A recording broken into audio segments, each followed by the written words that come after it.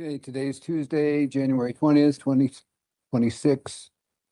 We have the following items. On approval of the agenda, there's a couple of items that I'd like to address and make changes on. One is the under Clayton Malinkovich procurement policy. I'd like to remove that. That'll be coming on the next meeting.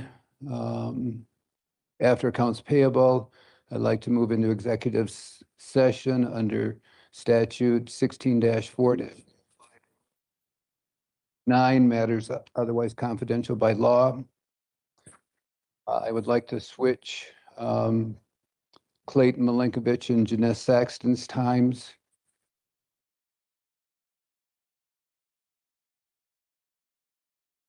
And then I think in the afternoon, Clayton, will we need to add an executive session to, for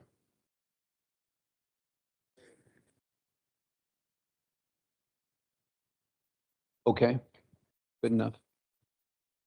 Those are the three items I'd like to make adjustments to, please. Make a motion to approve the agenda with 3 changes. Motion made. Any seconds? A second. You have a motion and a second. All in favor? Aye. Yeah, next, approval of the agenda, please.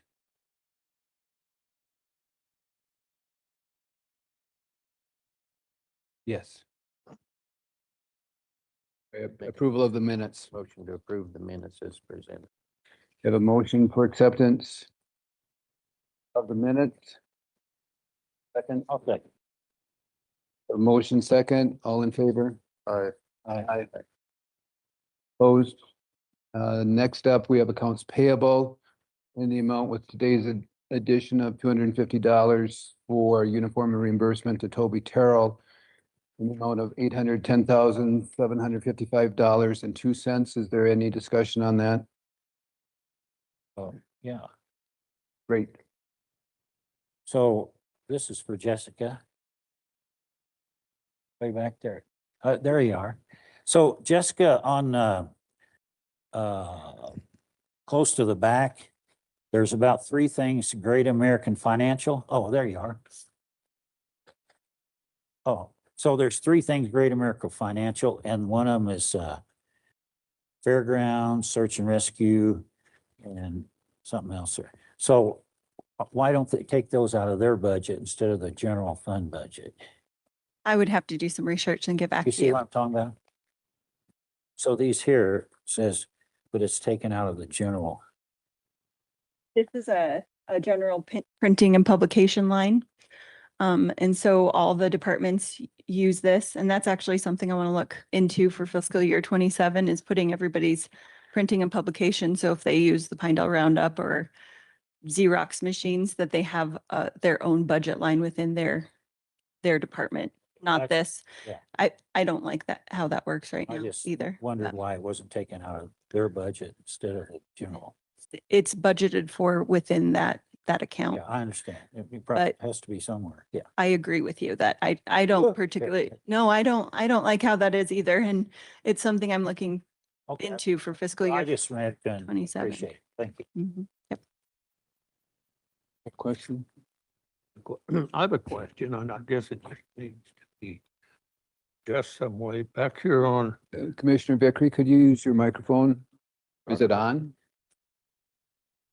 There you go. Thank you. can everybody hear me? No? Yeah. Not well. You might need to put it closer to your, maybe one To my button mouth? higher. Yeah. Is it to my mouth? Okay. Yeah. Any better anywhere? Maybe face it up, Doug. Well, I can't, it won't fit up. Yeah. Got to wear a different tie next time, Doug. Oh, I'm yeah. just teasing. Besides that. Let me do it like this. Will that be okay like that? We can hear you great. Hear me now? Okay. Thank you. All right, on page 9, there's a, I think it's from Search and Rescue. says Rigging for Rescue LLC, 12/16/25, and then it says training for May of 2026. So I'm thinking, and correct me if I'm wrong somewhere, I'm thinking that we have paid 4.5 months out ahead of time for that. Is that correct, or am I misinterpreting that? I don't know. I don't have access to I can go pull the AP if you want to look at it. Well, I don't think we ought to be paying out front 4 months or 4.5 months for something. We've went through that once before with the cement project. And Would you this, like me to grab the voucher? That's all I can do is give you the information. If I don't have it ahead of time, I can't grab it for you Yeah. to okay, look. well, let's, if you can, I don't know what everybody else thinks. I can understand making a down payment. That's not the issue. But if this is the full amount and there's 4.5 months out, I'm not going to get into that part of it. So for myself, I'm just not. I wouldn't do it personally. I certainly won't do it as a commissioner. But that just needs to be clarified, I think. Would you like clarification after the meeting or would you like me to grab the voucher? Well, I'm not willing to pay for that until we have it clarified, because that shouldn't be. So you'd like me to pull it? Would you mind? I think it needs to be clarified and then we can look at it. There, it's already happened. I don't have my phone, so if somebody can do the math on the difference.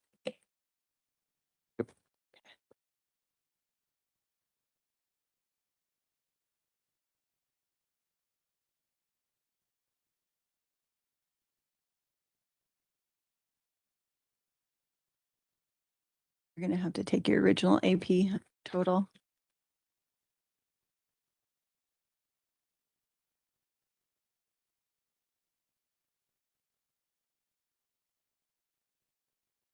$8,325.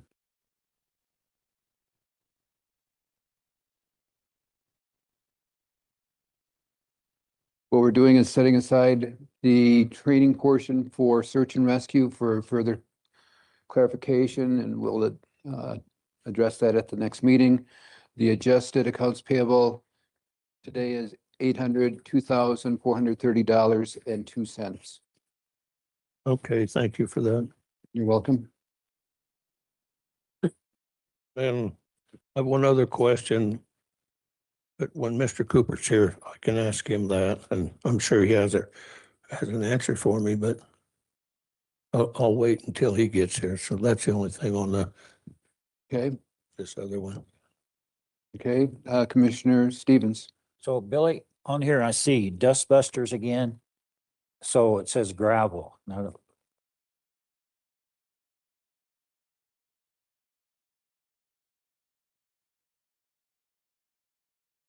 okay. So that's stuff to go in your tank to fix. So you just call it gravel.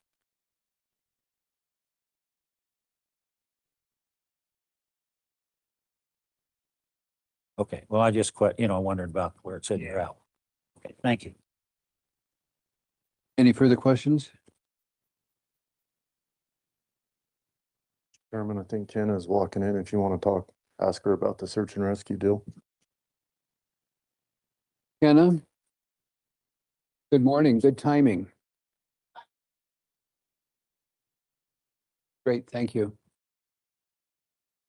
Commissioner Vickery has a question pertaining to the training portion on, Yeah, Ken, on the rigging for rescue. I'm looking at it, and correct me, jump right in anytime. So I'm looking at it as we're paying for it now and it's not going to happen until next May. Is that correct? And that's the full bore?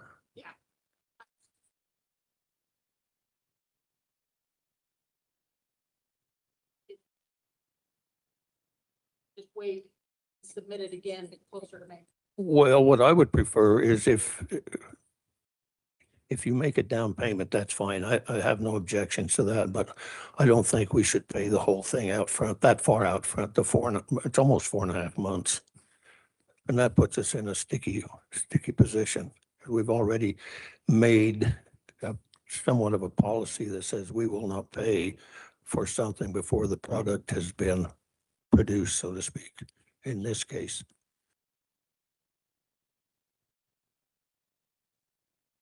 Okay, I appreciate that. You can do it, for me at least, you can do it however you want, either a down payment or wait until right up again the deal and come back later. Whatever works for you. It works for me. Since everyone's amenable, we'll just wait and pay the whole thing just prior to, or find a due date with them. That works. Great. Thank you so much for doing that, Ken. Yeah, thank you. Appreciate it. Okay, motion, I'd make a motion to approve the vouchers in the amount of $802,430.02, pulling one voucher. have a motion. Any seconds? I'll second it. Have a motion and second. Any further discussion? All in favor? Aye. Aye. Any opposed? Okay, next, based on the change to the agenda this morning, need a motion for this item right here.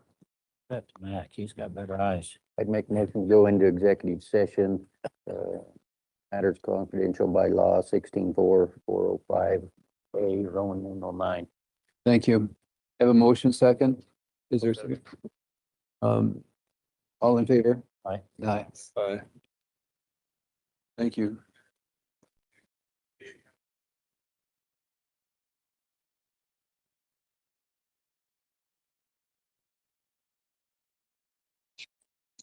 What? Take this. Do you have this with you?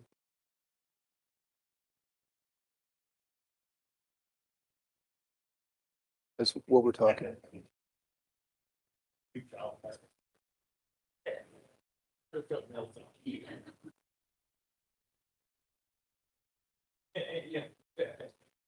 You got it?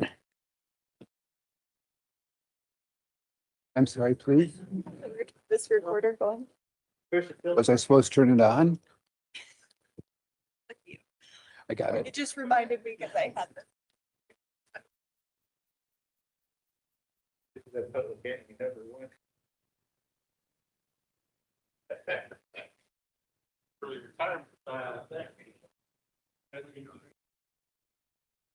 Morning.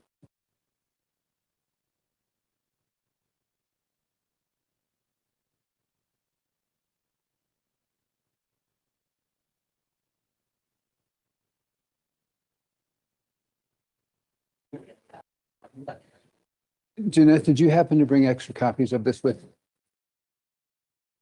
Great, thank you.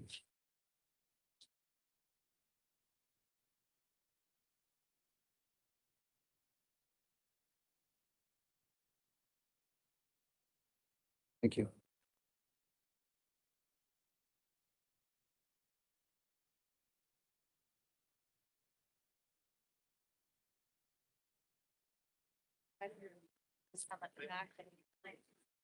One for everybody. All that only against. So, yeah, that was bad. That's Everyone, thank you for your time. Motion to move back into regular session. So move. Have a motion back into regular session, second by Commissioner. Move back into regular session. Motion second, all in favor, aye. Aye. Thank you.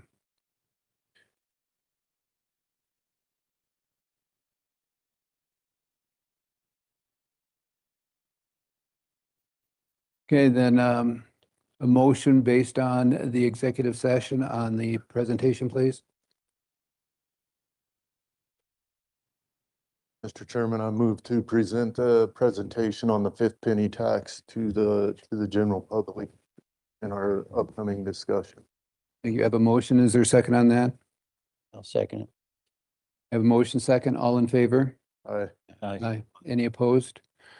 What occurred was we had not met as a commission to discuss the upcoming presentation on the penny tax. We had to set down and agree that these are the items that we are discussing. That was the purpose of that, to make sure that everyone's on the same page, and the presentation that we have presented is what will be disseminated to you in a bit. Thank you. Thank you for your patience in waiting. Billy Pape.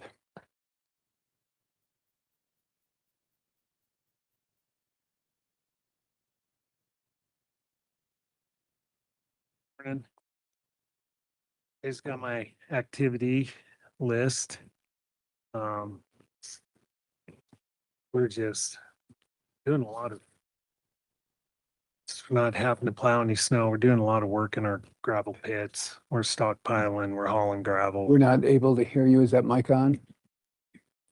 Yeah, Move it closer. okay. Move it closer to you then. So yeah, we're just working in our gravel pits, hauling gravel, making sand, making road base. Um, working on fixing cattle guards, trying to rebuild a lot of the rusted ones that were rusted out. We're just staying busy. You guys got any questions? We have not, no. Eric's Yeah, not much from me. We're just, we're working on that Pocket Creek realignment for that corner. Mike's working on those, fairground bathroom plans and stuff like that, but nothing really to report from our end this time. Thank you. awesome. Thank you. Waste management, we're still, we kind of got the fire, all the fire sprinklers, all that system up and running again. So we're able to at least bail and stuff. I'm still working. It's trying to get the drywall and all that stuff. We haven't been able, still dealing with the travelers guy. Getting him everything he needs. So it's kind of a slow process, hoping we'd already be able to start getting that tore out before mold and stuff, but we're still waiting on travelers before we get that done. But other than that, it's a work in progress, but at least we can use the building, the baling part. So other than that, everything, the shredder, everything's going good down there. Golf course, where pro shop's open. We don't have no snow, so we don't got our ski trail going, but other than that, we're working on just getting stuff ready for getting a lot of stuff planned for as soon as we can start doing dirt work out there, some drainage issues and stuff like that. Great. It's really all I got. Thank you for that. Any questions for Billy? Billy, I've got one. Can you guys hear me out there with this thing now? I'm okay. Thank you. Billy, I've got one. And on the sorting and loading tires, it seems to me like that's a kind of a contracted deal. When you load those things and haul them off, No, we haul them. you haul them? Yeah. Okay. Yeah, and I do have, like, if we get, if I'm busy or whatever, I do have, when they start, we try keeping them, well, the DEQ, we can only keep so much on site. So if I get behind, I do have M&M haul some to, Okay. we haul them either to Rock Springs or Logan. Some we can't take to Rock Springs and the others. So if the ones I have to sometimes take to Rock Springs, because I'll have him haul them down there. Got you. Okay. Thank you for that. That's all I've got. Further questions? Great. Thank you, Billy. Thank you, Appreciate it. guys. Andre?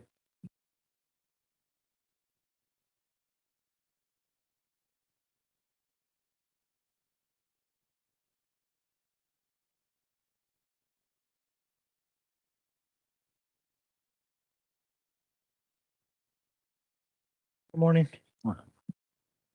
Try and keep it brief. I know there's a lot of people waiting. The Daniel Fire water issue is completed. We got that installed. Filtration system. We still have to do the acid treatment, but you want to wait till after spring to do that because we'd end up having to do it again probably. Can you talk more into the microphone? Yes, sorry. And then the sand draw, we had some heat issues over there. We replaced the heat pump and that's been repaired. It's completed. We went to check on the building and the heat wasn't going very well, but we got that fixed. Marbleton food basket, we finally got the furnace all repaired over there. There was a lot. We kind of rebuilt it as opposed to replacing the whole thing. Cause it was quite a bit cheaper to do it that way. Let's see, sand draw generator, the generator's finally been repaired. We had to do some rewiring on the main wiring harness, and then so it's done, but we're still waiting on parts for the transfer switch. So that'll be complete as soon as we get those. Let's see, dispatch, we had some plumbing issues in dispatch. We had to snake down the drain there for the toilet or whatever, and there's a bunch of plastic in there that we are not sure where it's coming from, just black plastic chunks. So we're trying to figure out, there's a little more investigating we have to do, but it's working right now. Let's see. I did fill the position that we had vacant in the maintenance department. I got a really good guy. I think he's working out well. He's already started, very hard worker, highly experienced in construction and woodworking skills and such. I had very good recommendations on him. And I think he'll be with us for quite a while. And then the last thing I got that I just wanted to get permission on, the people at Proactive are requesting all the estimates I got for some of the repairs they were asking. I just want to make sure that that's okay with you for me to give them to them. I didn't want to do it without your permission. Any issue with not passing that on to Proactive? Well, so we're talking about selling it. So is this things we'll do, fix and then sell it, or is this things that need to be done overall? I mean, These were things that they were requesting to get taken Okay. care of. I got the estimates on them. And now they're requesting to see those estimates. okay, well, that's fine, but I didn't feel like we should, if we're gonna sell it, spend the money on a building we're selling. Yeah, I'm not doing anything with it yet until you guys tell me to move on these Right. repairs.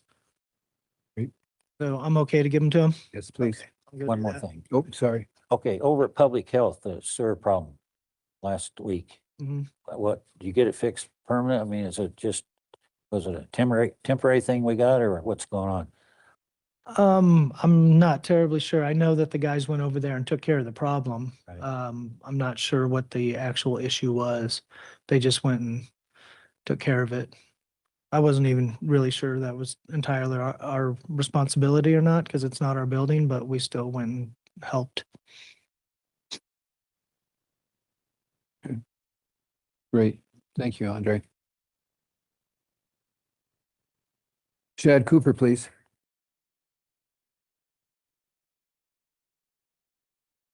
Good morning. Commissioners, how are you? Good, thank you. Yourself? Good. Close and Um, personal today. When I look at the agenda, I see you're scheduled for 10 minutes on an annual report. That's not sufficient, is it? No, I think it is. I'll Okay. go through it pretty briefly, but I'm Great. happy to answer any questions, but whatever you, Good enough. I wanted to give you the latitude to have as much time as possible, but today would not be that day. all right. Well, thanks for your time, Commissioners. Can you guys hear me okay with the mic? Yeah. Good job. All right. So like the agenda says, this is just our annual report for the last calendar year. I'll walk it through. Yeah, you guys got a copy in front of you, but there were a total of 284 emergency incidents last year. That's up 25 from the previous year.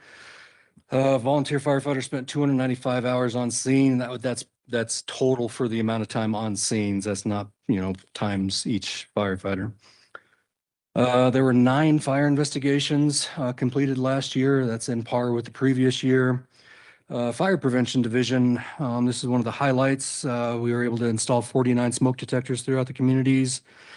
And then some numerous tests that were found to be in good working order and replacing batteries for some citizens that needed assistance. And then I want to call your attention to the school presentations. We were able to provide 3 school presentations in Big Piney, Pinedale, and Bondurant. A total of 164 students were in attendance. In addition to that, we provided prevention presentations to the 2 preschools for 48 students. And then we also went to 2 seniors centers for 8 seniors in attendance and provided public education for their facilities. Turn the page onto the training. Last year, we had 38 structural fire qualifications issued, and then we also had 9 wildland fire qualifications. This is continuing education above and beyond entry-level training for our firefighters. Underneath of that, you'll see that we issued 40 red cards to arduous firefighters and 3 non-arduous firefighter red cards. And then in total, there was 159 training classes offered, a little over 3,100 instructional hours, for a total of, if you multiply that and do the math, 1,263 firefighter training attendances over the year. Moving down to health and safety. One of the things that we promote very strongly within the organization is the safety of our firefighters. We did have 1 critical incident stress activation last year. We provided that along with the Veterans Talked in a Veterans Group, and then with the Sublette County Wellness Coalition, we deployed their services 1 time. In addition to that, every firefighter was fit tested for their SCBA mask. That's an OSHA requirement. And then on top of that, 63 of our firefighters completed annual physicals and or DOT physicals, which allows them to wear their SCBA masks as per OSHA requirements. Turn the page, volunteer community activities. These are activities above and beyond emergency responses and trainings. Our firefighters donated 982 hours throughout 2025. These are activities including station hours such as cleaning the apparatus, Halloween events, chuck wagon days, parades, rendezvous parade, Christmas parade, and various recruitment activities at community events throughout the county. This is a new category, the Wildland Urban Interface, with the inclusion of the new Wildland Urban Interface coordinator. She's been with us for about 4 months now. And during that time, she's completed 13 wildfire risk assessments. She's provided 2 conferences to various groups. She provided 2 public meeting presentations, and then she's completed 1 landscape mitigation prescription for a large landowner in the county. That program's going very, very well. I'm very pleased with it and look forward to continuing to promote that program and reduce the risk of large catastrophic wildland fires in Sublette County.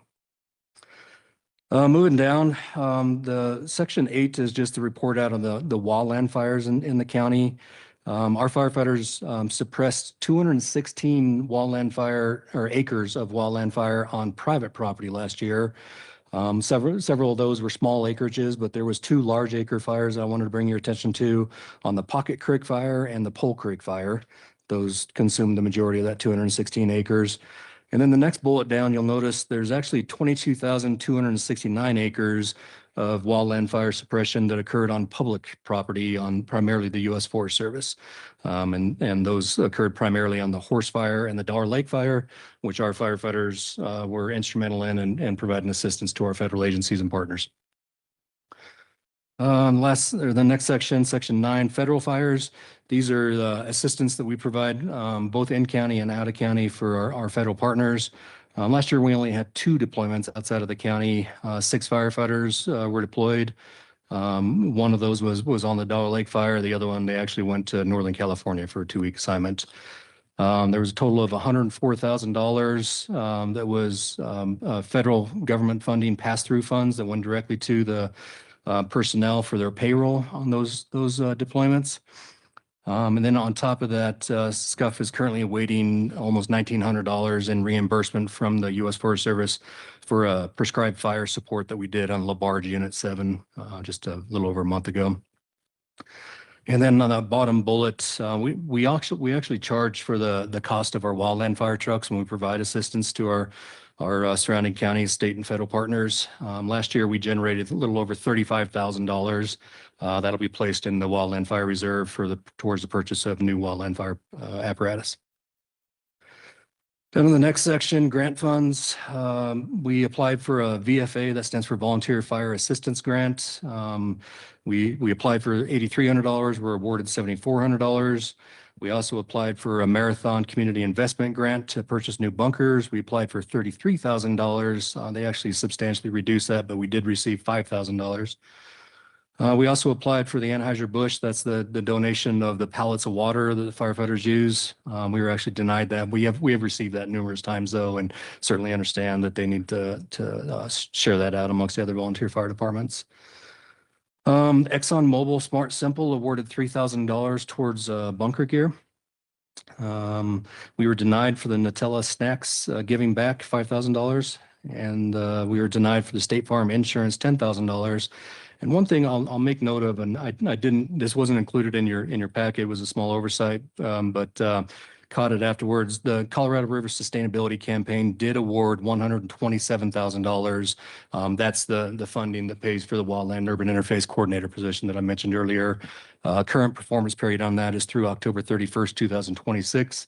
And we have a strong commitment from the funder, Colorado River Sustainability, that they want to maintain and continue that partnership in the long term with Sublette County to help promote, the work that Josie's doing and improve the watersheds and reduce, the risk of catastrophic wildland fire in Sublette County. Moving down to apparatus, equipment, and maintenance, we completed all our DOT inspections. There were no major deficiencies identified. We do that every year.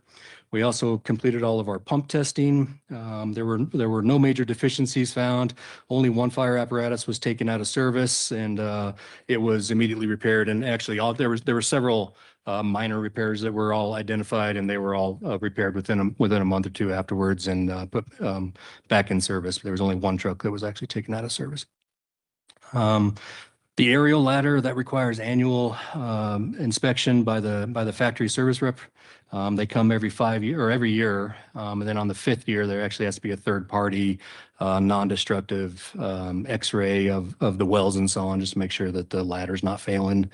And that's actually due this year. But last year we did the factory inspection, and the truck passed for safety and capacity. We also have to flow test all of our SCBAs to confirm that there's no mechanical malfunctions and that critical piece of equipment's working properly for the firefighters when they need it. So they completed all the flow testing and inspections. Everything was repaired when necessary and put back in 100% in service. We also have to test all the breathing air compressors. It's important that we have quality assurance and control with our air compressors to make sure that the air that's being produced and pressurized and inserted into the SCBAs is high quality air, that there's no contaminants or carbon monoxide or something like that that's being compressed and sent into those cylinders. So we have to test for that every year as well, and all that came back just fine. We also have to test all the supply hose. You bring it up to a certain pressure for a certain amount of time, and if it's in risk or at risk of failure, then you can identify that and take it out of service and provide repairs if necessary. We do the same thing for all of our ground ladders, and it's just part of the ongoing maintenance program for the organization, making sure we catch problems before they become catastrophic on an emergency. And then the last section there you'll see is we completed the inspection and necessary repairs for all of our hydraulics. You might know those as called the jaws of life. That's just part of making sure that those high pressure tools work when there's a car wreck, and that everything's always in a state of operational readiness. And beyond that, I won't belabor the rest of the statistics, but everything's kind of broke down into some different pie charts for you on, the response times, where the fire investigations occurred at, the types of incidents. I will bring your attention to the types of incidents there. And I'm sorry, I don't have a page number for you there, but there were, if you look at the pie charts, the good intent calls, what those are is, that just means canceled en route. So, the firefighters come to the station, staff a truck, and they respond to, whatever report of a structure fire, or wildland fire, whatever it is. And while they're en route, they get canceled because, additional information comes in and turns out that it wasn't necessary. So that's actually a large volume of our calls. If you take that off the pie chart, though, the remainder of the pie chart, really the biggest types of incidents that we go to is car wrecks, and you'll see in the blue there, the rescue and EMS. Last year we went to 52 different rescue required, and most of those were car wrecks. And whether that's a single vehicle slide off or a multi-vehicle collision requiring extrication, that's all included in that lump sum statistic. And then you'll see there's actually only 35 fires that we responded to.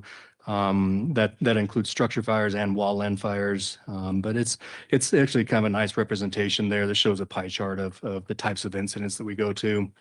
And then the next page is just a breakdown of like a map of where the majority of the incidents occur at. And then really that just kind of helps me to look at and make sure that we've got, a fire station nearby and that we're able to provide services for the citizens that we provide fire protection for. And then that last page is just a breakdown of the method of training hours that our firefighters receive. And that's all I have for the annual report, and I'm happy to stand by and answer any questions you may have. Good job. Good job, Chad. Any questions, commissioners? I'm good. Questions? Yeah, I've got one. Let me see if I can find it. Oh, yeah. What, Chad, the difference between arduous and non-arduous? I'm sorry, I don't understand those terms. Yeah. What does that mean? Well, the summary of that is that it's important for me as a fire chief to make sure that I'm using the right people to do the right jobs. And if we have firefighters that are into their 70s and just don't necessarily need to be going into a burning building dragging hose. So we do an annual physical exam for all of our firefighters, and based on the recommendations of our medical director, they clear our firefighters to participate in what's called a PAC test. And a PAC test is just a physical capacity test. What we require is that our firefighters wear a 45-pound weight vest, and they have to walk 3 miles in less than 45 minutes. This is a national standard. All wildland firefighters have to do that. So we've adopted that as our determination. And if you're classified as an arduous firefighter, that means that you were successful in completing that PAC test, and therefore you've been cleared for arduous activities, including interior structural response as defined by OSHA as an IDLH environment, immediately dangerous to life and health. But we also use that same determination for wildland fire response, for sending a firefighter to hike to the top of a hill while carrying fire hose or whatever else might be required of them. And we just want to make sure that we're using the right firefighters that are physically capable of doing that. And that as a fire chief, I don't ever ask a firefighter to exceed their physical limitations. And this is our checks and balances to make sure that we're ensuring the safety of our firefighters first and foremost.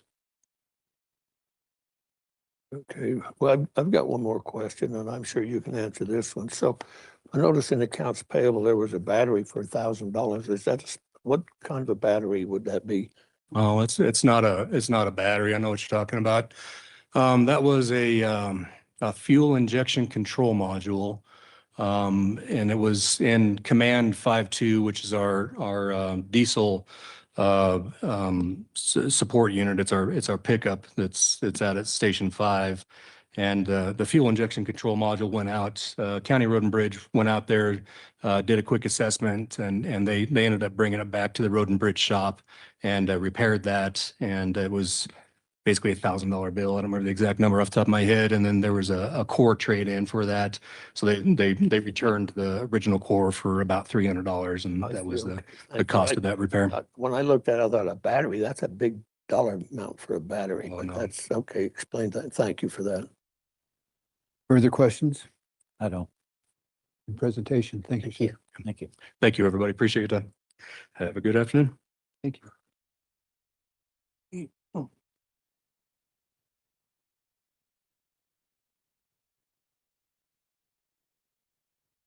Up next is the 1% general purpose excise tax.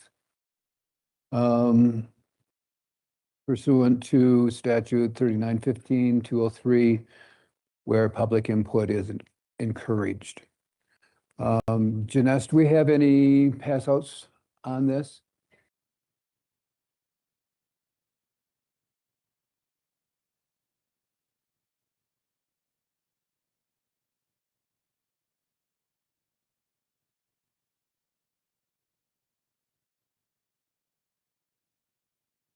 Yeah, going to.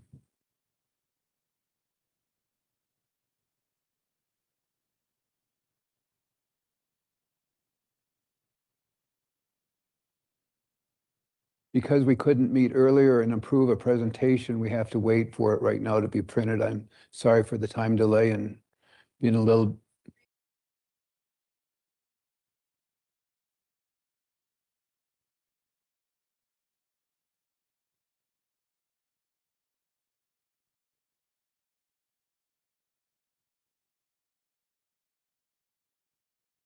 Please.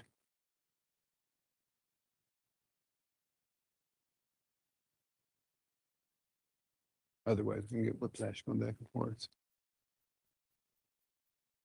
And then my understanding is we'll have this for you to take with you when you leave. So as the screen shows, why are we here? It's to learn about the 1% general purpose excise tax, or referred to as the fifth penny. It's to understand why the question is being brought forward, learn what the potential financial impacts may be, because some of this is based on estimates. We don't have any concrete numbers at this point in time. Discuss whether to join the municipalities and place the question on the ballot. The municipalities have passed this, and we'll get into that in just a minute here. The reason this has come up is it's the industrial siting process, where the state process to review large industrial projects evaluates the community impacts from major construction, determines eligibility for impact assistance funding. Company's Blue Spruce operating project, it's an estimated $1.3 billion industrial facility permitted for construction. It will bring approximately 325 skilled construction workers for a period of 3 years. Once operational, it'll have approximately 50 permanent employees.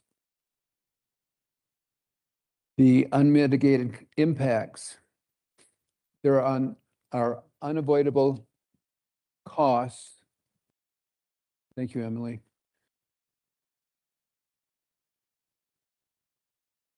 I'll pause for a minute while this is disseminated.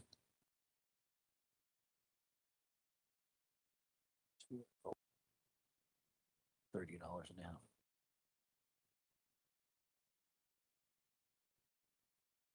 $5 today, but $9 is Friday.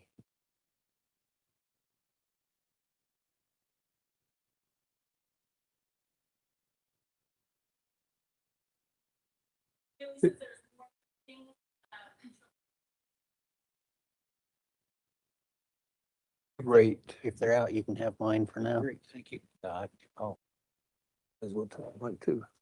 I can read.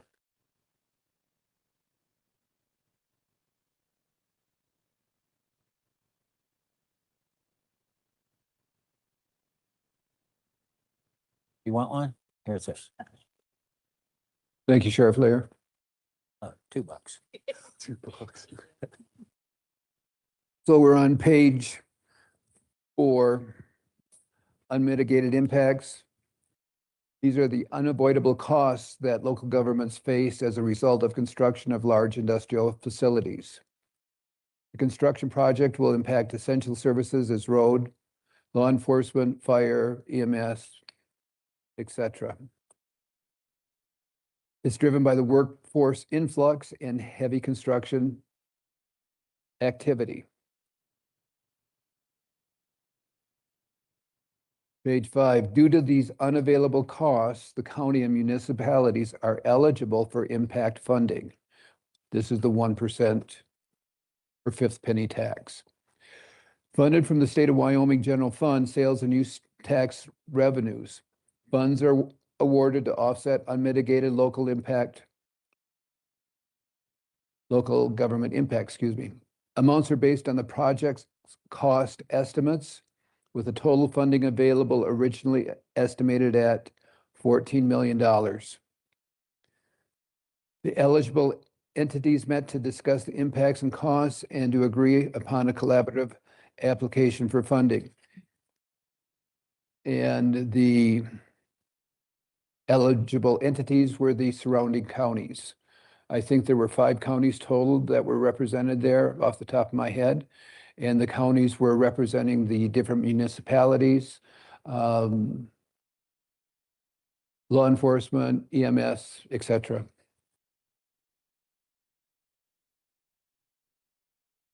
So of that $14 million, the county sat down with assistance from the municipalities and broke out the $14 million into the different counties.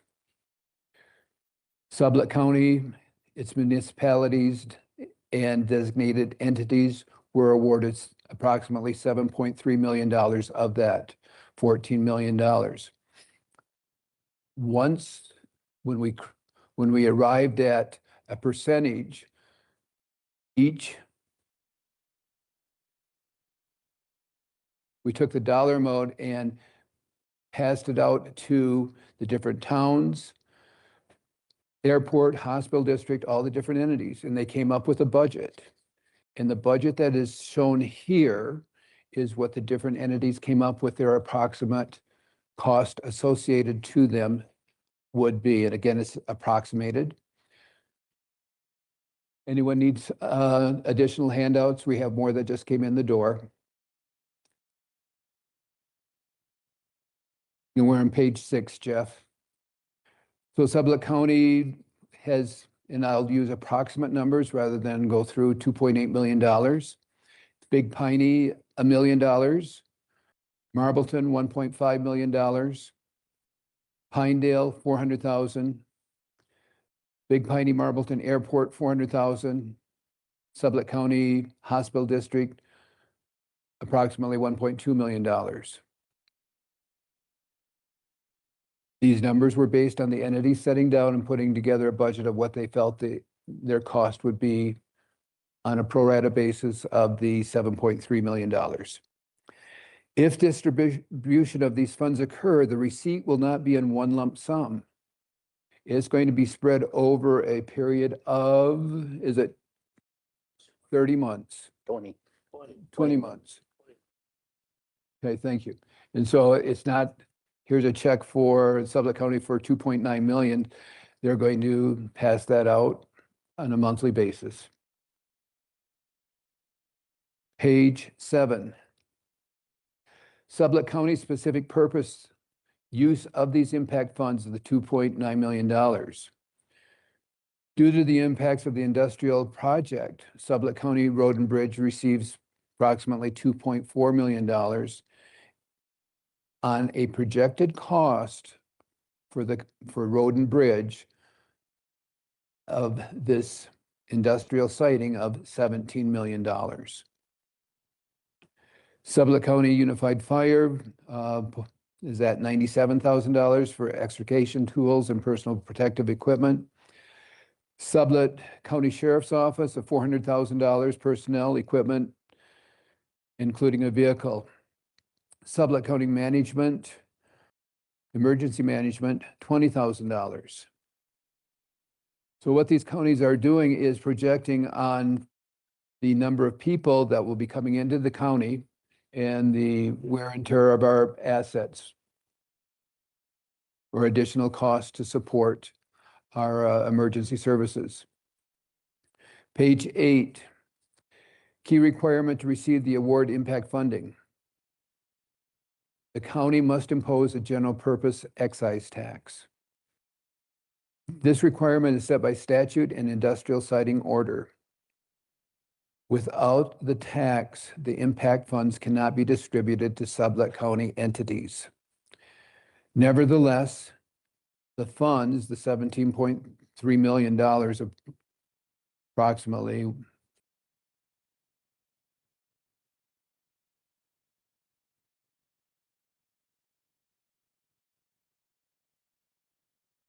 Yeah. Thank you, $14 million. I was looking for that. Will be disseminated to the other counties. So if Sublette County participates, that dollar amount is 14.1 million. And if Sublette County does not participate, it's $14.6 million. Page 9, how does it get on the ballot? It's a joint decision by county and municipalities. Resolution approving the proposition by the county and at least 50% of the incorporated municipalities. And the municipalities have already said they're in favor of having the ballot initiative on this. Or an elector petition signed by at least 5% of the electors, the number determined by the number of votes cast at the last general election. And that's estimated on a petition basis, it would be 248 signatures.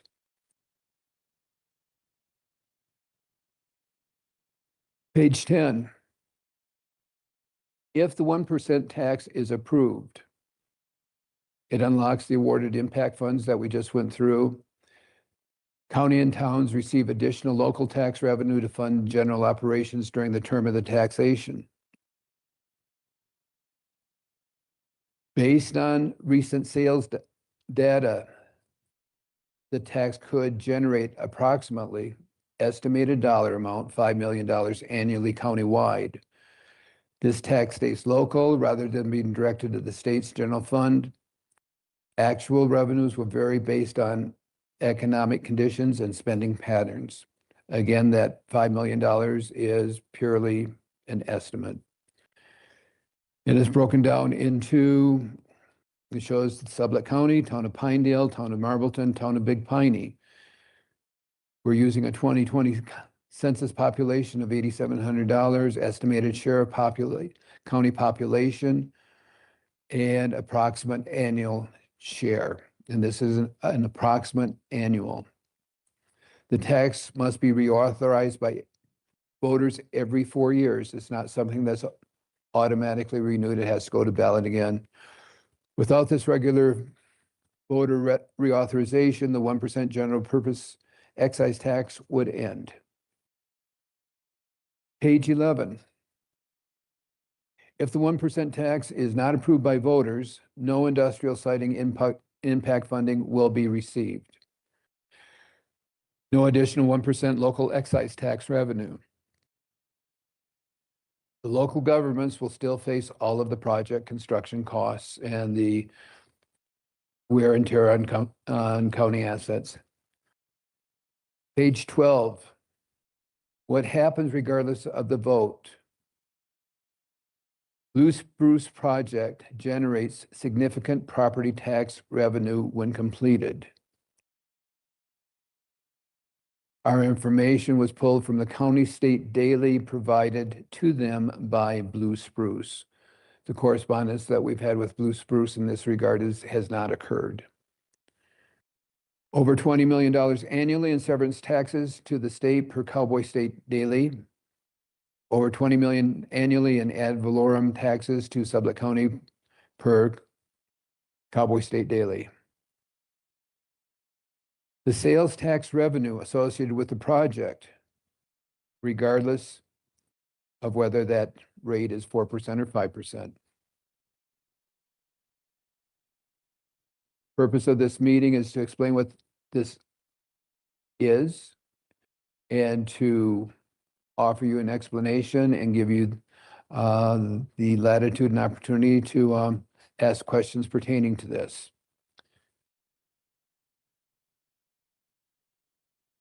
How the ballot question would appear, and this is on page 14. If the question is placed on the ballot, it will be clearly worded as follows. And I believe, if I'm not mistaken, Mayor Murdoch, the town of Pinedale has already accepted this language and everyone's on the same page. Thank you.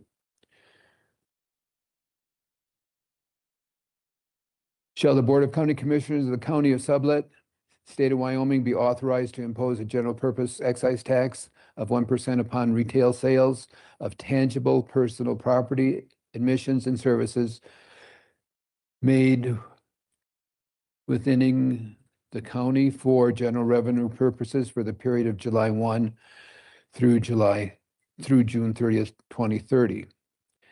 Is for the county sales and use tax for 4 years or against the county's sales and use tax for 4 years. This would be coming on a ballot in May, which is what the towns have approved. There's also the possibility of having it come on the August or November ballot, but the towns decided they wanted it on the first ballot because if you miss that and go until November, you've lost a couple months of income. Okay, page 15. The county does not place the question on the ballot. If the county does not put the question on the ballot, registered voters can still exercise their right to bring it forward through a petition, as stated earlier, of approximately 248 votes. If neither question occurs, the question will not go before the voters. The information that we have, did I miss an item on here? I don't think so. Am I good? I think we covered everything. So the format I'd like to propose moving forward is that we'll open it to public comment depending on if everyone stands up and talks for an extended period of time. We're going to be here a long day, so I'd like to limit it to 2 minutes per individual. And then we'll close it to public comment. We'll have a discussion on the commissioners. So I'd like to open it to public comment, please. Please step forward, state your name. Or they can come forward. Or do you want the exercise program, Janess?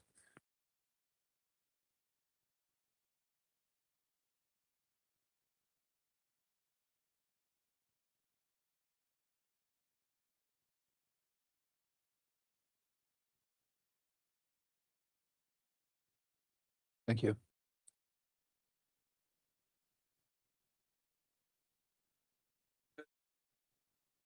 Morning. Pinedale.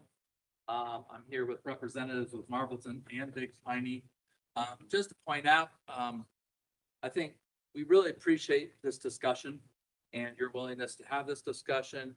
The towns have already publicly debated this and discussed it. We have agreed to put it on the ballot. I've handed out one sheet to you, which I have a few more copies if I needed to. Since I was elected mayor in 2014, we have seen a significant decrease in the town of Pinedale's buying power. So if in 2015, we had a sales tax revenue of about $2.8 million. Currently, we're at about 1.2 million.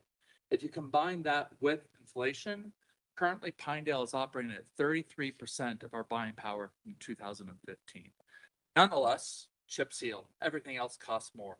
You can talk to the mayor from Big Piney and ask how much it costs to do a street. Extremely expensive. As you know, towns don't have the ability to have impose taxes. We must come to you and ask for those taxes to be imposed. So counter to many people's ideas, we can't actually raise taxes. We can't do anything. And yet we are responsible for everything within the city limits. In the case of town of Pinedale, we do all the plowing on Pine Street. YDOT doesn't contribute anything to that. So all the snow removal, all the chip sealing, all the sidewalks, all the parks, anything on a general fund comes out of that 1.2 million. Our water and sewer, obviously our enterprise funds, separate discussion. But I wanted to point out just that you would understand the town of Pinedale, if we were to get this fifth penny, our buying power would raise to about 52%. And if you combine property tax with it, 60%, what our buying power was back in 2015. We have significant things in front of us. The town of Pinedale currently is projected to have a growth up to 4,000 people by 2040. I currently have 950 homes in pre-plat. With everything growing within a town, which I think is one of those things, that's what towns are for, the densification of population. That's where we want them. We like businesses here. We want people to come. We want those activities to take place. But for those activities to take place and for the town of Pinedale to provide the services, we need money. We need employees. We have to buy concrete. We have to buy asphalt. There's a lot of things that come with it. So the other thing that's really important, I think, and I say this because I think the commissioners know this, but so that the public would know, the town of Pinedale, for instance, is currently considering a $20 million wastewater upgrade because of our population growth and because of what's going on with our sewer funds. If we go down to State Land Investment Board or Water Board, one of the criteria they look at is, are you actually taxing to your full capacity? If you're not taxing to your full capacity, we don't score as high on grants and loans or low interest loans, which actually turns around and makes it more expensive for our residents. So the state looks at us and said, if you're not getting as much tax as you can, we're not going to give you as good terms. However, the towns have no power over that. One, you have to approve it. Two, the voters have to approve it. So we are kind of stuck between a rock and a hard place. I'm looking at big bills, whether it be water and sewer, or whether it be streets. And when I go down to Cheyenne, I've got friends down there and they can only do so much because if we don't have the revenue, we can't cover it. The other thing that's really important to notice is that sales tax is probably the least regressive option to raise funds. This is not property taxes. This is, if you know, there's over 50 exemptions on sales and use tax. So food, for example, is not got a sales tax. So even though we're talking about putting one more penny, we're not going to attack over 50 items that are not currently taxed. And 75% of our tax is probably raised from people outside of our towns or county, or also including industry. So in the instance of the 1.5 million or 1.2 million that you have up there, our estimate is the average resident of Pinedale is going to pay $175 a year. Which will be about 350,000 of the 1.2. So the other 800,000 will be coming from industry and people who travel through here by other things. So it's probably the least regressive way to bring more funds into the town of Pinedale. The other thing is, just as we pointed out, all three towns have asked this, and we are representing somewhere in the 40% of your population. Stronger towns make a better county. Stronger towns make it where people can live, they can live close to where they work. Stronger towns make it so tourism is good, so businesses want to come in. And so we need these funds to make our town stronger. Finally, as you all know, costs are just getting higher. We are seeing prices are not going down. So even with a fifth penny, we're still only going to be about 60% of our buying power from 2015. And that's assuming that the state legislature doesn't do more elimination of property taxes.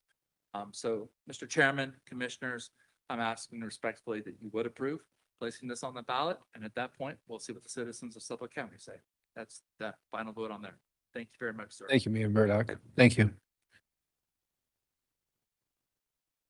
The mic is open for anyone that would like to discuss this.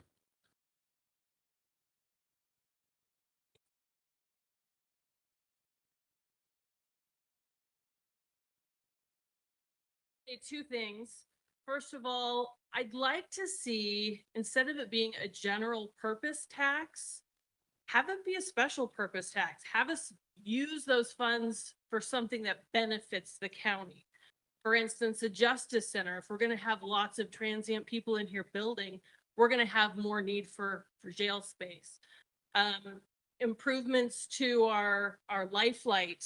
I know the Pinedale Airport has been working towards trying to get a Pinedale-based life light group. Because we're going to have more people, we're going to have more traffic, we're going to have more construction. That means we're going to have more instances where we're going to need life light. So making it something that has a goal, something for the county constituents, like affordable housing. Maybe it provides a grant for affordable housing, because housing is definitely a problem in Sublette County. But using those funds rather than general purpose for the county, have them be geared towards, something that the county benefits from as far as our people, rather than just our government. And I am definitely in favor of putting it on the ballot. Let the people decide.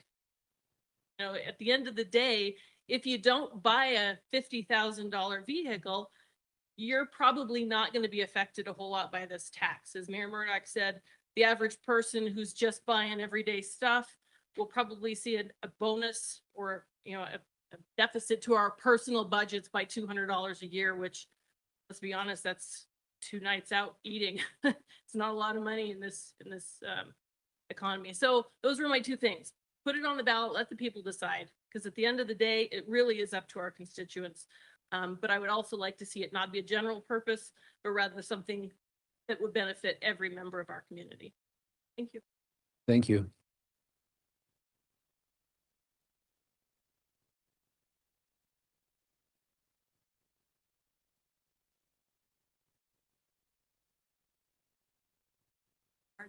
Commissioners, I'm Lynette Wigginton, citizen of the county.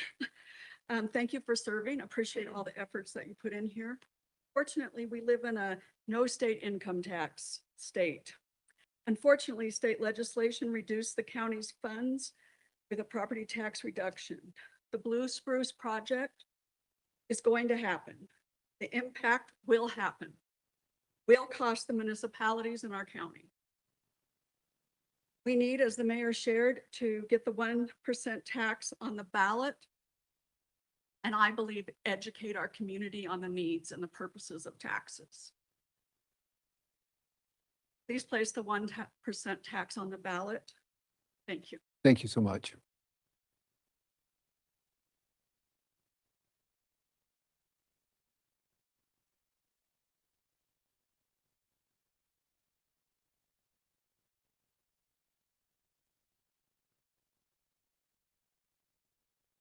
My name is Bob Dexter. I think the big point here is let the taxpayers decide their vote. But to me, it's more important to have a plan. How to mitigate this impact, have the 325 people coming in, how we manage that bump. Okay, because otherwise you have housing market gets all screwed up. Schools are impacted. So how do we use these funds to mitigate the impact that we're going to have? 'Cause it's coming. We can't get past that. So to me, it's important. How are we, especially for the southern part of the county, going to manage that so we're not left with a big mess afterwards? Thank you. Correct. Thank you.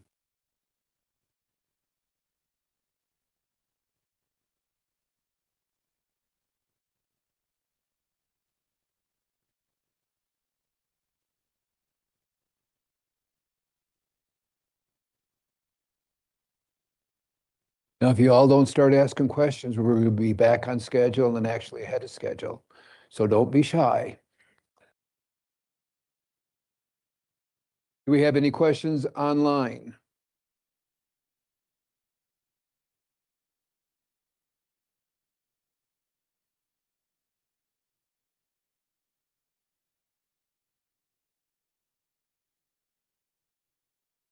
And Ruth, there's a pass out back there that you can pick up from someone if you'd like.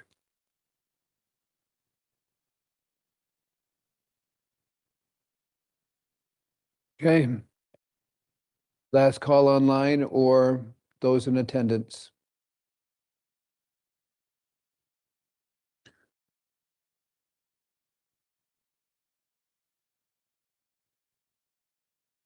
One last time for online, if you'd like to raise your hand to make sure that we're not missing you.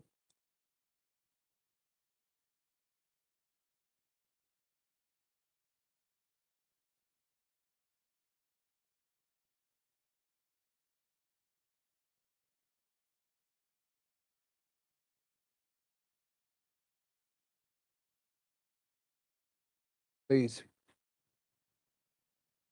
Forensic, I'm just a citizen of the county. I don't want any taxes, honest, actually. Just want to thank the gentleman, by the way, but I think the voters need to be able to have the chance to say yes or no on this. On the ballot, don't make the decision for us and say, hey, we're gonna do this. That is the county. Thank you. Thank you, Eric.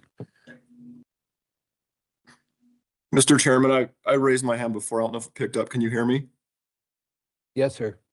This is Mike Crossan. I think that it needs to be put forth as a ballot initiative by the public. I think one good thing that would come of that is a lot more discussion. One thing I really don't like is this May 1st election where a limited number of people will participate in a special election. And I think you get a more representative view of what the public, the voters in general think if it's on the general ballot in November. Page 4 of your presentation said unmitigated, costs that we're going to face. And, that's contradictory to what was on towards the last page of your presentation, which says we're going to get $20 million in revenue. So we're going to get additional ad valorem tax revenue, substantial revenue. I don't see the impacts being as big as, some people are thinking they could be. I don't know. Nobody knows. But I'm looking at, the healthcare facility we just built. I don't know how many people worked on that. A lot. And we ended up employing 180 people with that venture at this point. So, I mean, it's not like we're going to have a band of hooligans descend upon us and create problems that are going to, really devastate our communities. I don't see that happening. Many of them may even choose to live in Cameron temporarily because it's probably, closer and, it's closer to I-80 where they can get to Salt Lake. I mean, because my understanding where this project's going to be is a long, long ways from Pinedale. But I really implore you to make the people get the signatures. People worked really, really hard to get that 50% property tax ballot initiative on the ballot, which will be coming on the ballot in November, it looks like. They worked their tails off to get those signatures, and they were required to get 50%. It's pretty dang unfair that you only have to get 5% to raise somebody's taxes. So I think it would behoove us to see, force the people who want it to put some effort into this. I don't think the commissioners should be putting their hands on this scale. I just really don't. You need to let the people who want it go through the work to get it. I don't want it. I mean, the mayor said that, that how much less buying power the town has. Well, how much less buying power do you have each as a commissioner? How much less buying power do the people who don't have a lot of means in our community have? Because the cost of everything is high, there's no doubt. But it isn't a 1% tax, it's a 1% additional tax. And that's a big deal for a lot of people. I mean, we're taxed 25, 30% federally. I don't know when you add it all up statewide and locally, but it's got to be up there in the 10 to 15% range. That's a huge chunk of your money gone that you never get to use. And I think taking 1 more percent is irresponsible. I think we have plenty of money to get by, with the things we need. We spend too much in this county. There's no question about that. And that needs to be cut back. But once you tax, it seems to never go away because there's always a need for it. You can never get enough tax money. And that's been the history of every government in our nation's history, I swear. I mean, you can't ever get enough, but we do have enough. We have a lot of great things in this community. We don't need that money. We're going to get a lot of money ad valorem anyway. And so please don't. And I'll stop there. Thank you. Thank you, Mike. Appreciate it. Casey Morensic, just a citizen. I think tax.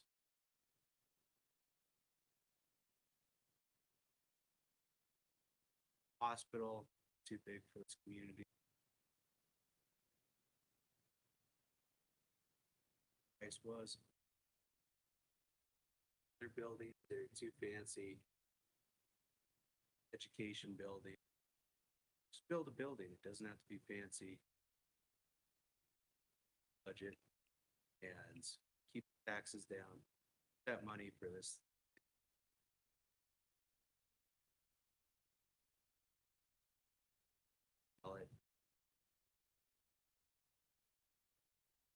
Thank you.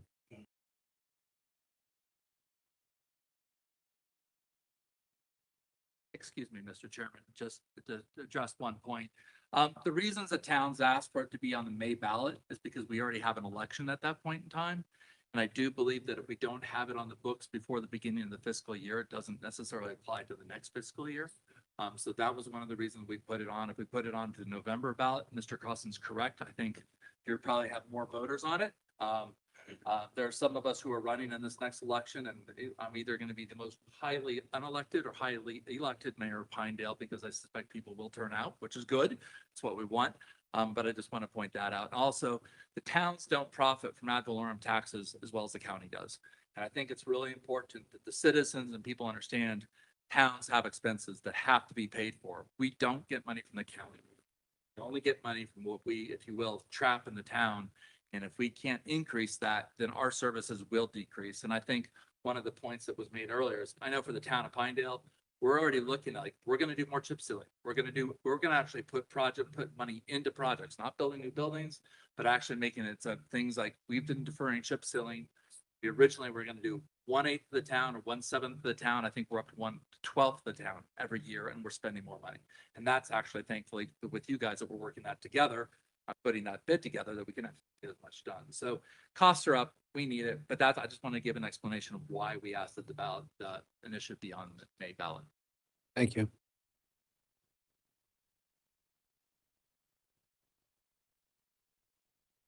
So Commissioners, I'm Sage Price. I'm president of the Sublette County Chamber.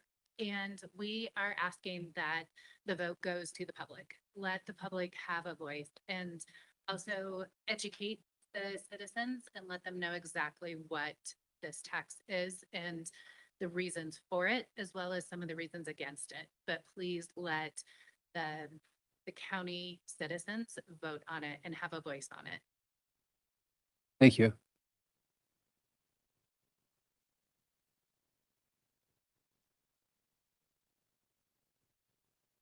Any more online?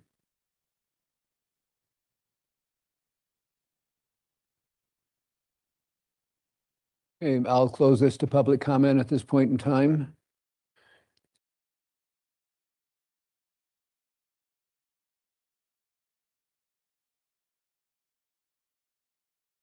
Would you like to make a motion at this point in time and discuss?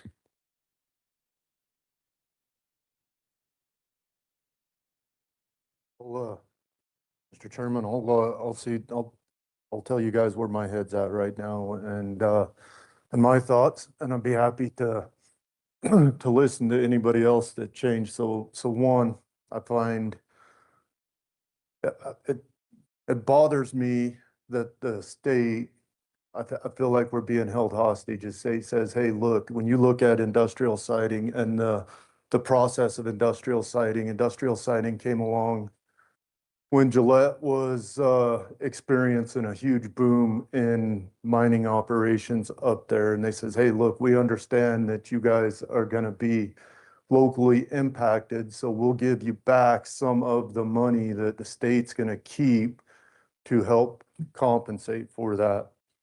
Not only that, we're going to make sure you're taxing your citizens more before you're eligible to participate in that. And that's always bugged me. It always bugs me, just like Mayor Murdoch said, that you go to the state and the state says, hey, we ain't giving you any money because you're not overtaxing your citizens where you need to be before you can participate in any of this. That's always bugged me. It also bugs me how sales tax works in industry. For example, you know, I have a product casing that I'm going to be putting in a well. I have that casing delivered freight on board to either Rock Springs or Casper because I'm incentivized to put it on the railroad rather than truck it into Sublette County. I pay sales tax to either Casper or Rock Springs, even though that product is going to fundamentally live in Sublette County for the life of that product. Our sales tax, you are exempt from interstate trucking. So wherever that freight on board is delivered to is where industry pays that sales tax. And so right now, Sublette County, I feel, is incentivizing industry into looking at, hey, if I can take freight on board and have it delivered into Sublette County, only have to pay the 4% instead of the 5%. That's what I would do. And I think that the incentivized thing is important for industry in Sublette County. Also back to Treasurer Parvasini, the way I understand the statute is to be eligible for the industrial siting process, you have to have either a 1% general purpose tax assessed to your citizen or 2% specific use. So we would have to increase that another penny to be able to tie that and still participate in the industrial siting process. The last statement I'd like to make is I think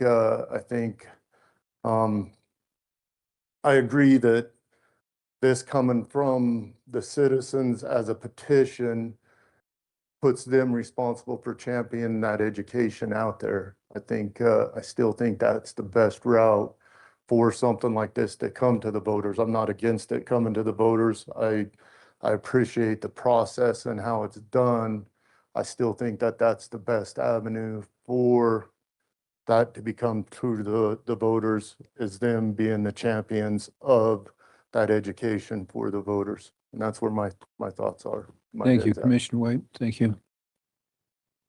Commissioner I'll be Stevens. short. I want you to know, this means not for or against on my situation, but I believe where the public's going to decide this at the end, I think they need to be the ones to put it on the ballot. I don't think it should be 5 people out of the county that's going to decide. I think it needs to be people get out and work, get the sign. I mean, I don't think it's a big thing to get 250 people signed up. So I feel like it ought to be the voters that put it on the ballot. Thank you. Thank you. Commissioner Vickery? Hold that microphone close. It is.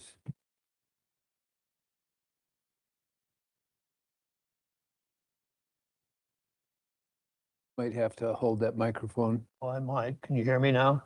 You can? Good. Oh, first thing we need to do is get the microphone systems. Can you hear me now? Okay.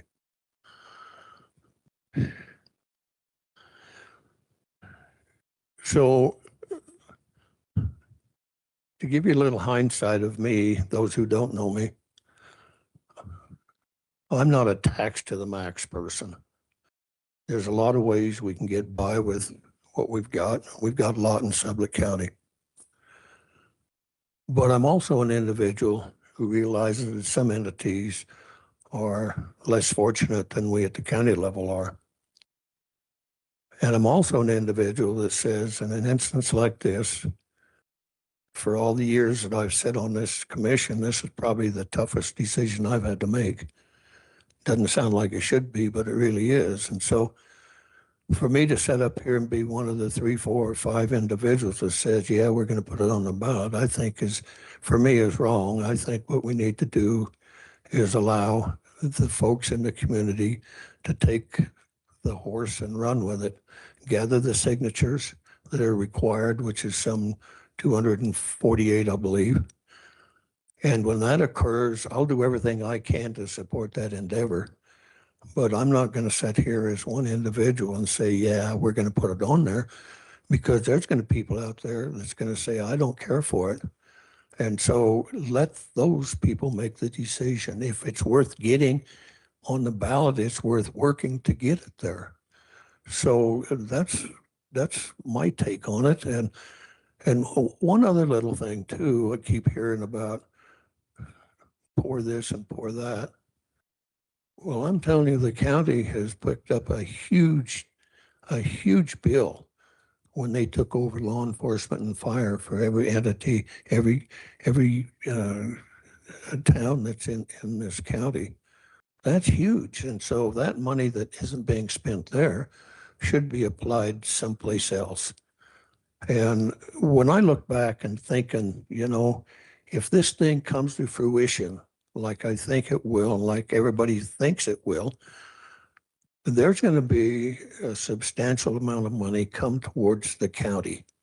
Is it going to take a bit of time? Yes, it's going to. But if I'm still sitting on this commission, don't know whether I will or not, I would be certainly receptive to setting part of that money aside for the towns to utilize as this thing goes forward, because everybody here knows the county will be the recipient of most of the funds. And it's okay to share once in a while, and this funding is one of those things. In my opinion, this particular part could be a boon for the whole community, even though it comes to the county. So that's my take on it. I'm not a great advocate of more taxes. But I do certainly believe that the electorate or the citizens of this community need to be the ones that go out there, do the legwork, get it done, explain why or why not, and let the citizens make their decision. It's going to be on the ballot one way or the other, rest assured. And it's going to be voted on by you folks here, some for, some against. And those who are for it understand what it can do or not do, need to get out and beat the bush, put the 248 signatures up there, saying away we go. It shouldn't be that big an issue. There's a lot of folks in this community. And if you should be, those of you who want it, should be able to get on the ballot without a whole lot of work. So that's my take on it. Once again, I don't think this commission should be saying, yeah, we're going to do it, because our job is to do what the community wants. And if the community wants this, then they should get it and go after it. So not the five of us. Thank you.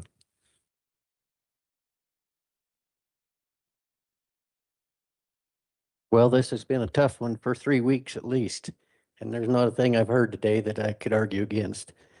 But I do know that the 3 towns have took the initiative to come forward and ask for this, and our state legislatures are obviously not going to help them in any aspect. And whether this blue spruce thing come about or not, the towns are going to be in a bind. I just wonder if it was a ballot initiative or a petition initiative, if the education of getting those signatures would help the success of this tax. So I guess I could go either way at this point, but I think the flavor is going to be for a petition. But I do think it needs to get to the ballot.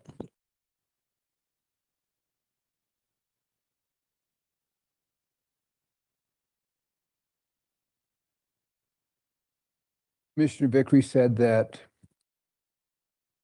eventually it'll end up on the ballot, depending on how the commission votes or obtaining the signatures, and I respect that. I know that we only have a small percentage of the people in this room voicing their opinions. And 1% tax to just about, gosh, a large percentage of the county is not that significant. And there are some that it impacts tremendously. I recognize that. When we take a look at taxes, it's a favorite topic of everyone. And one of the things that is coming towards us at some point in time in the future is a new judicial center. We know that. We've outgrown what we have. We know that coming up and finding and hiring and being able to house our law enforcement is a challenge that we haven't found a way to overcome yet. But I suspect that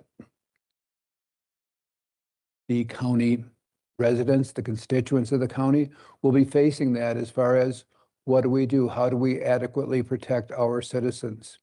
How do we make sure that it's a place for our children to live and for us to grow, as Mayor Murdoch said? I'm not beating around the bush on this because I believe that I represent the constituents of the county, not just those that are for it or against it.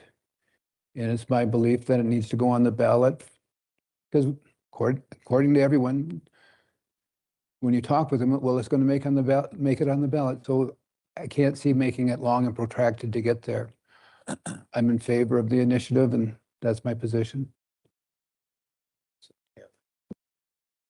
I'd have one question in supporting of this. Could we put it on a primary ballot rather than the Pinedale ballot? just for simple cost to the county, it's gonna be a lot cheaper for us to put this survey out there on a primary than it is for your single town election.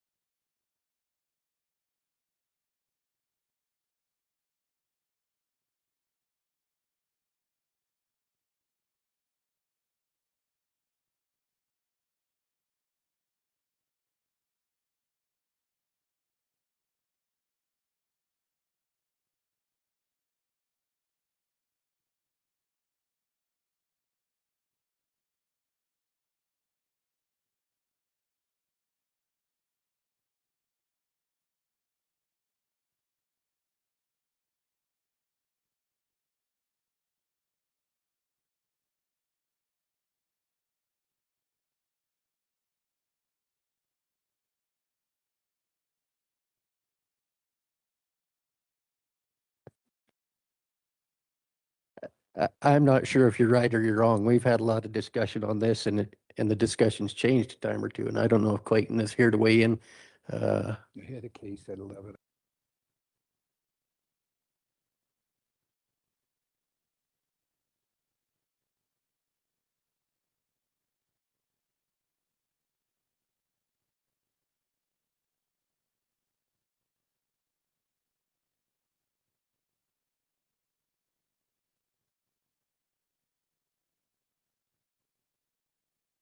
Would you like me to try to contact them and ask the Department of Revenue? And that's as far as when the funding takes effect, not when because you can't have it on the primary. You want me to try to contact Yeah, the Department of Revenue and see? If you come up with an answer, that'd be super, but Okay, I'll see. it how might fast- take longer. I'll see if I can get a hold of them. Okay, any other items board members would like to bring forward or discuss? Okay, the chair will accept a motion.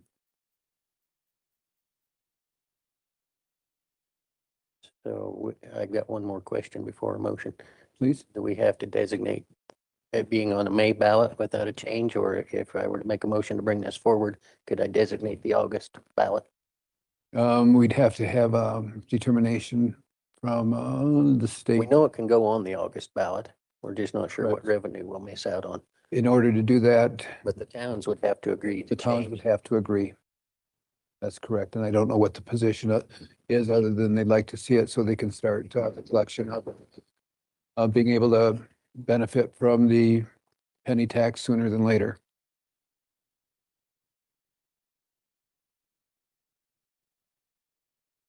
We'll give Jessica a minute just to see her. Take a break while she's making the vote. Sam always has good ideas. Okay, let's take a 10-minute break, please. Thank you, Commissioner White.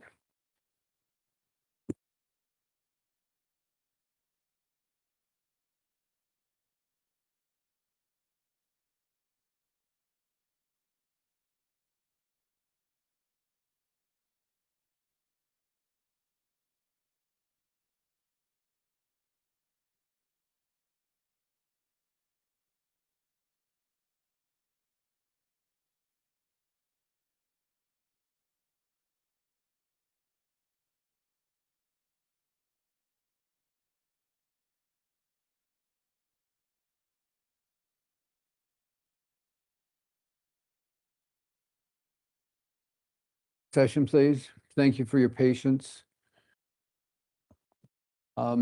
I don't think that we had anything definitive on the call from the state of Wyoming.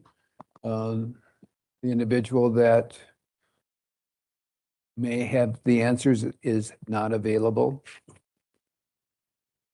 I did receive a challenge text here a bit ago. And it's in regards to the online. It says they lost audio and visual on Teams 15 minutes ago. If it can't be restored, I oppose commissioners putting the penny tax on the ballot and think proponents should have to gather signatures like the people did for the 50% property tax exemption. It's not conservative to increase taxes further at this point in time. So did we have a long-term outage on the Teams meeting? Okay, I received a negative on that from Clerk Rice. So at this point in time,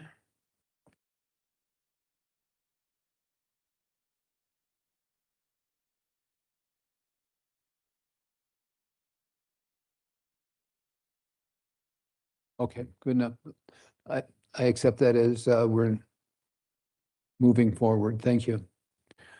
Okay, at this point in time, the chair will accept a motion. Mr. Chairman, I'd make a motion to bring the fifth penny forward to the ballot. Let the public decide. Have a motion by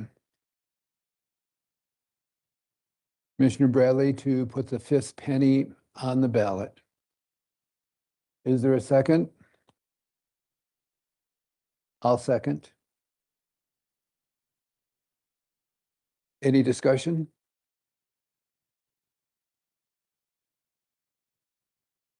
Mr. Chairman, so, yeah, I still think that the best way for this is the voters champion this cause amongst themselves and educating themselves. It's the only discussion I have. I still haven't changed my opinion on that. And your point, Commissioner White, is excellent, truly is. And I still think we need to fix stuff at the state level,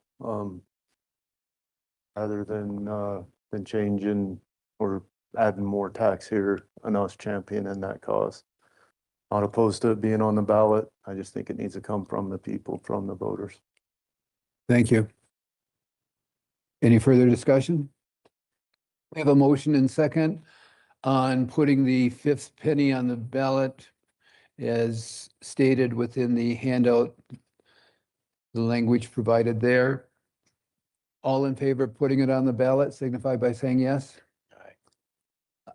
Yes. Opposed? Aye. Motion did not pass. It was denied 3-2. Okay. So I would encourage everyone to try to get the 250 qualified individuals to sign the ballot if you want it on the ballot. Thank you for coming and truly appreciate it.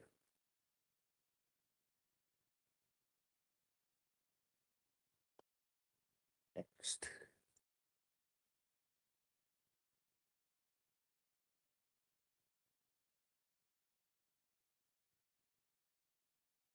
I feel like it'll be August or November. True vote from the county, We can move back to our old boardroom now. but Yeah. we Sure did our good. part. I'd be all for that. Part I don't agree with, 75% will come from out of staters. Okay, up on the Look at everybody building houses here. ballot or up on the agenda is Jeanette Saxton, please. Seems so happy. Should we just move back to our old room? Like to? Yeah.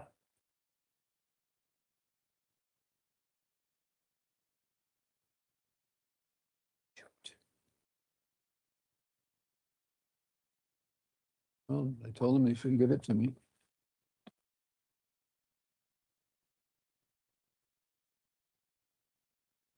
Hey, Mr. Chairman. I just wanted to let you know that, again, people were in favor of meeting to discuss the legislative issues, and that is scheduled for February 3rd at 1 o'clock in the Commissioners' meeting room. Is that So- during the commissioners' meeting? I believe Jessica intends to adjourn your mission or your meeting. Is that correct? It is. We're gonna have a meeting gets done by noon. February 3rd. Right, so you are gonna adjourn the commissioners meeting on February 3rd at lunchtime, and then we'll rejoin not a commissioners meeting, but a meeting with department heads, elected officials, and interested parties on You those won't be legislative here, will you? issues. We need to delay it until Sam's back so we can attend. You guys got this. I have faith in you. Right. I provided you with the summary of the midpoint questionnaires for the AI pilot program. Did anybody have any questions about any of those things that were in that? It was consistent, wasn't it? It's not reliable. The Have to go consistent back. message is you better pay attention. Don't expect it to be right, but that it helps get It- things started and get things drafted. Saved And you time, although it could be wrong. But, Yes, yeah. Yes. Writing tool, not so much for research. And I found that interesting. so no questions on that? No, I thought There- it was put together pretty well. I think that this were the respondents and those that did not is how I interpreted that. That is correct. And though Lisa Copeland somewhat intentionally did not respond because she felt like she was in a support role rather than a user role. So she didn't want to. Good enough. Okay. So can I ask a question about AI? And I'm not an AI user, obviously, but when I see that stuff generated on TV, always at the bottom it says, some of these answers may not be accurate, so you might want to check some of that stuff. Right. Are you going to get into that? Have you already gotten into that? And how do you eliminate some of that, or do you? You use your own brain. So you have to modify what it produces to ensure that it accurately represents what you intended it to represent. And many users discuss that. So they are aware, they are paying attention. Even with that, a lot of them are saying it still got me leaps and bounds ahead, because then I just had to edit it rather than draft the entire thing or whatever the case Okay, may so be. overall, I'm thinking, I'm hearing you say it's going to be a very good program as we go forward and learn more about it. The bulk of people said, yes, we do think it would be valuable. There was one person who even answered something to the effect of, at this cost, I think All down. So one page you. everybody could be more productive.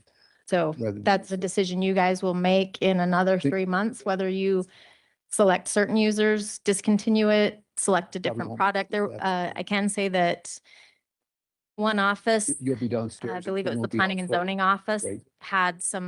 they you so much. had some interest in a specific tool that was more planning associated.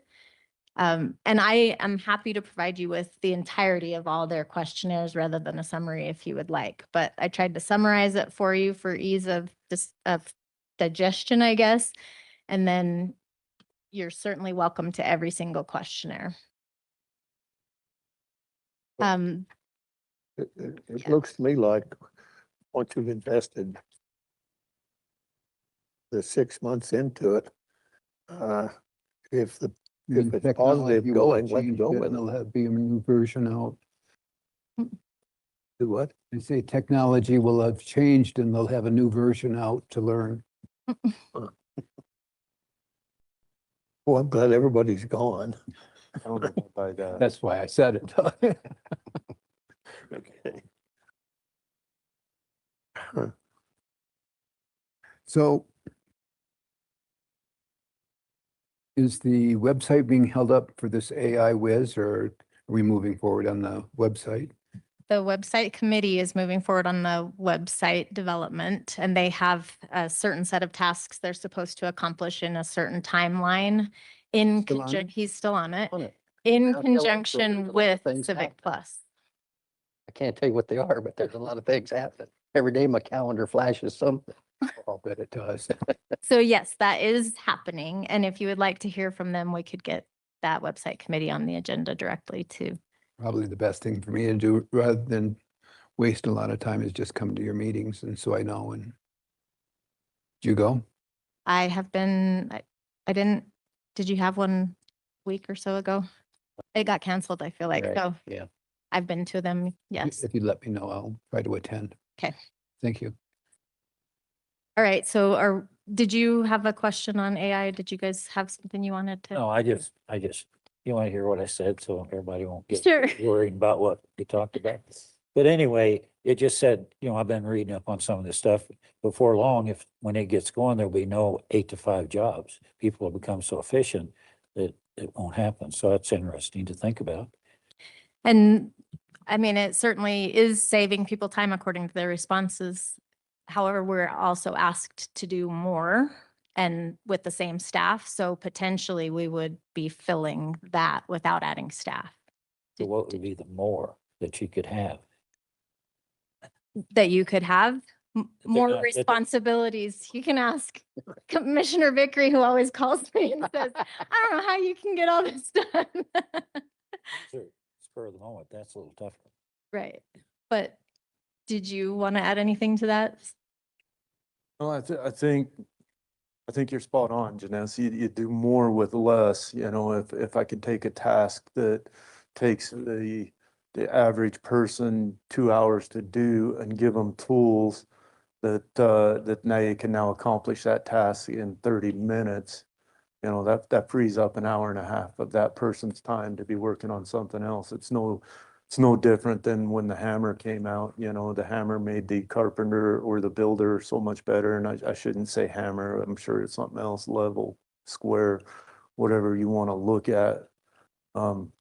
AI definitely has some fundamentally flawed issues with it that we're working through, and a user ultimately has to be very careful about what it's saying and where it's leading it down, and a user has to be educated enough to say, for example, yeah, I don't believe this information is correct. Prove to me that this information is correct. A simple statement or prompt like that back to AI forces them to go out and say, and then you start diving into it deeper, and say, now you look at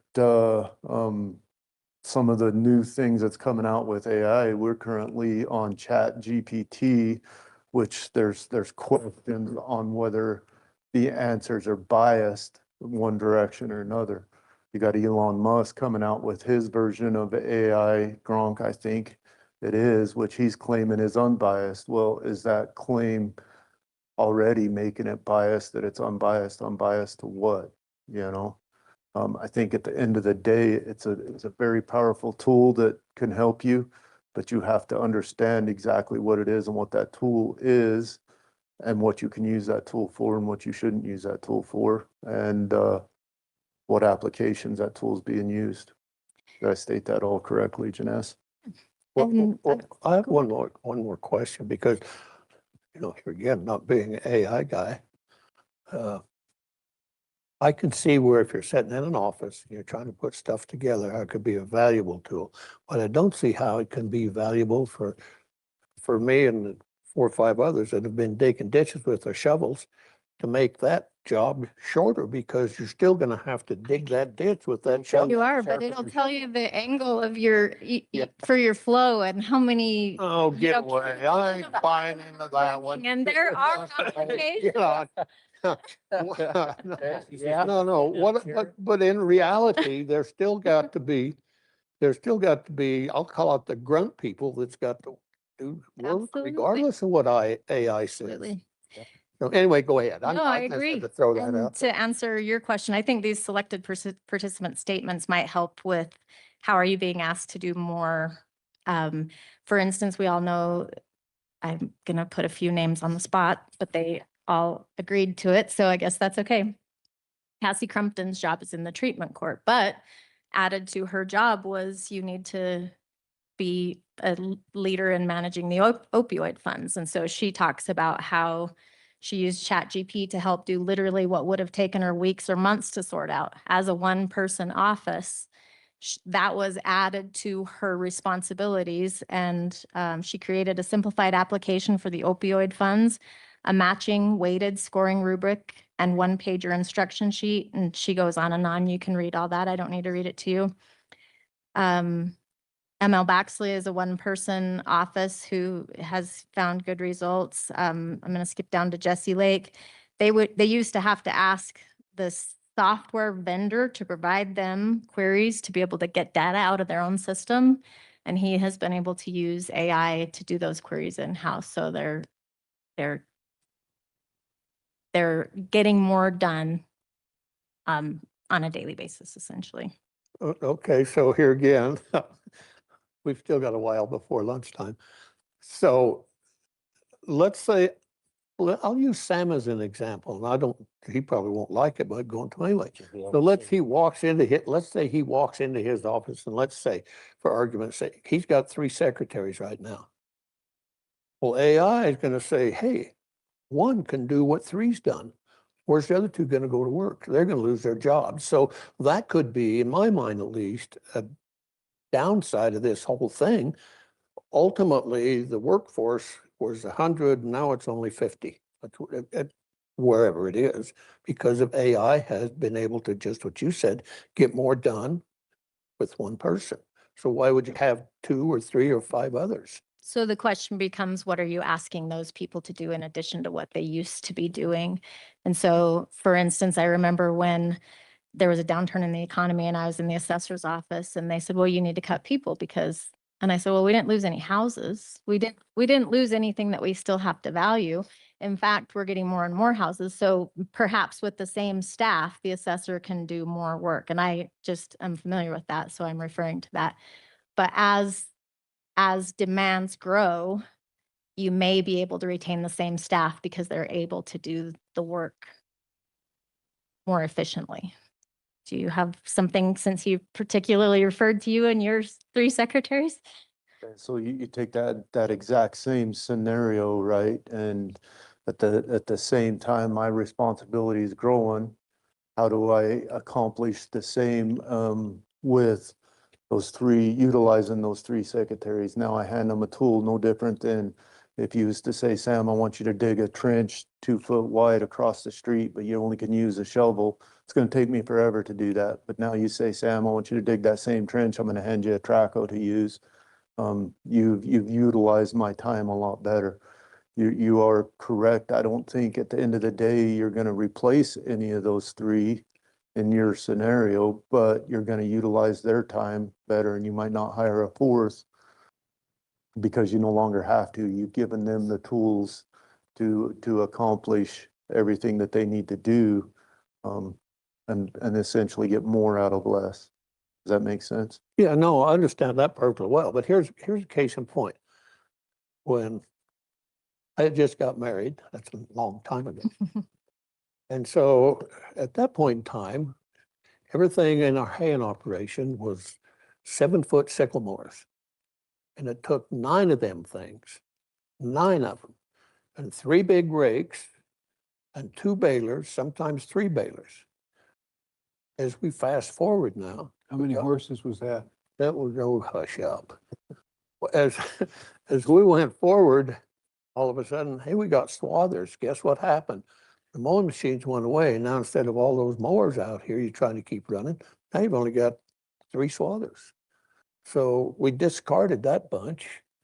And now with the rakes, because the hay's in a swath, you can take 1 rake, pull behind 2 of them, and away you go. And 1 baler can follow that. So what I'm saying is some jobs you're still going to have people do, but you're going to be able to, I think, you're going to squeeze the workforce down over time.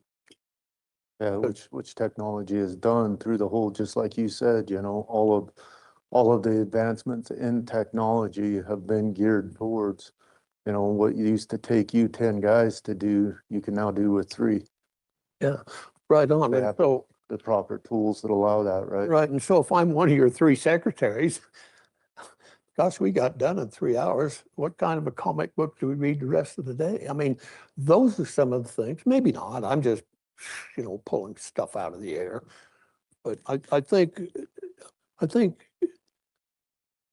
people need to be really aware of what's the good, the bad, and the indifferent of this stuff, because there's always bad with good. It doesn't matter what it is.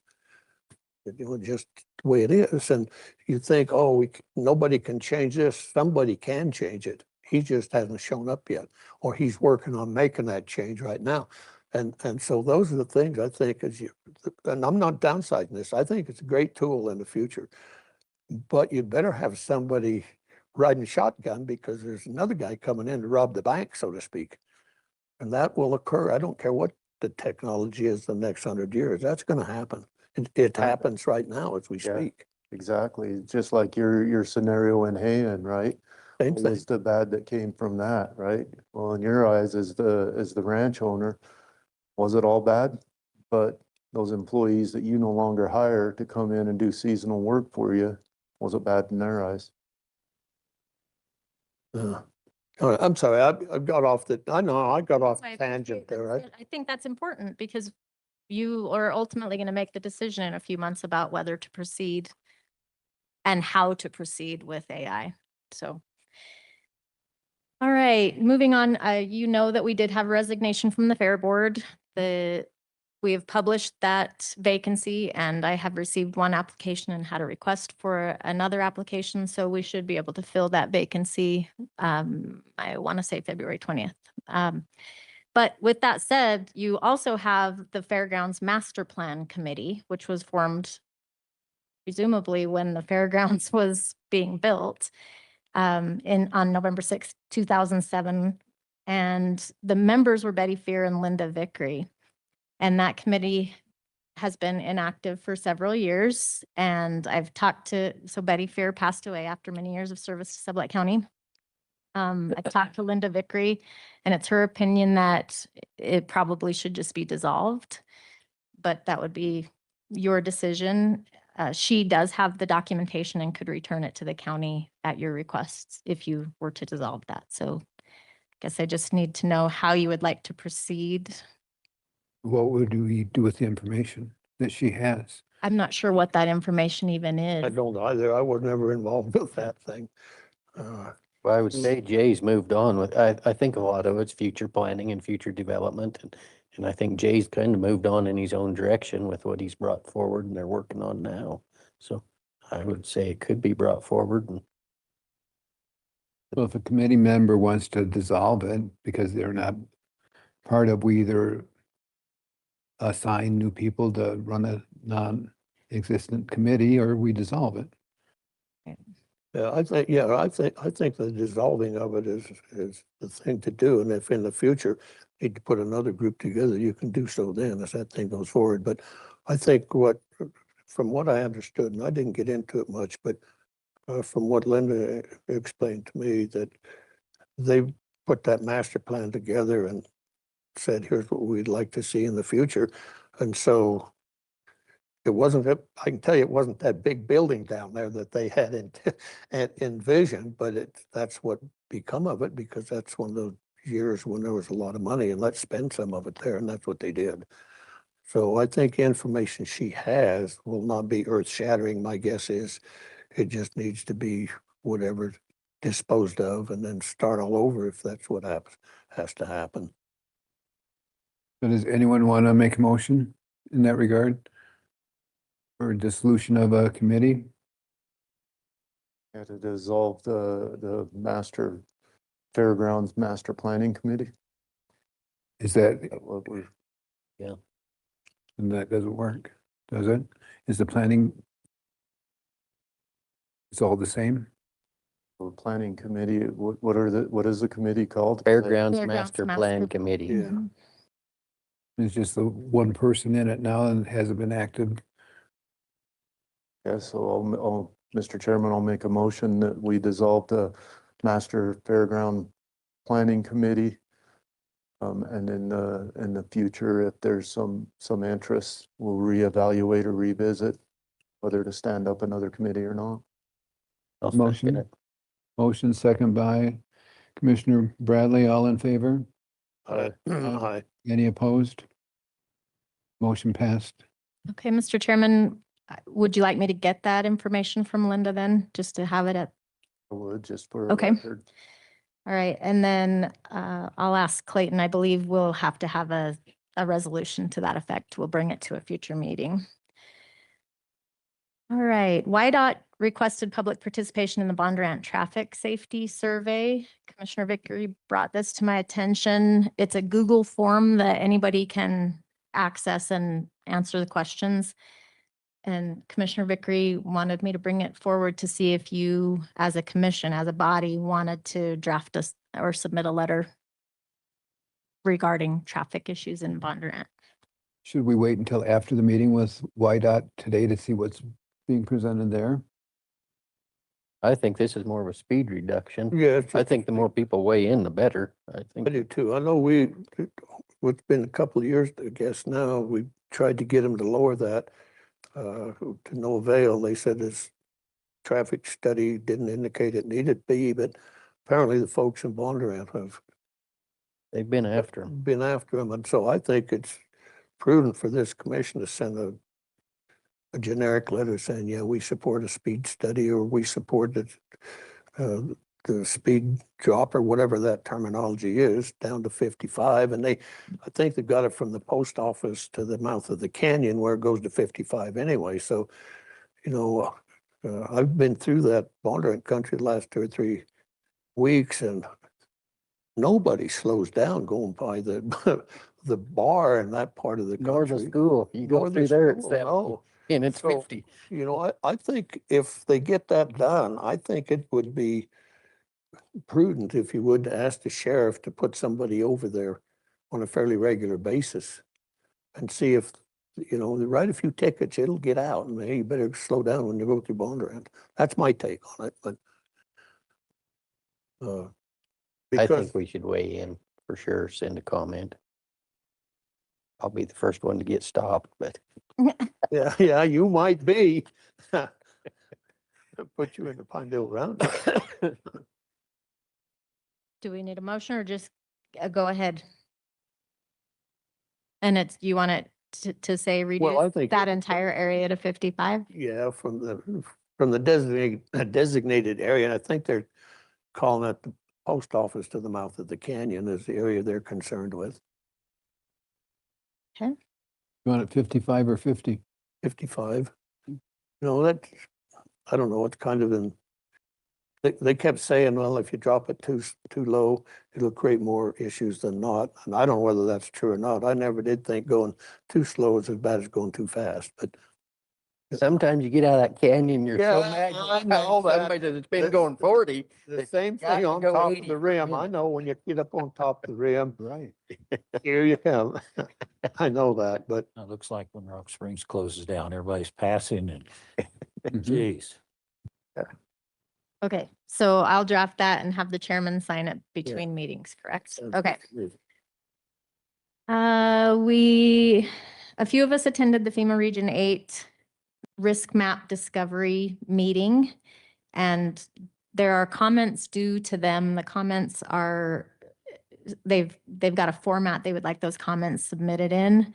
Haley Ruland would be the one who, if we adopted this as a part of our resolution, would be administering that. So the recommendation, I guess, before you today is to appoint Haley to be the point of contact for any comments on that. And she has agreed to that. She has initiated some meetings with the Conservation District and the towns to discuss, what they know. Of course, the towns have the ability to comment on their own. She wouldn't be providing their comments, and that was made clear, but that way she could hear from them as well. And it's areas of concern essentially on a map for We'll flood. see her comments before she submits them. I can make that, I would like. okay? And it kind of, one of the ways is to put a point on the map and write a description of something that we know locally about that area, about how it floods or that it never floods and shouldn't, that type of thing. So yes, I will let Haley know, but are you guys good with her being that? Motion to appoint Haley. I'd make a motion to appoint Haley as our FEMA representative. I'll second that. Not FEMA representative. Point of contact. Yeah, point of contact for FEMA questions. Yeah, I still second it, however it came out. All in favor? Aye. Aye. Opposed? And I'll let her know that you would like to see, And even if there's a timeline, we can't see them during a meeting or whatever, just send them out so we know what she's commenting. Okay, perfect. All right, the Bureau of Reclamation has released a draft environmental impact statement evaluating post-2026 operational alternatives for the Colorado River Reservoir with a public comment period through March 2nd. I contacted the WCCA. They're looking into it and are happy if everybody wants them to make comments, but they want our feedback to them as well. My understanding from attending a meeting last week is that there is an alternative 3 that is empty right now, hoping that the 7 states will come to an agreement that can be inserted into the alternative 3. So that is, I have not reviewed it, but that's my understanding. So that would be something that would be weighed in if they can come to an agreement. And that, I believe, is February 16th that they have to have, maybe 14th, yeah. They're, that they're they- supposed to have a meeting the 26th, all the state governors. Yeah. I can tell you Arizona's not agreeing with anything. That lady was on the news the other night and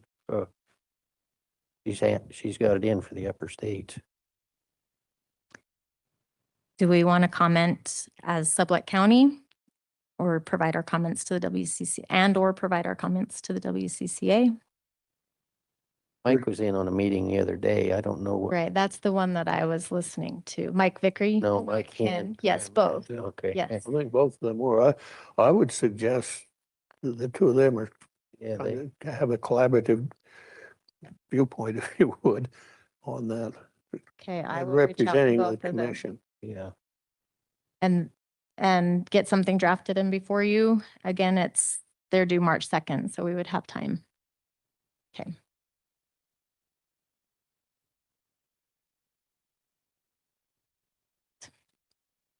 I don't know what the discussion was about the sanitarian last week when you were asking about his contact information, but interestingly, Mitch Mama came into my office. I don't know if I'm saying his name right. I apologize.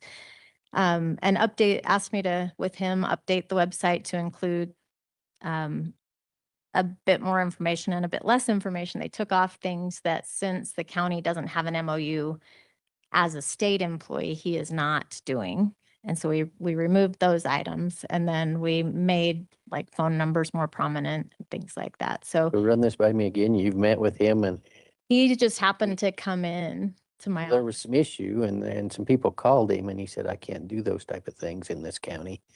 I don't know what those issues were, but I wonder if that's what he had removed. Sure. He said, though, that he would be happy to visit individually with you or collectively. Well, I'd be interested in hearing what he does do or what we can use him for or. Okay. Would you like Hey, him to come to a commission meeting? Yeah, I think that would be a good idea because I've heard all sorts of stuff around the county about different things that sanitarian should be looking at. And is not, or hasn't, or just walks by. I don't know what it is, but some of it doesn't sound good Okay. from a health Yeah, standpoint. yeah, I'd like to know what his county availability is or his Okay. duties. to the Sure. county.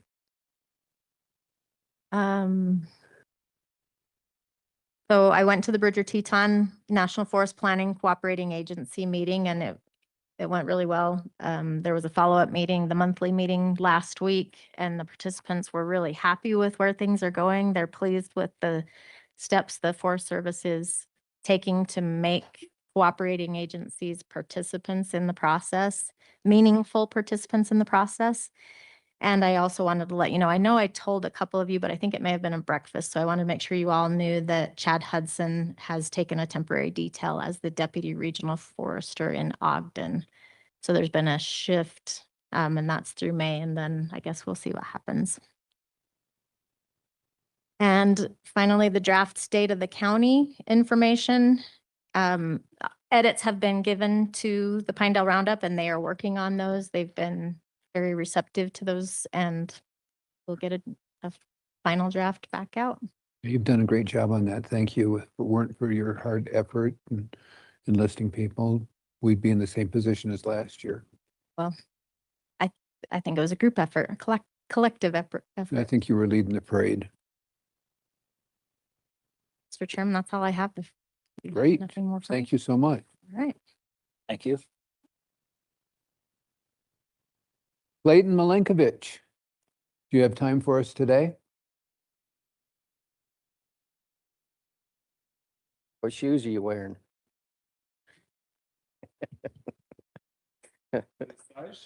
No, that's, I wanted to see the style of them. Gosh, I thought you had an ankle gun there. Highlands, yeah, them Highlands are good. Jeez. I think, so I have a contract for you guys.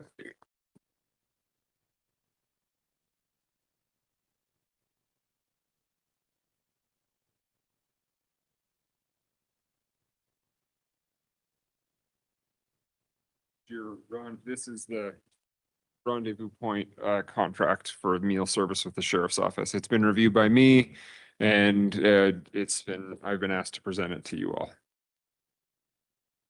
That was included in our package, Is this everyone had- 7 days a week? Yeah. That's what I it's. believe so, yes. It was. I believe they ironed out their potential issues or the not potential, but they ironed out the issues they had with help. Okay. Been in our package. Everyone had a chance to read through it? Or not? Motion to accept the contract? I'll move. Is there a second? Second. All in favor? Aye. Aye. Opposed? Great. Can I borrow your pen? Dave took mine. And then I'll cycle this around to Sheriff Lear and tell Rendezvous Point for their signature. So pertaining to this, you have any idea what the average amount of people they have in the jail? Took a wild guess. I thought that Travis was telling me that they're usually at or around the base number. I think it's 12 in this new contract. 8. Is it 8 in this new contract? So it must be that they're right around that base number then, around 8. I think, They had an uptick here a couple of weeks ago, seemed pretty full in there. yeah. Then we got some people headed out. I'm trying to remember off the top of my head who's in there right now. Had a couple people leave last week. A few people check in on the weekends. They're kind of serving their, Thank you. they're serving their time on weekends. I think that's all I've got you, except for executive sessions. Okay. When We is have that two gonna be? executive 1 o'clock? sessions or just one I now? believe you have the 2, Okay. and whichever one you want to One, start isn't with. there? Haven't we already done the one? No, you Well, we did, added- you did an additional one that We was the added six. same. Okay. Yeah. Because I didn't know which way the stick was floating there. That was my fault. So we're looking at executive session -405.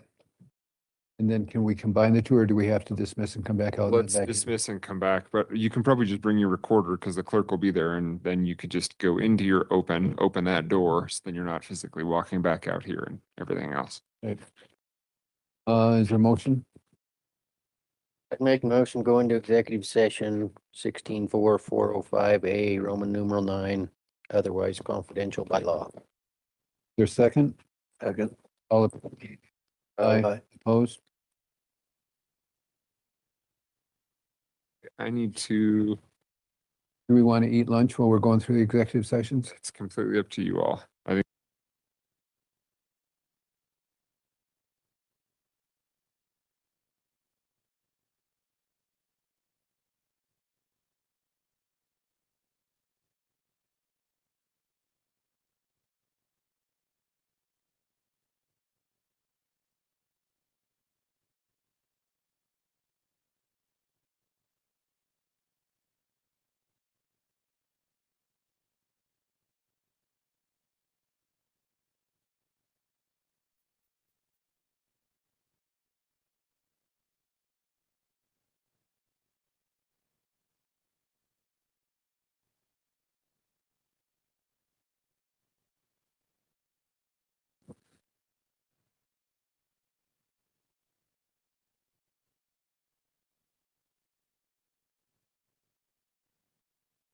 Guess not.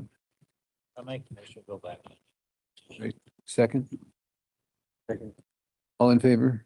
All right. Aye.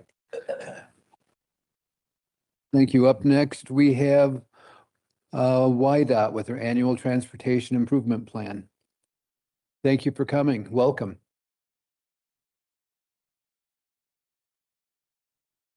Mr. Chair, Commissioners, thank you for having me. I'm Pete Stinchcomb with the Wyoming Department of Transportation.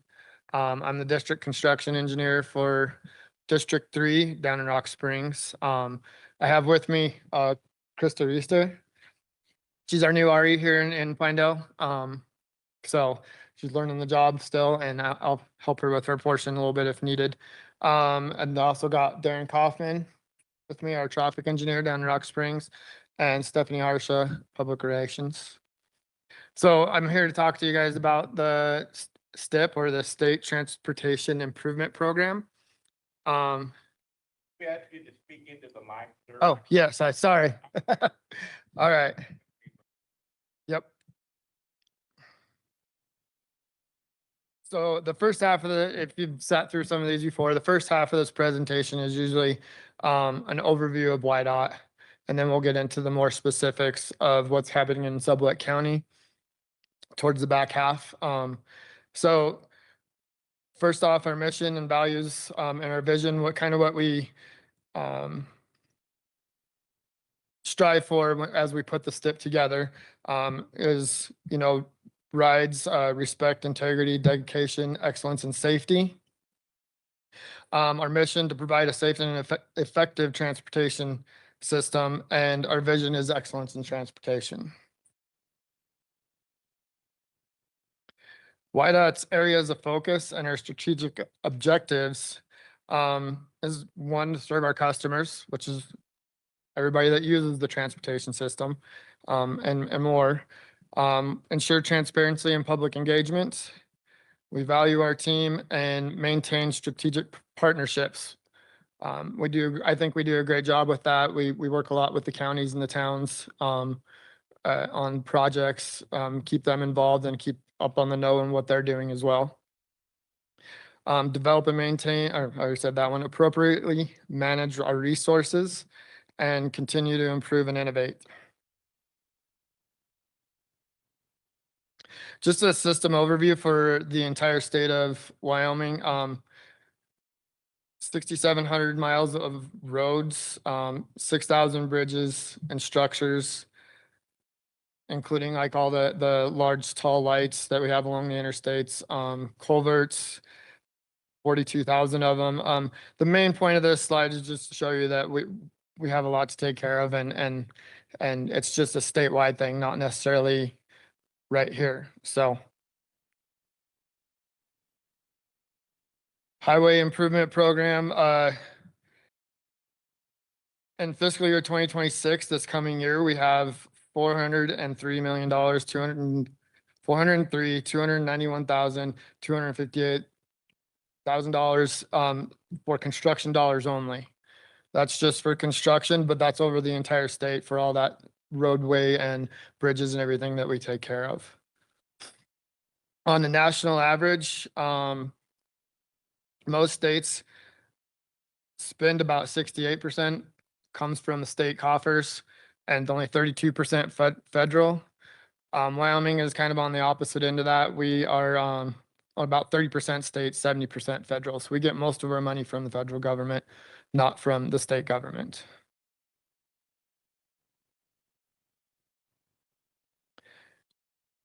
Local agency funding, this is a lot of the funds that go to the local areas through our various grant programs and pass-throughs for local communities, counties and towns themselves. You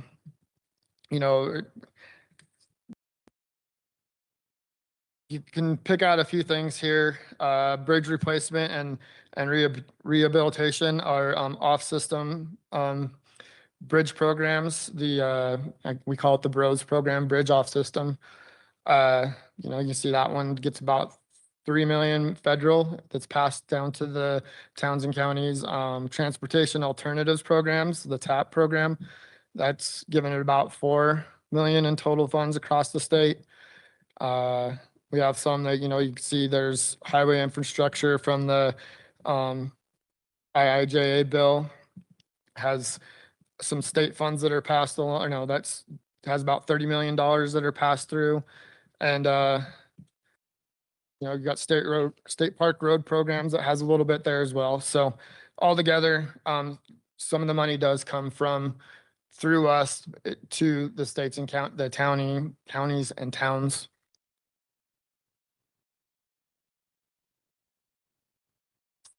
STIP projects. This map is to show you the high, low priority routes for District 3 itself. Non-NHS are usually a lower priority road. So you can see 189 is a lower priority road. It's still fairly high up on my list, but other roads like 191 coming right through here from Rock Springs to Jackson. Of course, I-80 down in the south. Various US 30 is another high priority road. And generally that's the ones that are used quite a bit more than the others. And they're also the NHS routes, the National Highway System routes.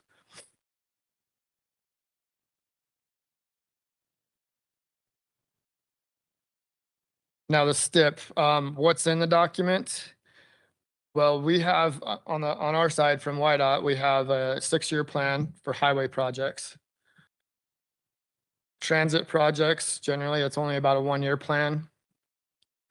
Aeronautics, they do a 6-year plan. So the airports all across the state have about a 6-year plan.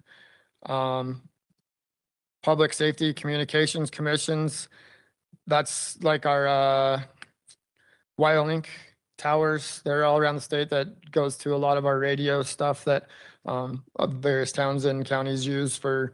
We use it for like a lot of our plows and stuff like that, the communications there. That's a 1-year plan. And then capital improvement projects is also a 1-year plan. So like our buildings and infrastructure for throughout the state.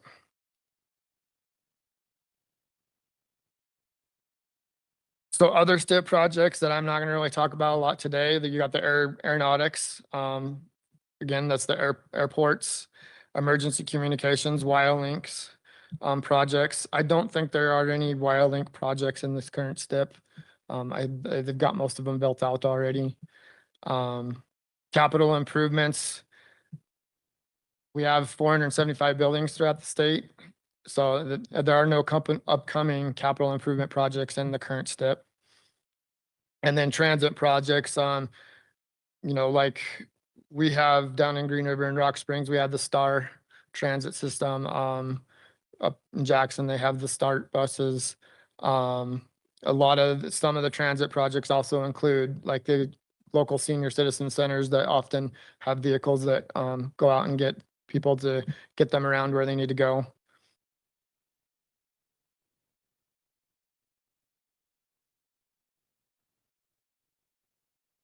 Now, budget overview, our estimated amount of available funding for construction is determined each year of the STIP.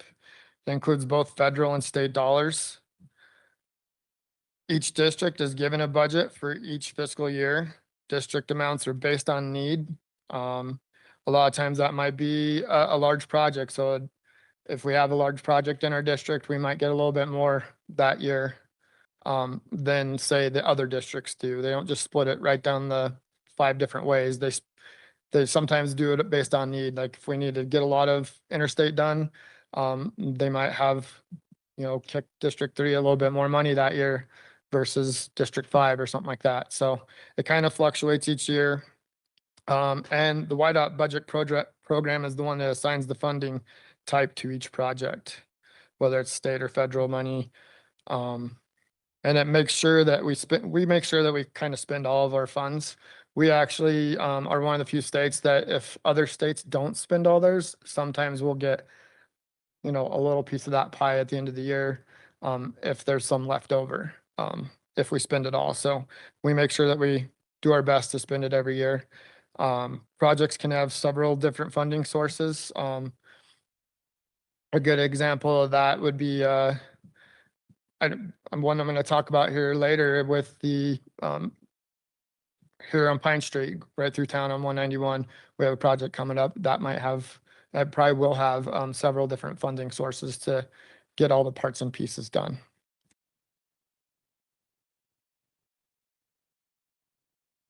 So project prioritization and approval, STIP inputs. So I don't know if you remember the last few years, last several years, I've usually come and done this more in July, maybe even August. We heard a lot of input from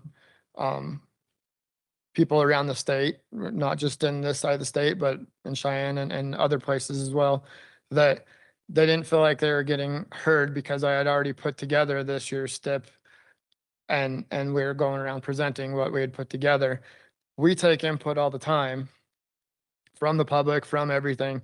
But moving this meeting till now kind of helps facilitate that maybe those comments are getting in there, which they do.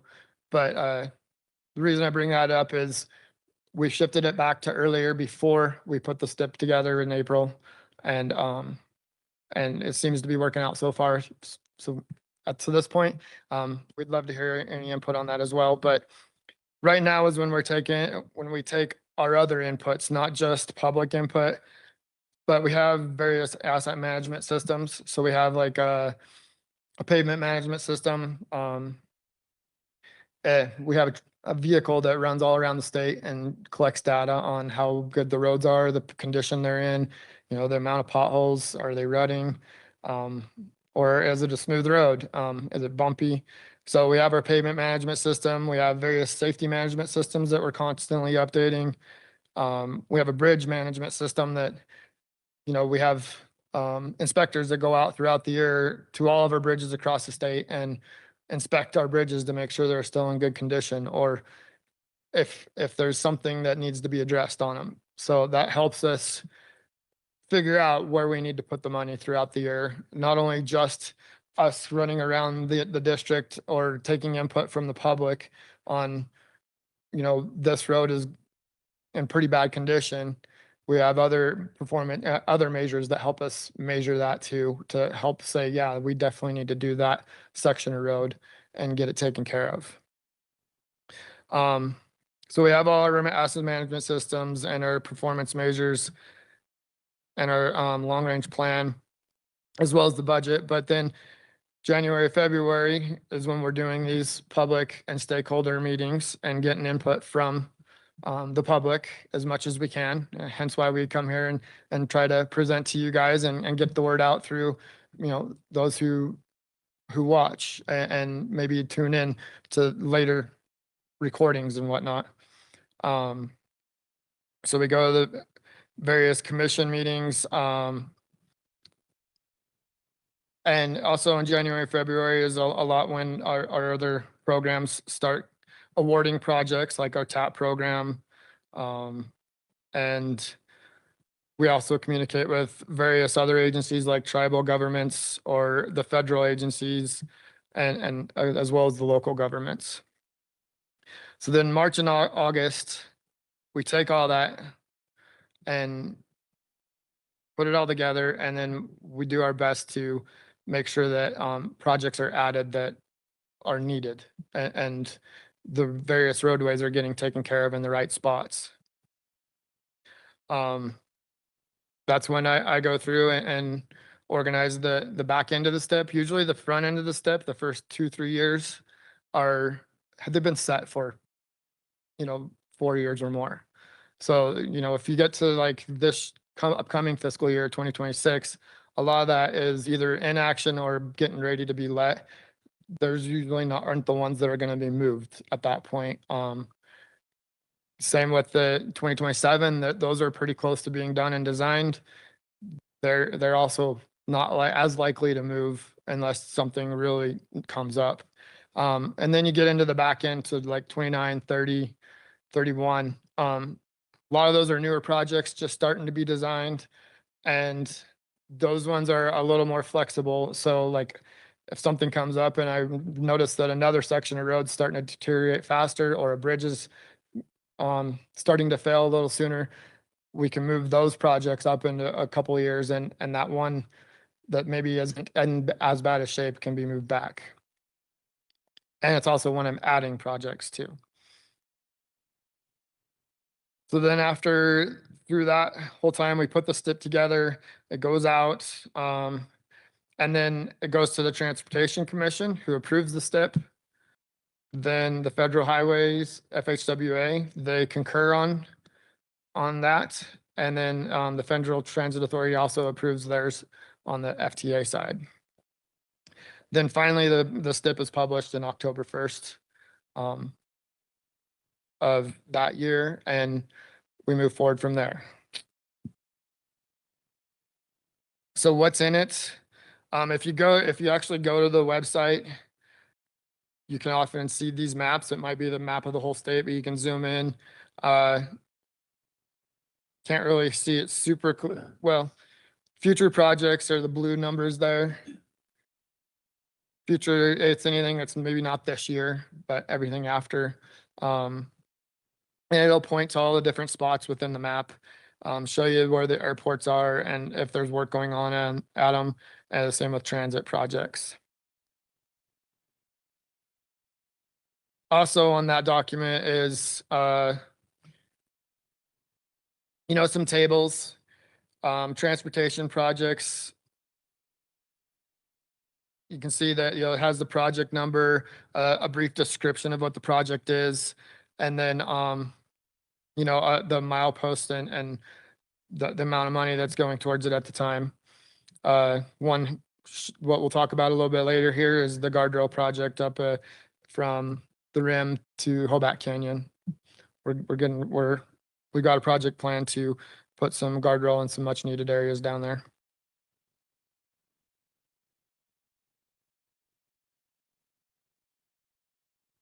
Also shown, if you go to your county, you can see the amount of dollars that are spent in the county each year. We got almost 5 million this year in transportation projects, some on transit and aeronautic projects as well. Now, I will tell you on this portion here, you see a couple of zeros down there. That's not always like something to be worried about. One of the things that I often tell people there is like, you see the $11 million in 2028, that project might go over a 2-year period. That's the year that the money's allocated to, is that fiscal year. So you might still have a project in 2029, even though it says no money there, just because that might go into a 2-year project.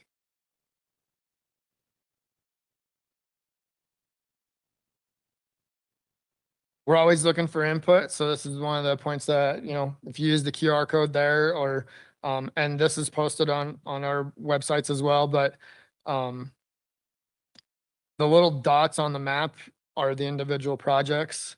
So people can go and click on that dot and maybe give their opinion on that particular project, or maybe, use a general comment there and say, I think we need to do the next section of road, or something like that. Just giving us any input is good. And I do see every single bit of input. So it's good to have any input is usually nice.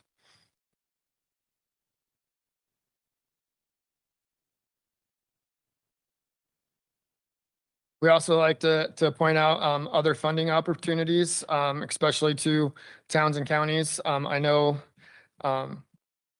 the town here is good at applying for some of like our TAP grants. We have other funding opportunities as well. I mean, context sensitive amenities and various other programs where we filter some of the money that we get from the feds down to the towns and counties. So this QR code will go to that page on our website to help you get there. The contact Brandy Miller with our local government program. She's very helpful. So we gave her phone number and her email address here as well.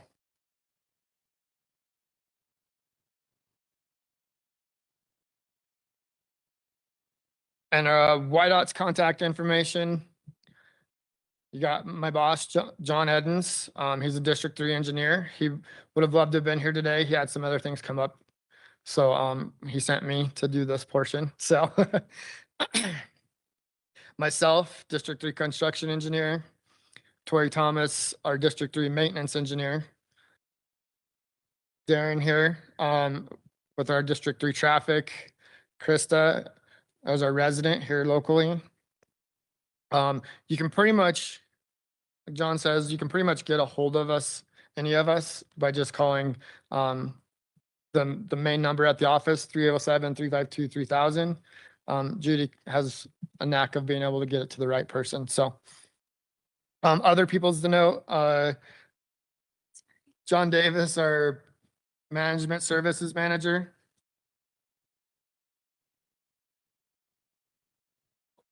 We're making sure we have power. In Cheyenne, head of the management services, Brandy Miller, who I already spoke about as the program manager for local government. And then Brian Olson and Mark Gann, assistant chief engineers in Cheyenne. And then lastly, Keith Fulton, the chief engineer in Cheyenne as well.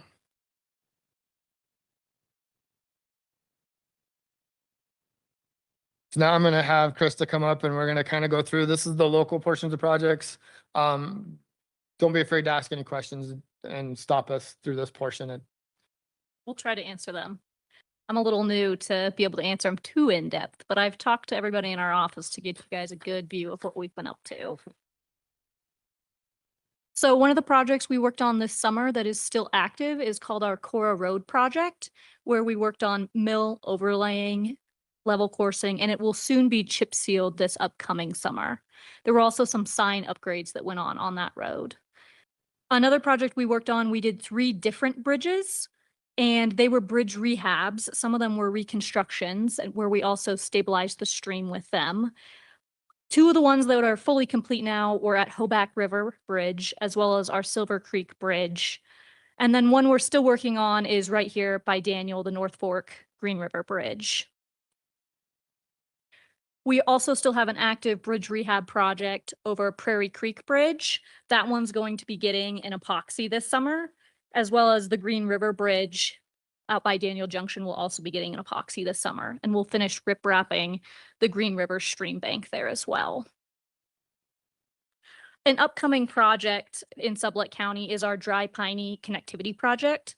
This will involve near the new wildlife crossings. We'll be also adding some turnouts and kiosks and signs to make this safer for the traveling public to stop and see all the different wildlife. As Pete mentioned earlier, this summer we also have one of our district guardrail projects. So on either side of Bondurant, we're going to be installing multiple miles of guardrail in areas that don't have guardrail already to make a lot of those turns safer. We also have a pathway construction project in Boyd Skinner Park, which involves town of Pinedale and is funded by a TAP project, where they'll be adding a bunch of different pedestrian paths. 2 things to note here, the Dry Piney Connectivity Project, it's the same funding that came from the original Dry Piney project when we put on all the crossings. It's one of those where I was saying earlier, we try to spend all the money we get from the federal government and stretch every dollar we can. Well, we did such a good job on having that project come in under budget. We have a little bit left over to spend. So we've had a couple of years out there. We've seen a couple, minor issues, but worth going to fix with that extra money that we had left over, as well as, some fence issues that were reported throughout the year. And as she said, the kiosks and the turnouts will be a good addition so people can stop and read about the project and might even bring awareness so that they know that the deer might be out there. So they definitely are this time of year. The pathway construction project, that's a TAP grant that was given to the town. And I hope it's Boyd Skinner Park. Yes. So I was doing a lot of that part from memory. They got some pathway that they're going to put here in town. So in 2027, we also have 2 bridges we'll be replacing. One of them is on Big Sandy Creek, which is out by, let's see, it's a long ways out. It's on a BLM road and it's off of Lander Cutoff.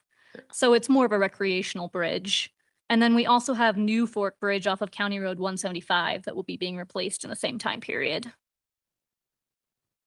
The New Fork Bridge is a BFP project. It's a bridge funding, 100% funded, and it was requested by the county for us to go out and replace that bridge. And it was selected as one that we were going to do. And so we've been working with Billy and the crew to get that bridge replaced over time. Oh, Showing. okay. This? I think down. No, just try that. Oh. Yeah. So as Pete also talked about, we do have the Pine Street project coming up in 2028, where we will be working on FDR and overlaying that entire stretch through town of Pinedale. This will also involve doing a bunch of ADA ramps and sidewalk upgrades along the entire stretch. And town of Pinedale also has some money for sewer line replacement and water line replacement during that time period. This will be one of our biggest projects coming up. Yeah, just to add, we're actually meeting with the town right after this meeting, finalizing a few details and possibly adding a little bit more to this project. They got a grant that will hopefully help them get a lot of their wish list items through the downtown area here. So yeah, it's gonna be a good collaborative project. We've been kind of holding off on this one for a while because we knew they wanted to add some stuff to the project itself. It'll have a high focus on pedestrian safety as well as some restriping for vehicular safety as well. Upcoming, we also have a mill and overlay, and this mill and overlay will actually be just north of Marbleton on US 189. Continuing with that theme, we have a couple other mill and overlays. This one also involves additional ADA upgrades, sidewalk, curb and gutter, and 2 different bridges that will get some work on them. And this one is considered from LaBarge to Daniel. So it's just a little bit south. Oh, actually, it'll be It goes through the middle of Marbleton, Yeah. which is where all the ADA upgrades are. It's right there in town. And then this one is a very future project, but we do have it on our STIP plan currently that US 189 will also be doing another mill and overlay north of LaBarge. That's all for now. Happy to answer any questions. If I can, I'm gonna pull one of these guys up to answer the questions. All right. Thank you very much. Wait, whoa, wait a minute. I've got a Okay. question. All right. Had to think how I was gonna ask it. So bridges that are on a county road, does the highway department still inspect them and okay them or not okay them? I would say a lot of them, yes, they have to be in our, there are some that are not in our bridge system with the state bridge engineer in Cheyenne. Most of them are, but not all of them. I do know there's some private ones here and there. I know up in Jackson, that bridge that was just replaced over the river near Astoria. That wasn't in our system. So they couldn't apply for any of these funds. A lot of the bridges throughout the state are, but there are occasional ones here and there that are not. But yeah, for the most part, a lot of them are.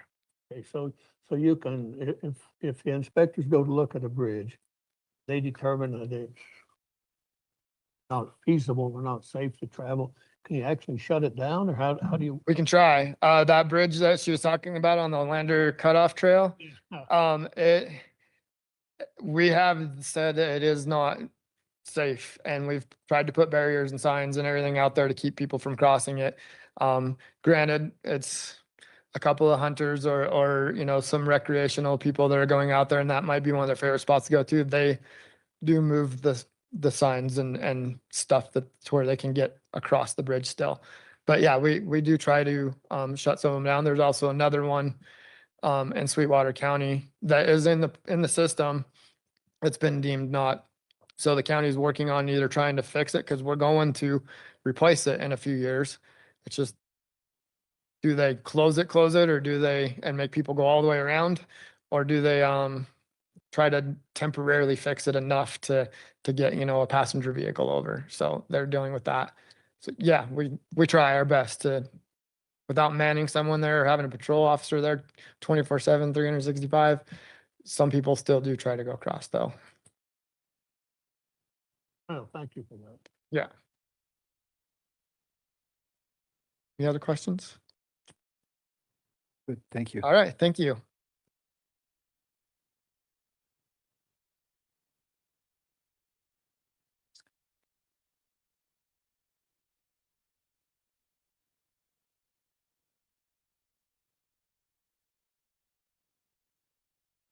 You have a question? I just have a comment. Sure. I thought that today they were going to be bringing their undergrad survey for this 191 or that they sent out information on the survey for the limits through Bondurant. And I was extremely happy when I saw that. At least it looked and appears as though IDOT has at least realized that there's issues there. And we've been trying for many, many years to get, ever since they raised the speed to 70 miles an hour, get it lowered. And over those years, there's been down by Dell Creek, Bill Saunders was killed coming off the rim, and there was a cyclist killed post office. And although there's a lot of issues, there are, because people just, you almost get rammed. Think if you're clear and somebody's going 100 miles an hour through. And the survey mostly noted from post office to the Mount Canyon. And I think I would just like to say that I think that's a tiny bit short-sighted, because going to pull out at the post office is right across from the office. Or you can, I live up the upper Hogan, so I don't, highways do affect me. But pull out, look, somebody coming. Oh, I have plenty of time to go a 1/10 of a mile, turn into Hobart Road, and they're on you. I just think that most of the people appreciate the fact that you're looking into doing something in there for something else.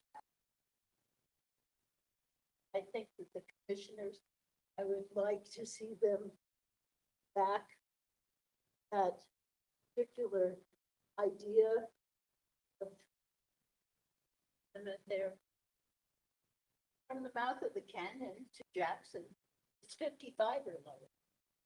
And it would just seem like top of the rim, there's also potato truck.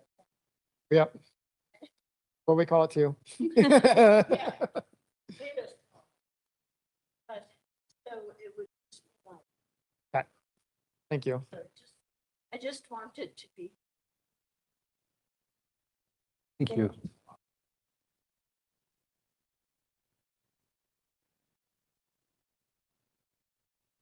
Other questions? Thank you. Thank you. Worth listening to. I appreciate it. Yeah, I appreciate you guys' time. Haley.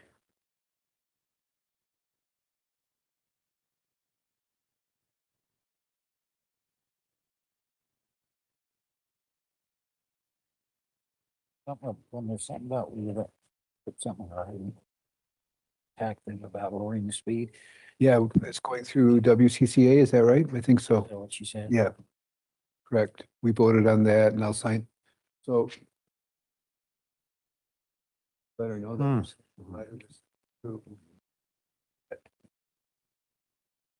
Okay, good. Yes. How are you? Hey, good afternoon.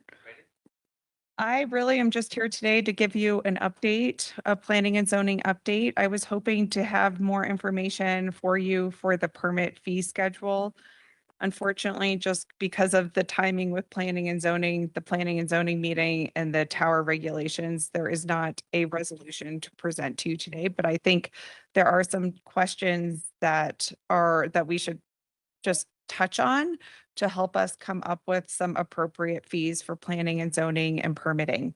But just going through the current department updates, we are looking at updating the permit fees. This ranges from building permits to conditional use permits and public noticing to make sure we are trying to recuperate some of our fees or some of our time, but I don't think the goal is to necessarily cover 100% of our time. We are here to help people, but some fees or some permits do require more staff time than other permits. Also, FEMA is looking at updating their floodplain mapping right now, and they had a discovery meeting earlier this month. I think Janess shared a little bit of information with you about that, but we have a few discussions going on this month until they close out that discovery period. And we have a meeting on Thursday, a meeting next week that is with FEMA to just talk specifically about Sublette County. And then the closeout meeting will be at the end of the month. I did reach out to the other municipalities to see if they wanted to join these discussions with us as well, just to help answer questions, because it is FEMA's responsibility to update our flood mapping, and this has not been done for several years.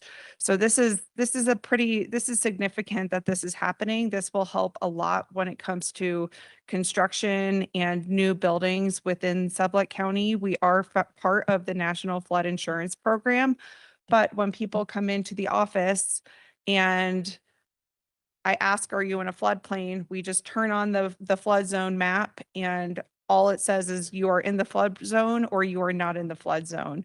We cannot provide much information in our office based off of the current mapping.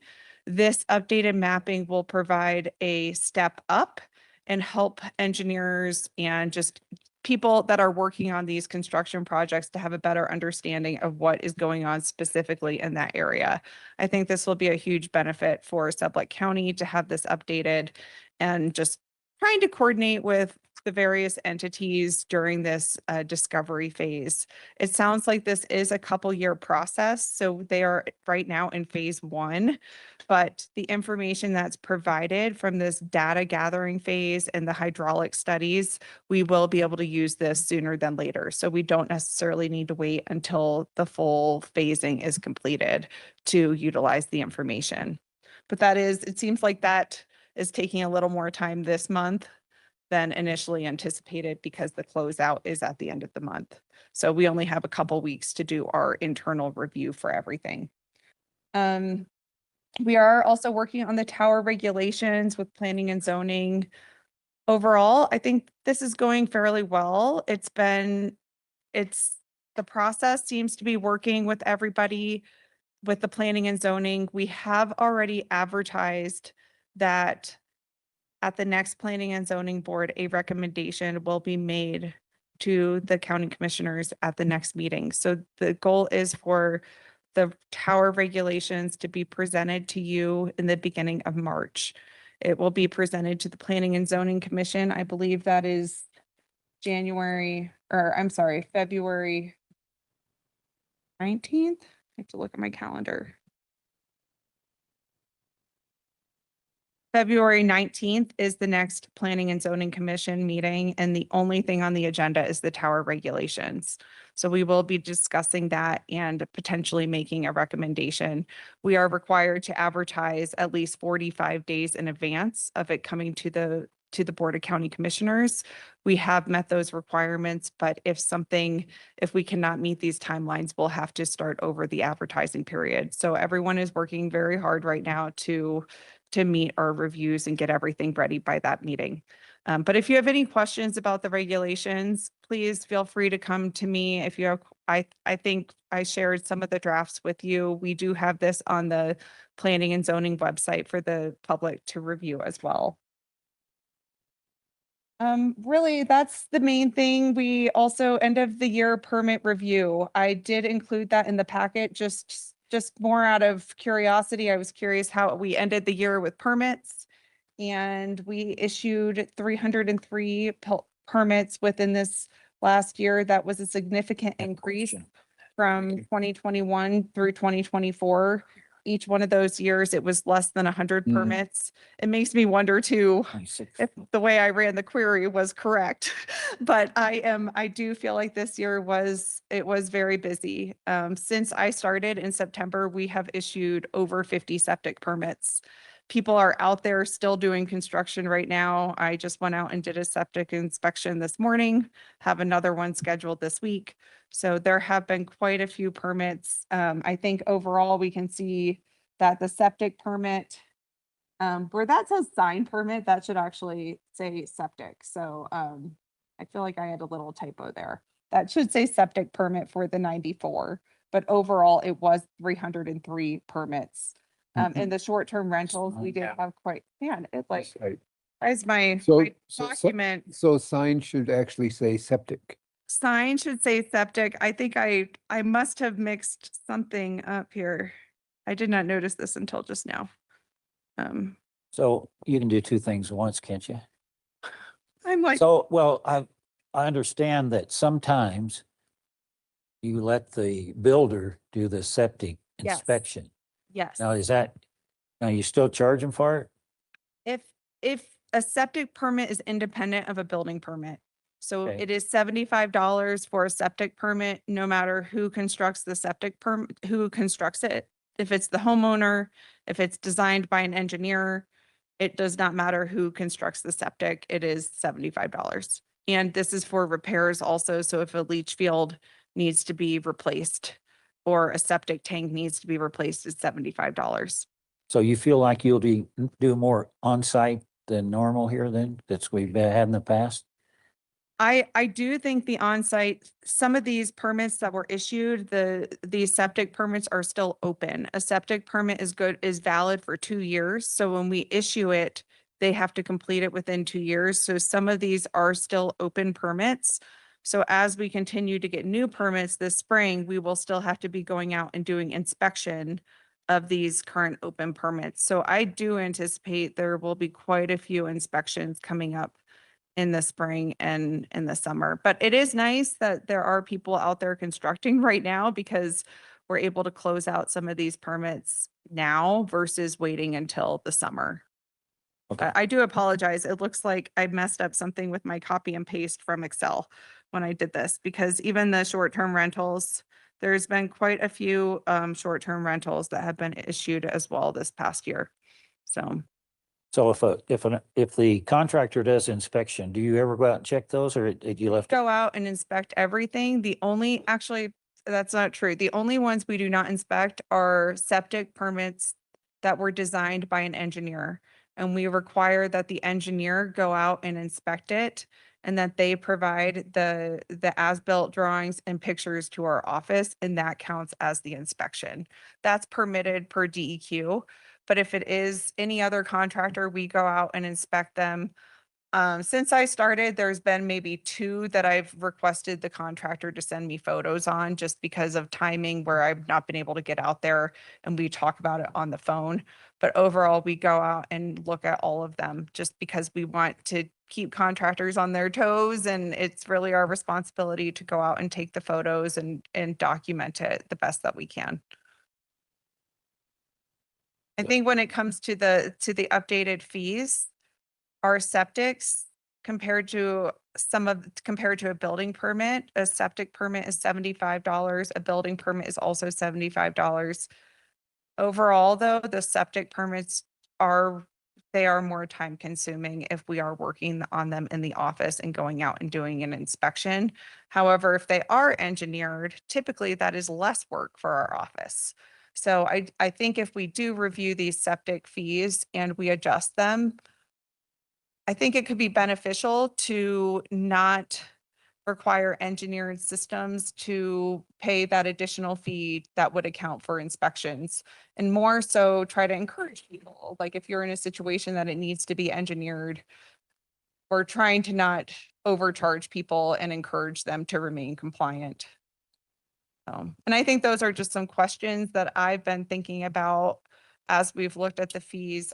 We don't have a fee schedule that's proposed today, but we've done a little bit of an analysis of other counties to see what fees are in other counties and trying to understand what is the overall goal? What is our goal with the planning and zoning office and permit fees? Are we trying to recuperate all of our time, or is it more we're here to help people and make sure people are compliant? But then there are also projects that are various scales. So it built something that's more administrative. It's people coming in and we try to help make sure that they are compliant and we review the permits versus a conditional use permit or a major subdivision where those processes are more complex, requiring planning and zoning and county commissioner involvement, public involvement, and even reviews from, the county surveyor or additional engineering reviews and agencies. So I think trying to look at this from the scale perspective, and there's, a lot of different things to consider or to ask questions about when we look at the fees of what the overall goal is.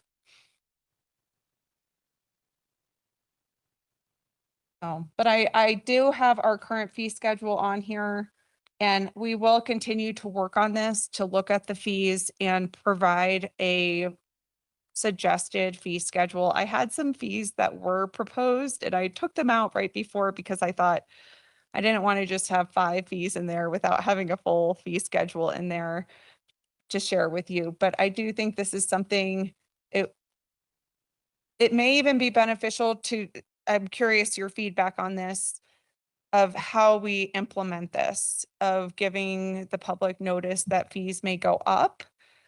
Do we want to provide any sort of notices to people and try to have this established by a certain date? I'm just trying to think timeline before we start to get a lot of permits in our office and try to let people know that it's coming, but we don't have anything yet, at least a heads up of this may be happening in the next couple months or just, Changes, they are done by April 1st. okay. Right. Right. Seems like having something adopted, late in this by April would be helpful. And that also would give people an opportunity if they have a building permit that's ready. I'm not proposing that we make building permits $500. I think everything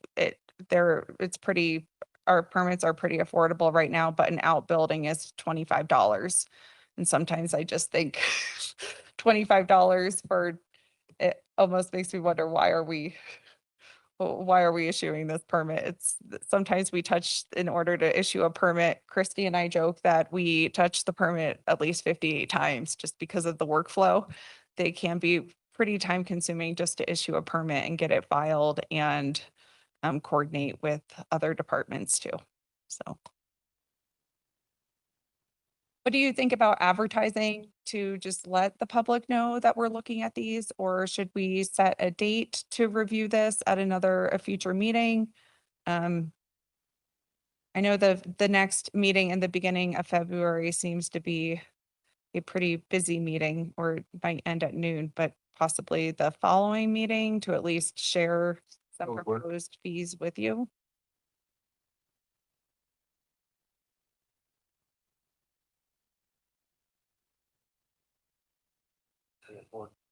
Okay. Mm-hmm. Can we do those Arizona prices?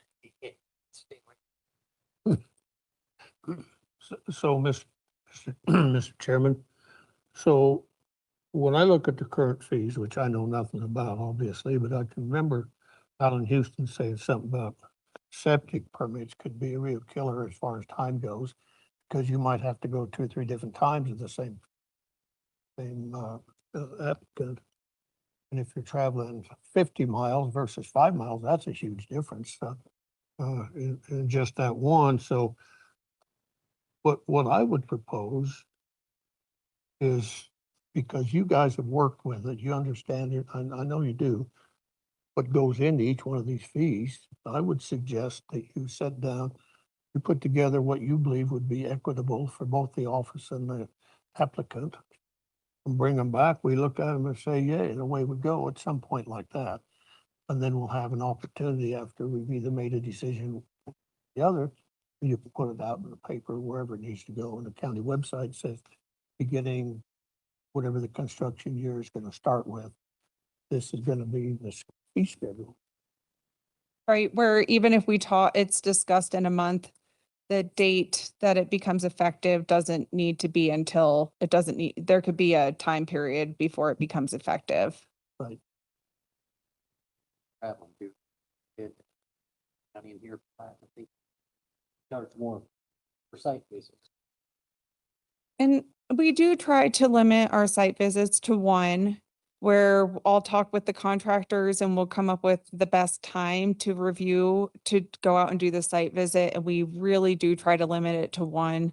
The times that it does become more than one is if there's an issue and something has been installed possibly incorrectly and they need to move something, and we just want to go out and make sure that it's correct, it is compliant before we close out the permit. So generally, I'd say 95% of the time, at least since I've started, we've only had to go out one time. So, which is nice. That's all that we have for you today. I apologize for not having more for the fee schedule today, but just at least wanted to give you an update of where we are. Thank you. Questions? Not anymore. Thank you for the update. All right, thank you. Want to go back to executive session at this point in time? Is that what we discussed? Pardon? So far away, I have to come. There was a hand raised before we went on to Haley, and I apologize for missing it. So I don't know if you still want to hear. I think Bettina Who? Sparrow, Bettina Sparrow.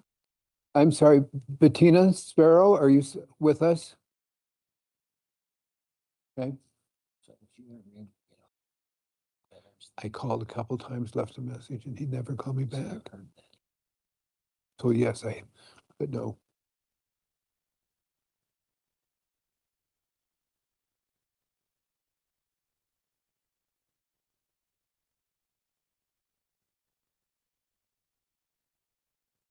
Bettina, if you're still there, would you unmute yourself?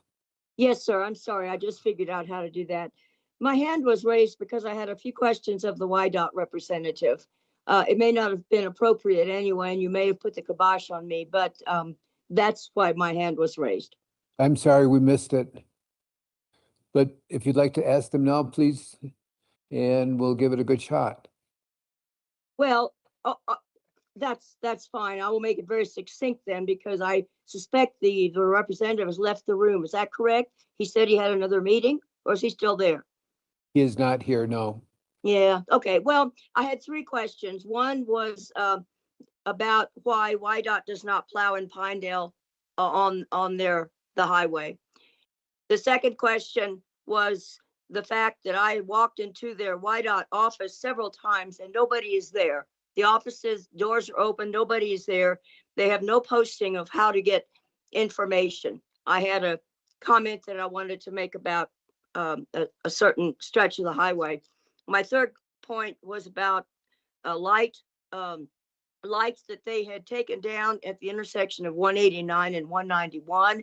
It's now very difficult for me, maybe it's just me and my bad eyesight or whatever, to know how and where to make the turn off of Highway 191 onto 189. So I don't want you all to have to delve into these questions. Whether if you can answer them, fine. But so that I'm sorry I've taken up your time. Otherwise, 2,000. Okay, go ahead, please. Bettina? Yes, sir. Hey, Stevens.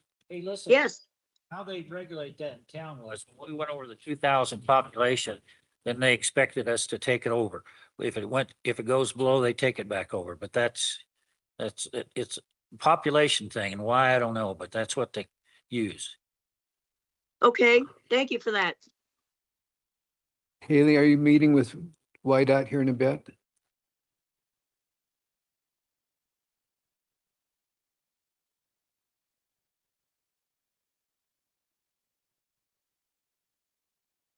Okay.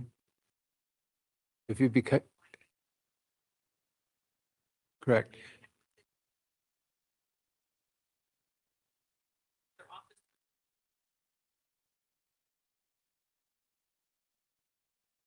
Driver's license. Bettina, general thought here is the office is only open on Monday and Tuesday for driver's license, then half a day on Wednesday in Piney, something like that. And Kimmer following. But Haley's going to have, go ahead, please, Bettina. No, I'm sorry. I didn't know you could, this was very sensitive. You picked up on my gasp. I was looking at the other end of the building. Am I not talking about the correct organization? That is YDOT, is it not? Or is it Highway Department?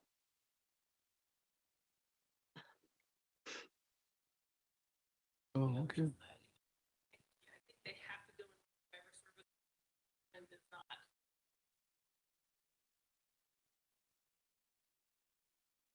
Okay. Bettina, Haley will be talking with YDOT in the near future and she'll give you a holler back if that's okay. Thank you very much. Thank you. You're more Yes. than welcome. Thank you.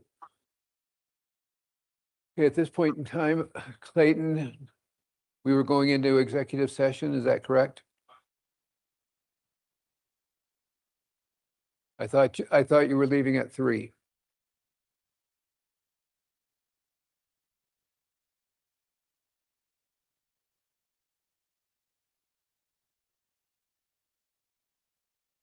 Preference? Preference? Okay. Up next is Emily.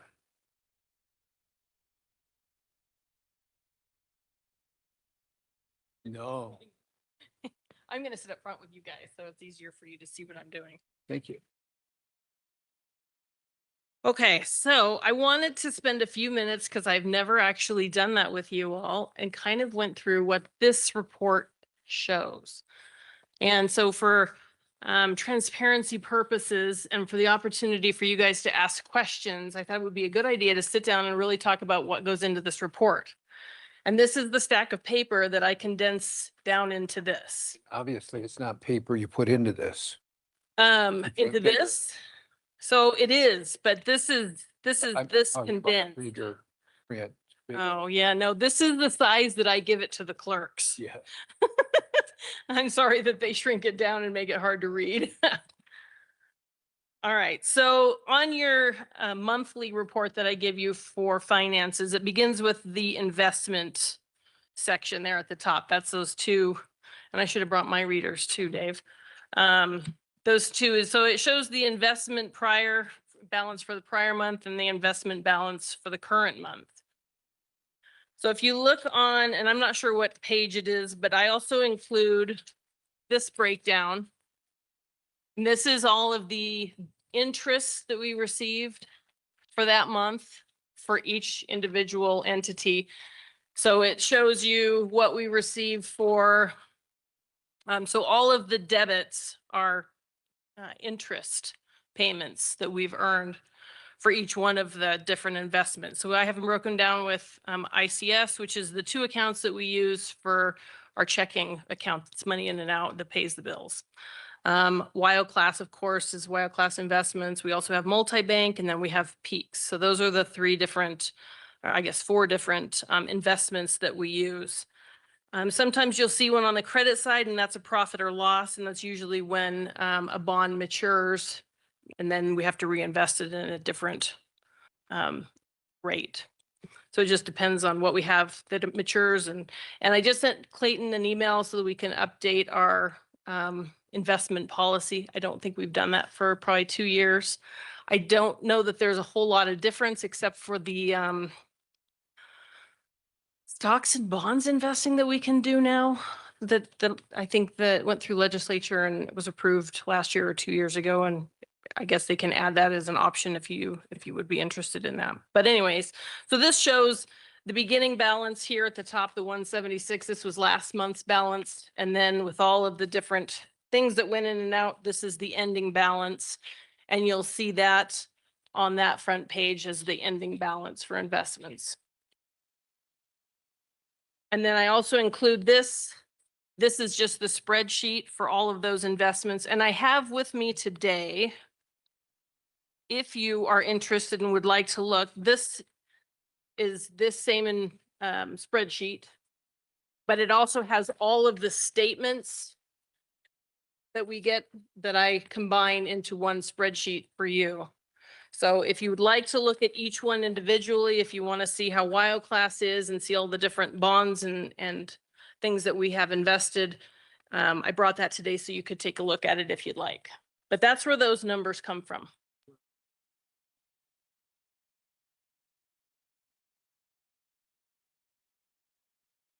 Which one are you looking at? That is just for the month of December. That is just the month of December. Yep. So if you want to see how it's done overall this whole fiscal year, you're going to look at this one.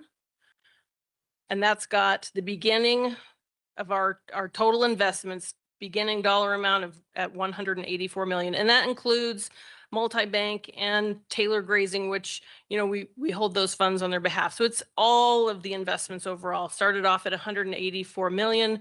And right now we've kind of up and down, but as of December, we're back up to 190 million. So we gained back a lot of that we lost in October and November. So that gives you an overall picture of every single one of the investments and how it's behaved in since the beginning of the fiscal year, last 6 months. All right, so that's the investment portion of it. Does anyone want to look through the statements that go with the investments while we're sort of talking about it at this point? Okay. We can, I think, Clayton, you know some of the details on the investing in high risk, high reward. We'd have to get back to you on that. I know that it passed, and I think it was a ballot initiative 2 years ago.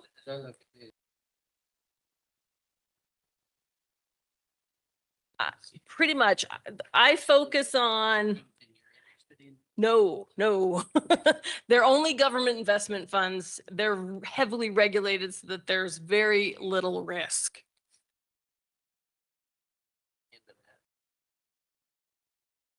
I think they were talking about it, and I don't know if it's actually gone to fruition or not with this high risk, high reward, and that they were going to set up a state board that was going to put guardrails on what you could invest in for how long, and it would be long term, so minimum of probably 10 years. And that these board members would say these were the certain things that you could invest in if you wanted to. I don't know if that process is complete though. I know that was one thing they talked about with the state treasurer was WyoStar 3. I think it was going to be sort of geared that direction. Most of what I have invested in is liquidity, and so it's important to have it as cash so we can pull it if we need to. And then I do have some with the ones that are with multi-bank and the ones that are with Peaks are stocks and bonds. And so those are CDs and bonds, CDs and bonds. So they usually have either a 3-month, 6-month, 9-month, 12-month maturity.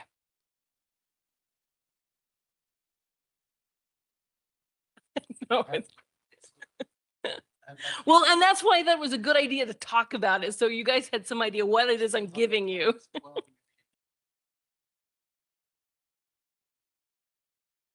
It depends. So like, well, so right here, this is not only the interest. That 11,218,945 and the corresponding 506,376.16. Those are the ICS accounts, and those are what I pulled out of savings and put into checking. So that 11 million is what I pulled out of the savings account this month to pay the bills. And then when we had extra money, I put that 506 back into savings. So 11 million minus, or sorry, 12 million minus 11 million. It's not really and truly. Probably the, you know, if you looked at the overall without that, you're looking at maybe 250,000 in interest, which isn't bad. I mean, for a while there during the, 2020 to 2023 or so, interest rates were, terrible, like 0.02%. And now we're in some of these that I have with WyoClass, they're getting 4.5. So it's a big change. Also, you'll notice that very first line, lodging tax to investment. So the lodging tax fund decided rather than having it just sitting in the checking account, not earning interest for them, they put their full $113,000 into WyoClass. So now when I get those lodging tax payments, I invest it for them. So if they write a check, they bring me a voucher, I write them a check, I pull it out of investments. So, yeah.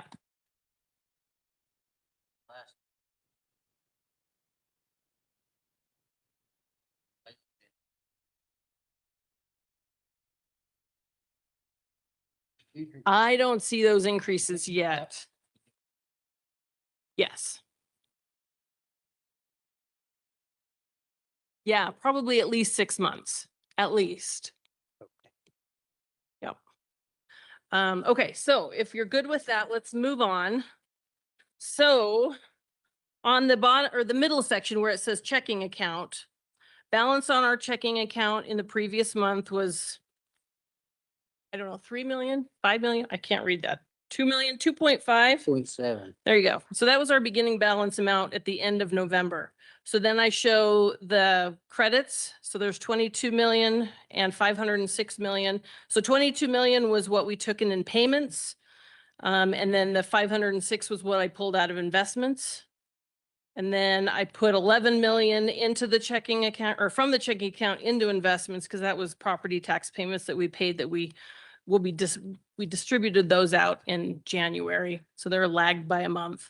And then any other checks that we wrote, any other debits was, gosh, I should have brought my glasses. I'm sorry. 22 million. Oh, that's so much better. 22,296,000. And that would mostly be the payments that we made to the schools for an ending balance of 2,791,000. Thank you, sir. I appreciate it. So to make that clearer for you, this is also a page that you have in your packet. Looks like this. This is the checking account, basically, is what this is. So this is if you were looking at your check register for your own checking account, if you're still old school like me and keep a check register. So this is the beginning balance from the prior month. That first amount there is deposits. Now that amount comes from a spreadsheet that we put money into every single day. It looks like this. And this is for every single transaction we take every day. Credit cards, checks, daily deposits, ACHs. So every day we have a different entry. That's where that number comes from, is those deposits. And I brought the checking account. So if you would like to take a look at it, you can. So for the 806 account that we have several different checking accounts. The main treasurer checking account is the one that we have all of these deposits put into. We have another account that is just checks written out by me, one that's just checks written out by the clerk's office.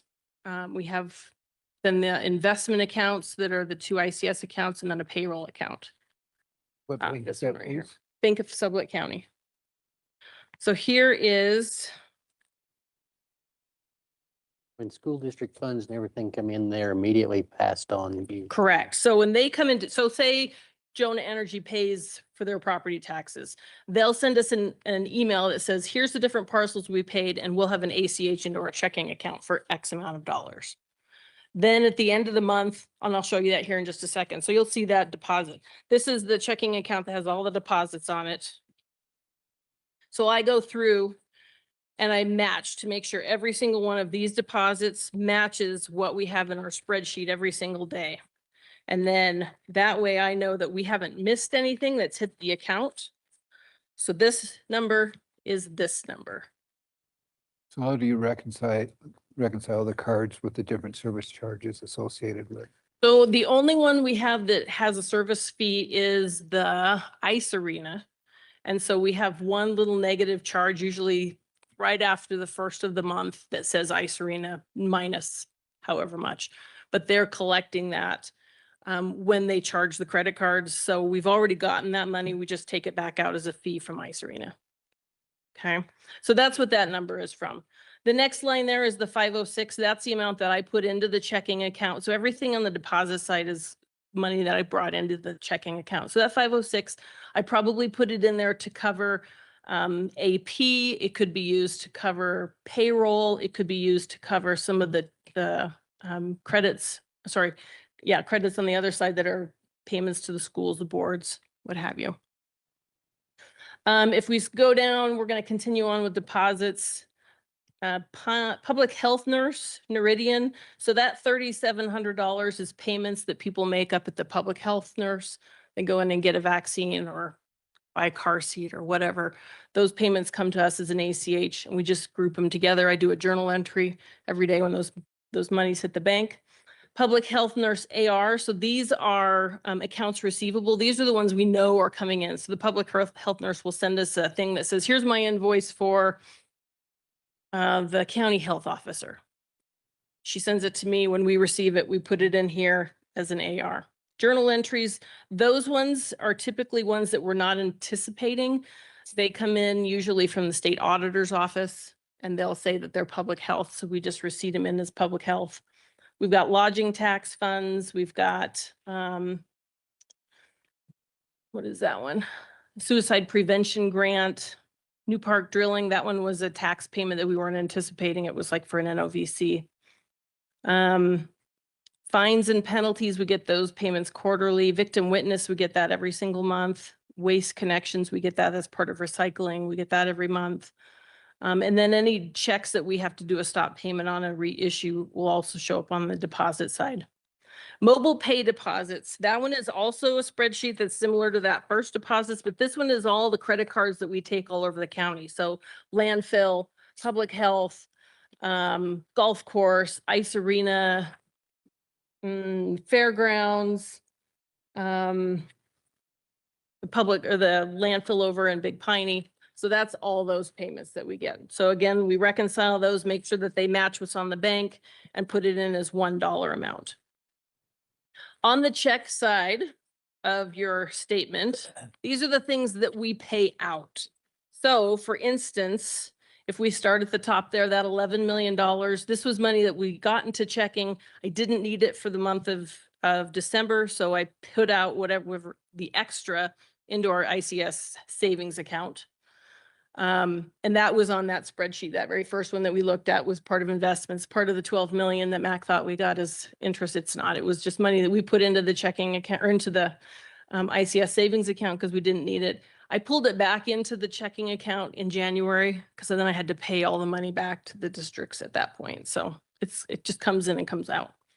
The next one is boards. So this is the report that I do every single month that pays out the boards, the school districts, all the special districts.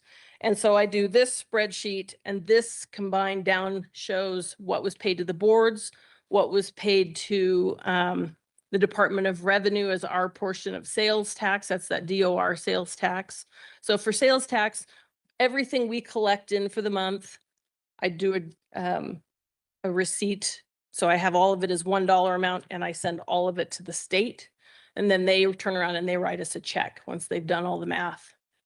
So that's that 124, 119.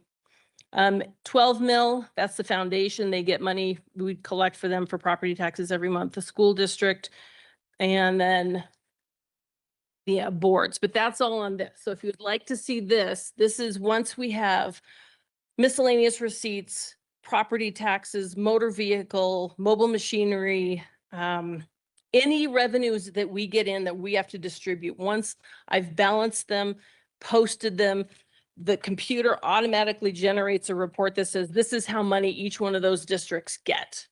So I go through this, make sure that everything balances, fill out my spreadsheet here. I do an ACH to each individual entity, send them an email and say, hey, this is the amount that we collected. And remember, this is November's collection. It gets distributed in December. So what we take in every month doesn't match what goes out because we're a month behind. We have to wait till everything's posted and balanced before we can distribute it. But anyways, that's where those numbers come from right there. So if you'd like to see this report, you can have a look through it. But it's basically just all of the special districts and where those funds go. If we go down to the road fund, so we get a check from the state of Wyoming with our, let's see, it comes in with gas tax, special gas, regular gas tax, and then there's a county road fund check. So there's 3 checks. Those county road funds, I receipt them in as a miscellaneous receipt, and then I do a journal entry and do an ACH over to our investment pool, and it goes into the road fund every single month. So if you look at, show you this one real quick. Nope, not that one. Yeah, that one. So the county road fund, every single month they get different payments. Mostly it's for the gas stuff right here. But they also get severance tax. So any of those funds get receipted in, and then I transfer them over to the investment fund every single month. And then we can use them for particular projects. So are some of those earmarked, like the gas tax, different than your other tax they receive? I keep or them the way separate we can in. spend them? No, they're spent the same way. I keep them separate in here because when I get audited, the state wants to know how much of it was severance, how much of it was Department of Revenue severance, there's state treasurer severance, and then there's also just the county road fund that they send to us. So I keep it all separate. If you'd like to look at this, you can. I'd like to. Okay, I'll share that with you in just a sec. Okay, so that's what the county road fund is. Sometimes we'll get a county road fund deposit, and we'll also get an ACH that's for severance in the same month, which is why we have 2 different lines there. We didn't get a severance because those are paid quarterly, and I just got it this month. So there's nothing in that one. The next one is the accounts payable. So that amount is just what cleared in the accounts payable for last month. And here's that report. I only printed the last page because I don't want to have to pay, I don't have to have all of it saved, but it's 25 pages long. At the end of the month, the amount of money that has not cleared that we have written checks for was 1.4 million. So we wrote checks, and this is over the last several months. So the checks that have not cleared the bank yet, that's what's still outstanding, is 1.4 million. So I have to make sure I keep that in the checking account. What was actually written and what's cleared, I use that number from the checking account. The ending balance, what's cleared, that's the number that goes in here. So I know those have cleared the checking account and I don't have to worry about them.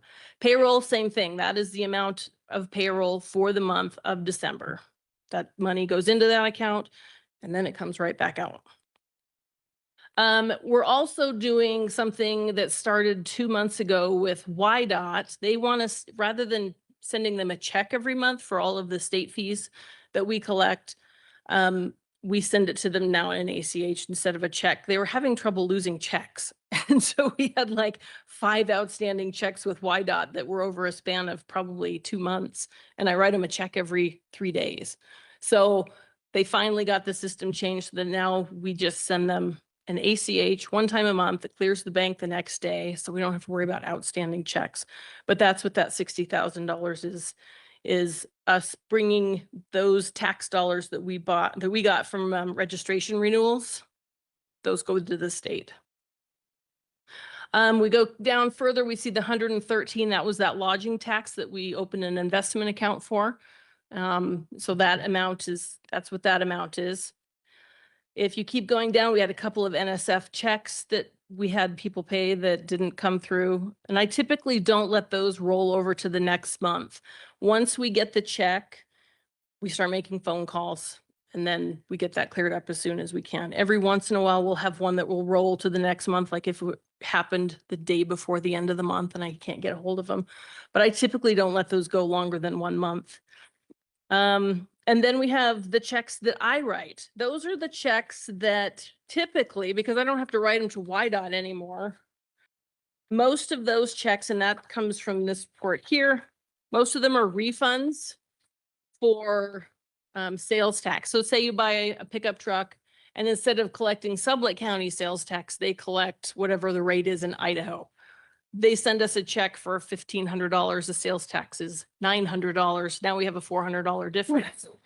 So we usually will have them use whatever is over and what we have on hand towards their registration.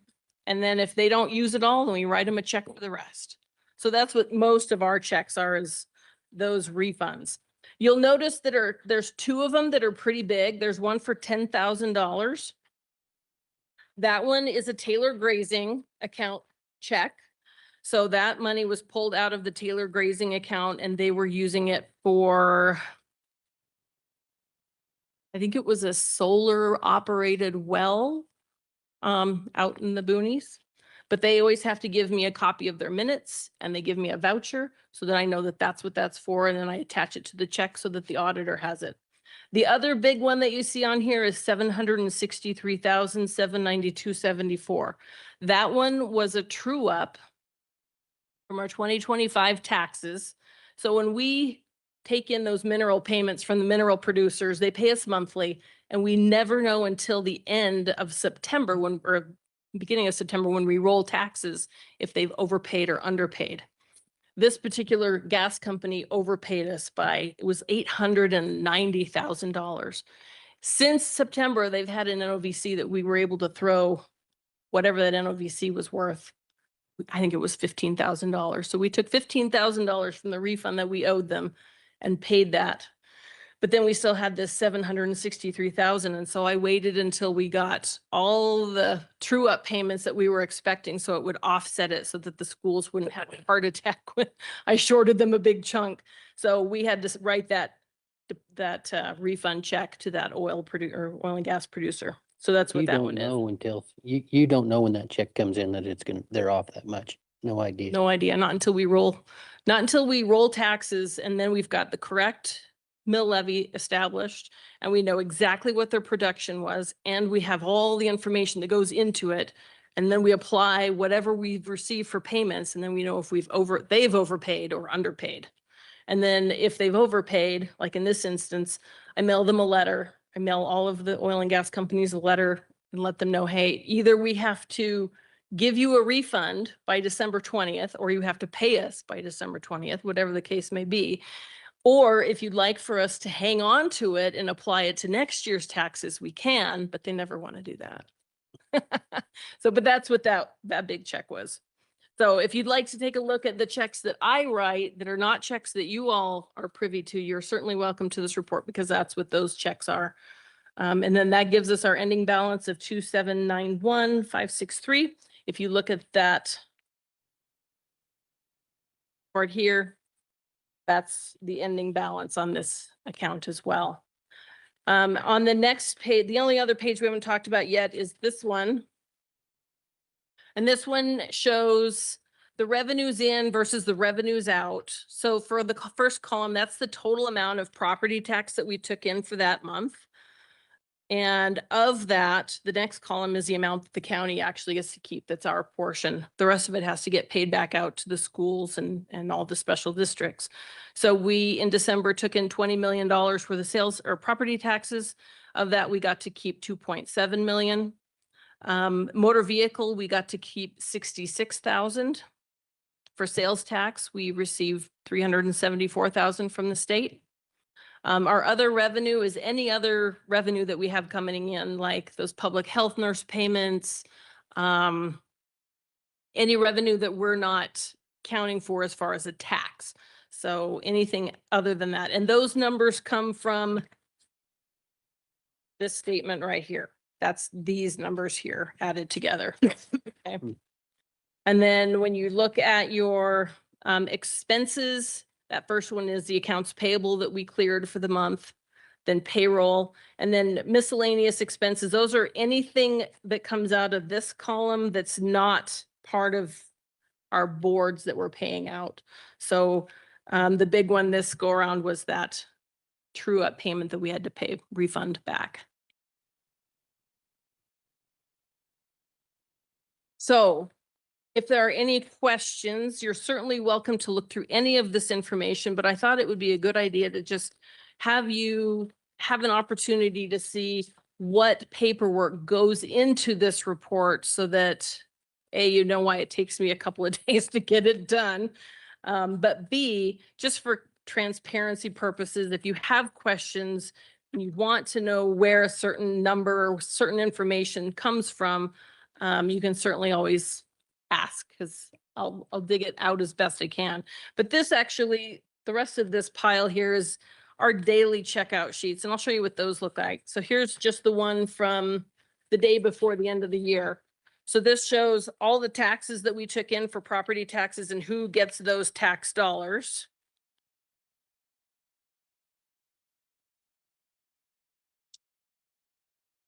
This shows the sales tax amounts that we got, motor vehicle registration costs that we got, the mobile machinery amount that we took in, miscellaneous receipts that we took in, and any accounts receivable that we had. So for this particular day, we took in a total of $486,881.42. And we use these every day to make sure that what we took in balances with what the bank says we took in.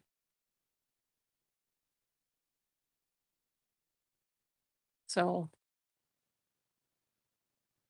And then that way, if I'm off by $3.12 at the end of the month, I'm like, oh, start looking through my piles.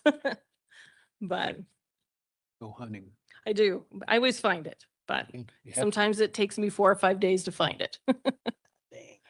So anyways, are there any questions? If there's any of these piles that you want to look through, I can either leave them and you can bring them back to me, or you can come to my office and we can sit down and visit. Come to your office, Mr. Chairman, please. Emily, I got a couple of questions. Yeah, you bet. So on the investment accounts, right, Yeah. we're at 190. When we established the budget, we were anticipating a $25 million deficit to those accounts. One, are we liquid? Two, the second half of the year is when I assume we're gonna start seeing that number start dropping down to just fund our budget, right?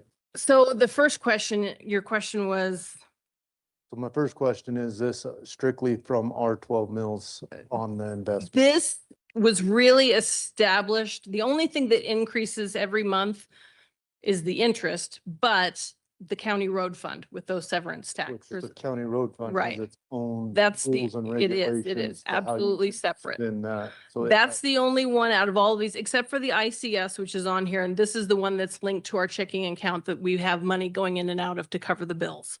I try to keep about 250,000 in the checking account. AP usually has more because there's a lot more that hasn't cleared. But generally to keep that account at that dollar amount, I move money in and out of these ICS accounts. This is the account that in my mind is really important because that's the one we actually use as our checking account. And so when it got down to $7.8 million in October, I was pretty worried and I was thinking I was going to have to move money at that point, and I still may. You know, the years when you look at, what was it, 2023? I think it was 22, 23. We had $45 million in that ICS account. So it's shrunk down significantly over the years as things have, you know, we haven't had the revenue in and we still have the bills that we have to pay. And so that's where that ICS accounts, that is the one that changes the most because that's the one that we're actually using to balance our checkbook. The other ones are literally, with the exception of the county road fund, which I put money into every month as it comes from the state. Everything else is literally just interest. So the only one that you'll ever see me put money into, I may take money out of, say, the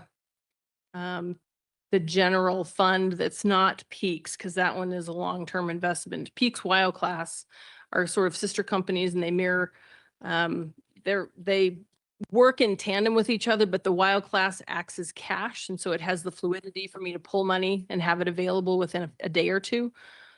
The peaks counts do not. Those ones are bonds that are invested for months and months. So, Pay a penalty to get it out, right? right, yeah, and I don't want to have to pay the penalty. So for right now, we've got the wild class general, which is towards the end of your report here.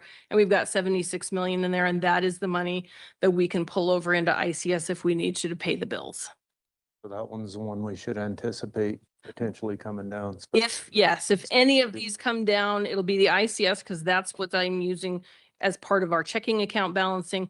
But that wild class general fund, that is the one that's got the most liquidity, and that one is the one I can pull money out of and have available tomorrow if we need to write a check for $20 million.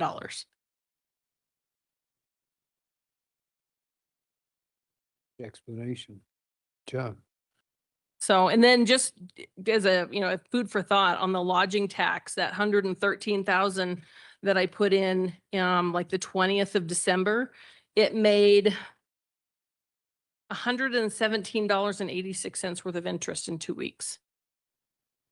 So I know that the towns have been talking about what to do with that lodging tax. At this point, they really haven't decided on anything specifically, but now they've got a little interest earning as well. Any questions? Oh, thank you. Thanks. Welcome. Good job. Thanks for. I don't know that you want that thorough of an explanation every month, but I'm certainly welcome, or I'm welcome to do it if that's what you would like. I think there's better use for your time. Okay. If we have questions, we can. If come- you have questions, please let me know. But that's why I don't ever have this until the second meeting, is because it takes me a hot minute to get it all put together. And then shrunk back down into something that's manageable for you all. And as far as the size goes, you're gonna have to talk to that lady in the clerk's office. Psh, You trained her? I know. All righty, thank you very much. Thanks.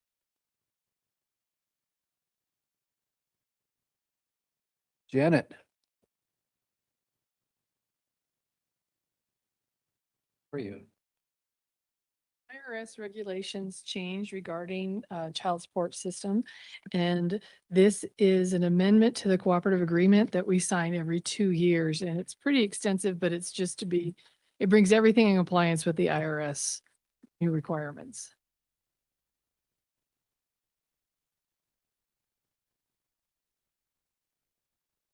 Clayton's reviewed this.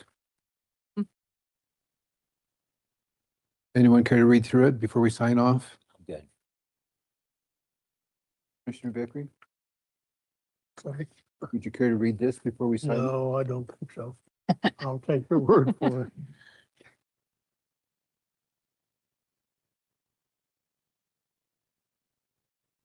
Mr. Chairman, do you need a motion for that? Motion to sign the Amendment 1 to Cooperative Agreement for Responsibilities between Wyoming Department of Family Services, Child Support Program, and Sublette County Clerk of District Court. Mr. Chairman, I move that we approve the MOU between Wyoming Department of Family Services and Sublette County. Have a motion. Is there a second? Second. All in favor? Aye. Any opposed? Motion passed. Thank you. We're good. Yeah. You're good. Thank you. Up next, Julie Kraft, please.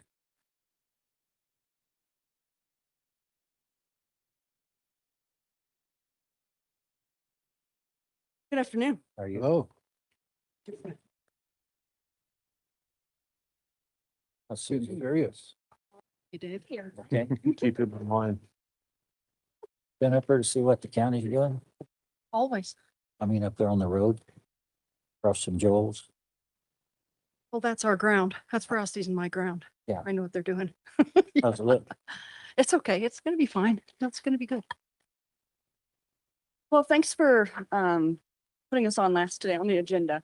I had recently sent you guys all an email and just wanted to, after I sent it to other elected officials, and they asked me to come before you and kind of explain what we're working on, and I guess visit with you about the numbers and what it looks like for the county with the legislation that's being posed by our representatives and senators at the state. So I want to do that. I appreciate the time. I know you've had a lot, you've had a lot of numbers brought to you today, both with discussions this morning, but I just have a short little thing I'm going to read because I spent some time that way I don't miss out on some important things that I wanted to make sure to touch base on. So, with the opening legislation, you guys have probably seen all the information coming, all the different laws that are being proposed. They're really going to affect our county and the money, property taxes that can be brought into the state, as well as our county. Those things that fund our school districts and our community services, the cemeteries, libraries, airports, everything that you guys administer through the funds. It also affects the general fund, things that you guys elect to fund with your, that are important to the commissioners and how you see those fit. All those numbers will really be affected. If you haven't tracked them, the most concerning one right now is a draft coming from the Joint Revenues Committee eliminating property taxes at state. And I know there's a big push for that within the state of Wyoming, but what we need to think about is what those numbers are and what that means to our community, not representing it at the state level, but what it means here in Sublette County. Excuse me, in Summit County. So with those, it's a profound effect to our county, more so than probably than it's been in my career here. I met with members of at the courthouse, and those changes are more like 23%. When I first started with Weed and Pest, we think about how much energy makes up in our mill levy and how much property taxes, and we always thought that was around 4%, and it's not anymore. And those numbers have changed, and that's $103 million. That you guys will not be distributing out of your funds. Those things affect all the different districts, not just special districts, not just the Weed and Pest, but all those different funds. For the Weed and Pest, for our district, that's about $350,000. That takes us from taking a portion of our mill levy to potentially taking a full mill levy, which we've only done, I know, one time in history that we've done that. So really important to public services. I know there's a lot of push for decreased budgets and decreased services and that we can do with less. That's all going to come to you in your decision-making skills and how you're going to decide who gets what as those requests come into you. It means a lot for us. That's why I have board members here. It's important for us to provide professional services to our community. We're relied on heavily for things that most people take for granted that just happen. I want to go through a couple things. So it's particularly important to the Weed and Pest because our state statute from 1973 really only allows for our base funding to come from property taxes. We don't have a way to, without a law change, to take in other forms of revenue. We can apply for grants and we use our match from the county to be able to do those things. We don't ask for more money. We actually take less than we are entitled to by law. And that's really important. We use those funds to leverage grants, to provide cooperative agreements and contracts with our federal government, to manage across different land ownership boundaries so we can have these large scale programs that go on within our county. And all of those would probably have to change. We'd have to reevaluate, our board would have to reevaluate the services that we provide to the community. We hire a lot of kids in this county, sometimes up to as many as 20. That costs us about $150,000 that go back in to people that you know in the community. Last year, majority of our kids were actually from Big Piney. So there's not a lot of opportunity for those college students there. And it's a lot of money that they can take to go and use school. I've talked about that before with you with our annual report that we give. It'll reduce the amount of money that we'll be able to provide at 100% cost share. Right now, if the county has any weed work that needs done, whether it's on the lawn at the library, the lawn at the courthouse, the lawns at the senior center, we give 100% cost share in chemicals, pesticides, and fertilizers to the tune of about $51,000 that we do not charge the county for. Just kind of as a, give and take. It's easy for us to do that with our budget. It will have a huge impact on the ability of us to be able to contract large scale programs, particularly our cheatgrass program. I think I've spoke to you guys about that for many years, and it's a very successful program. It's probably leading the state in what we've been able to achieve and accomplish here in our county. We might not be able to do that if I don't have that money coming in to be able to provide those services. All of that's reimbursable. Last year, we did $4 million worth of work in this county, and all of that was reimbursable funds. Some of it I'm still waiting for because of the government shutdown. So just think that through as you go through those. It also will impact our ability to coordinate on other large scale programs. We have contracts and agreements with YDOT, state lands, all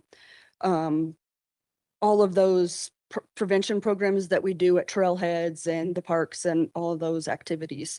We do a lot of technical assistance. If any one of you calls and asks, hey, Julie, what's this weed? I will either come to your house or you can send me a picture at any hour of the night and we will identify that pest for you and help you set up a plan. We'll map it for you, provide assistance to do that. We might have to charge for that. Some counties charge outright for people to go out and help and do those services. We don't charge to certify hay. We don't charge to do gravel inspections. All of that is just in kind with because of our mill levy.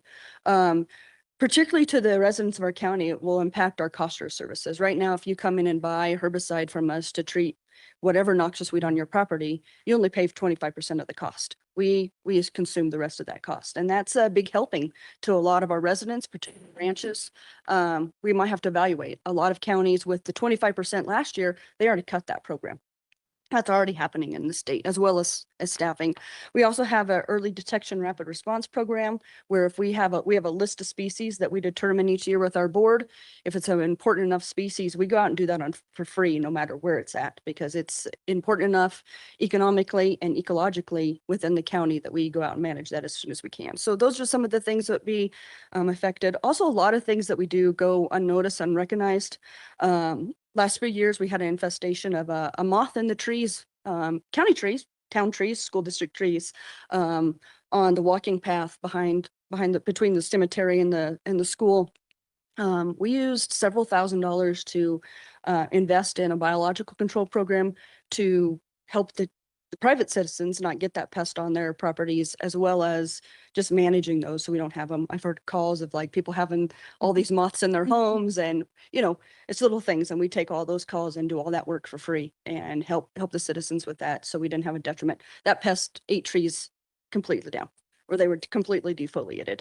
And these are trees that people, especially on our walking path, that we all use in town. That's just one program highlight with that.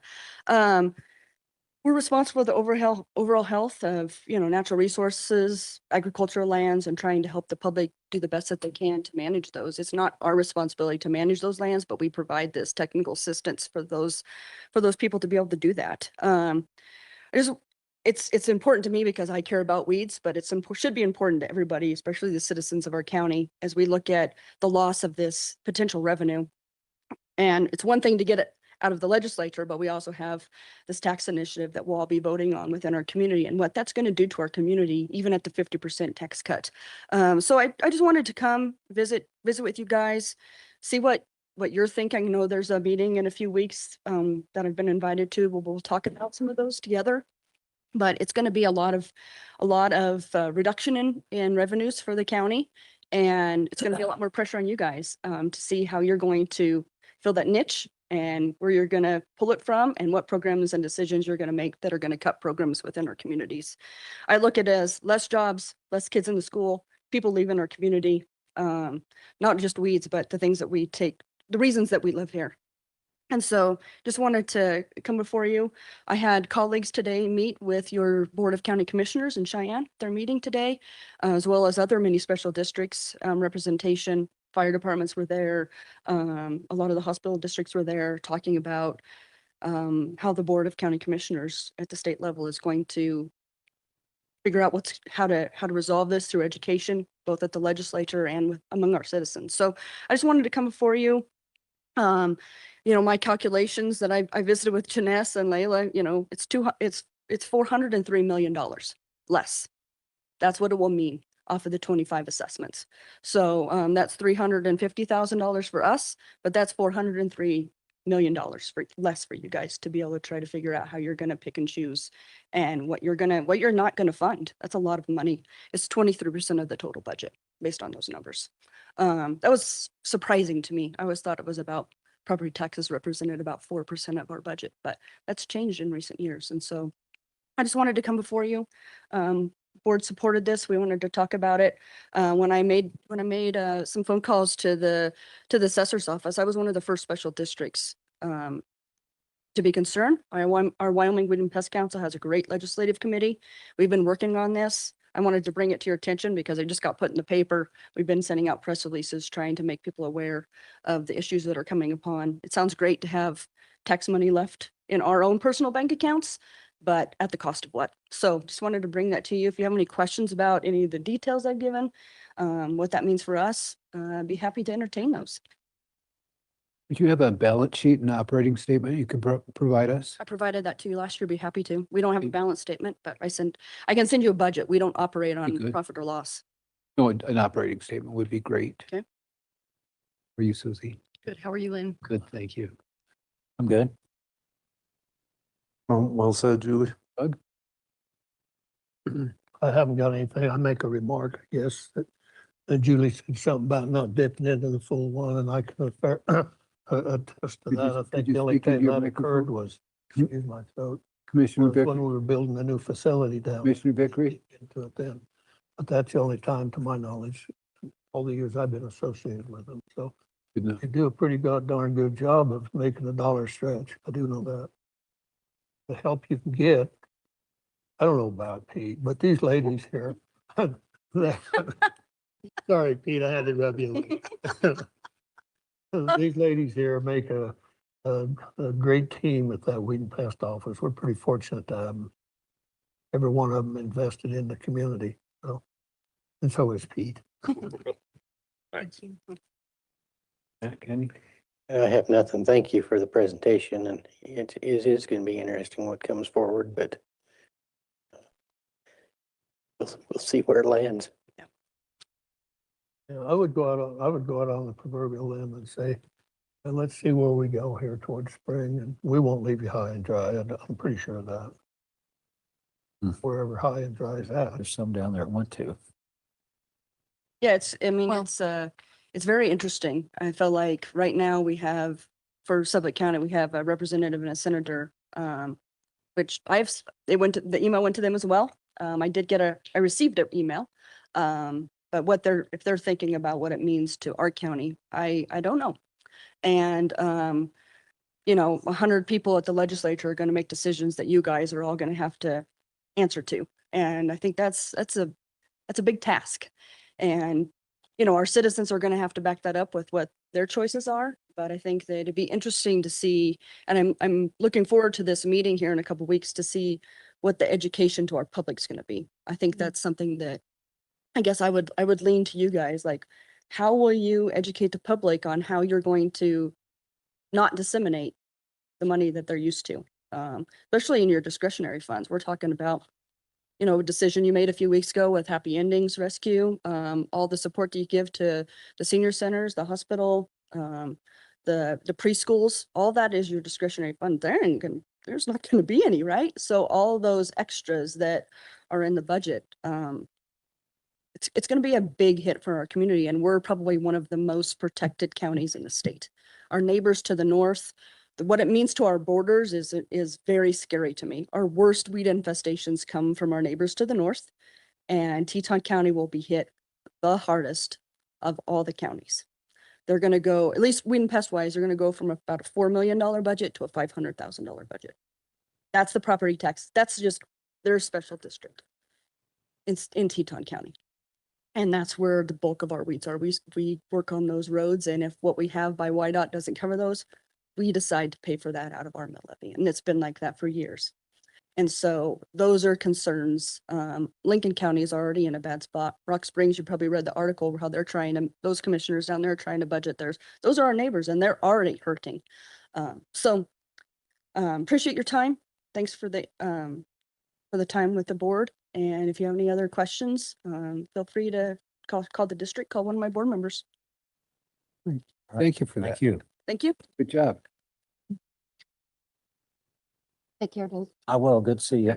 Nice to see you too. How's the poker game? Oh, we haven't been playing too much. The, Huh? We're messing you with you.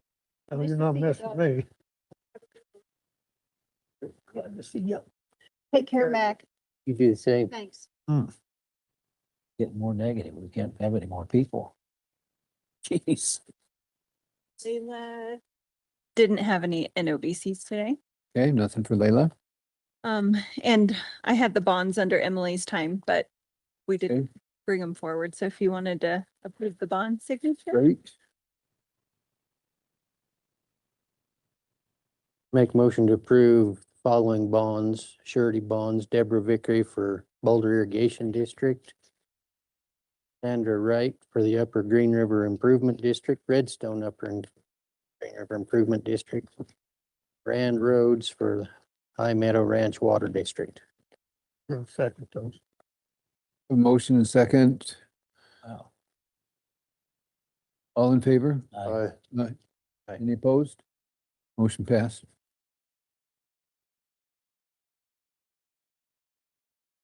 Oh, there's a catering permit. Hang on, Speak at public comment. if possible. we got a Great. catering permit for Burke Steel somewhere. I don't know where I put it. Boulder Bar catering permits. I just wanted the board to be able to see that catering permit. I don't know if you recall when I first started, maybe in August or so, the board signed a resolution for me about to sign off on those 24-hour permits, but you'll still see them come through in your packets, just so you know who's receiving them. Okay. Wait for those bonds so they don't get thrown in a recycle bin. Lynn and I'll be a little better Will you behaved. put them right here for me? If you don't want to redo them, like, wait. Just make sure they get put right here, Matt. Okay. Okay, we're down to um, we want to go into executive session still, is that correct? Board? Yes, yes, he's here for public comment, and I wanted to see where we stood. I thought maybe we could do public comment. Correct. So I wanted to make sure that we were all in agreement before I move forward. Please. Take just a minute to make a phone call. I didn't realize it. Is 5 minutes enough for you? You need 10? No, I didn't. We'll take a 5-minute recess here and come right back. Up at that point in time.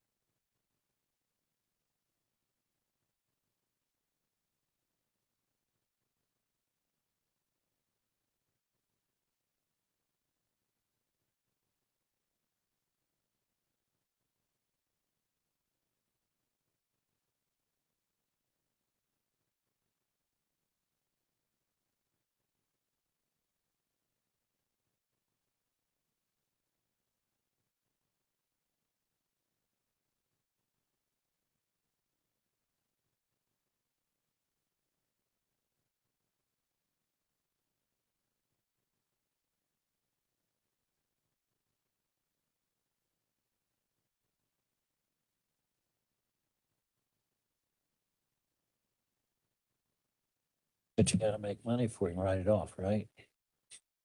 Right? Good day, Commissioners. Thank you for the time today. So my name is Zach Key. Yes, sir.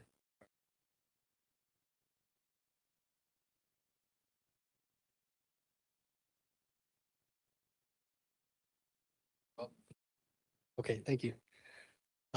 Good day, Commissioners. My name is Zach Key. Most of you know me. My grandpa's Dudley Key. Big, Keys all grew up in Pinedale, Wyoming, and I've since then migrated to LaBarge, Wyoming, living on LaBarge Creek there. And I guess, long story short, we've been part of this community for a long time, hence why you guys named the ball fields after my grandpa. And my goal is to continue the help to this community in Southwest Wyoming in particular. And my hobby was not so much baseball, even though I am on the LaBarge baseball board. Mine was wildlife. And in the time here, I'm a 40-year native.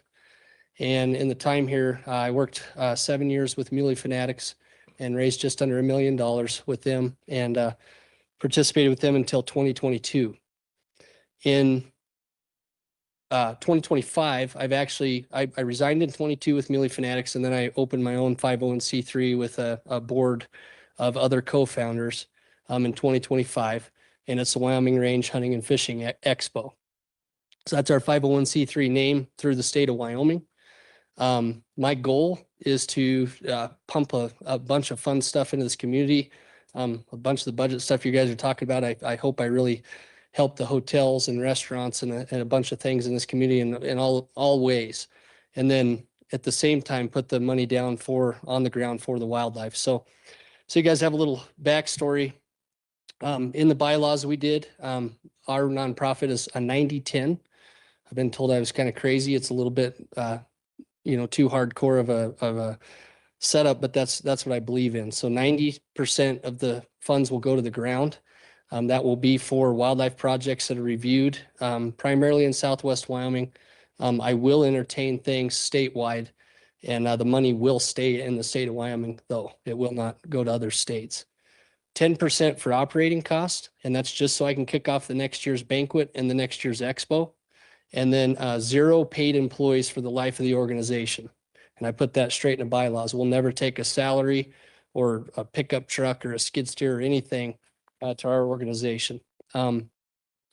Every single dollar we raise from hard-earned people will hit the ground in some form or facet.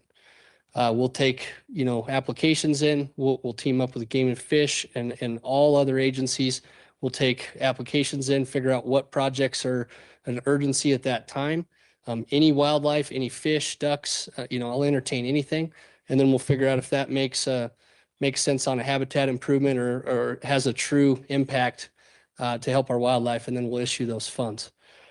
So the reason I wanted to introduce this whole thing to you guys is 2 things. The banquet, I don't think will really give you much of an influx. That's going to be mostly corporate, tables from the community and area.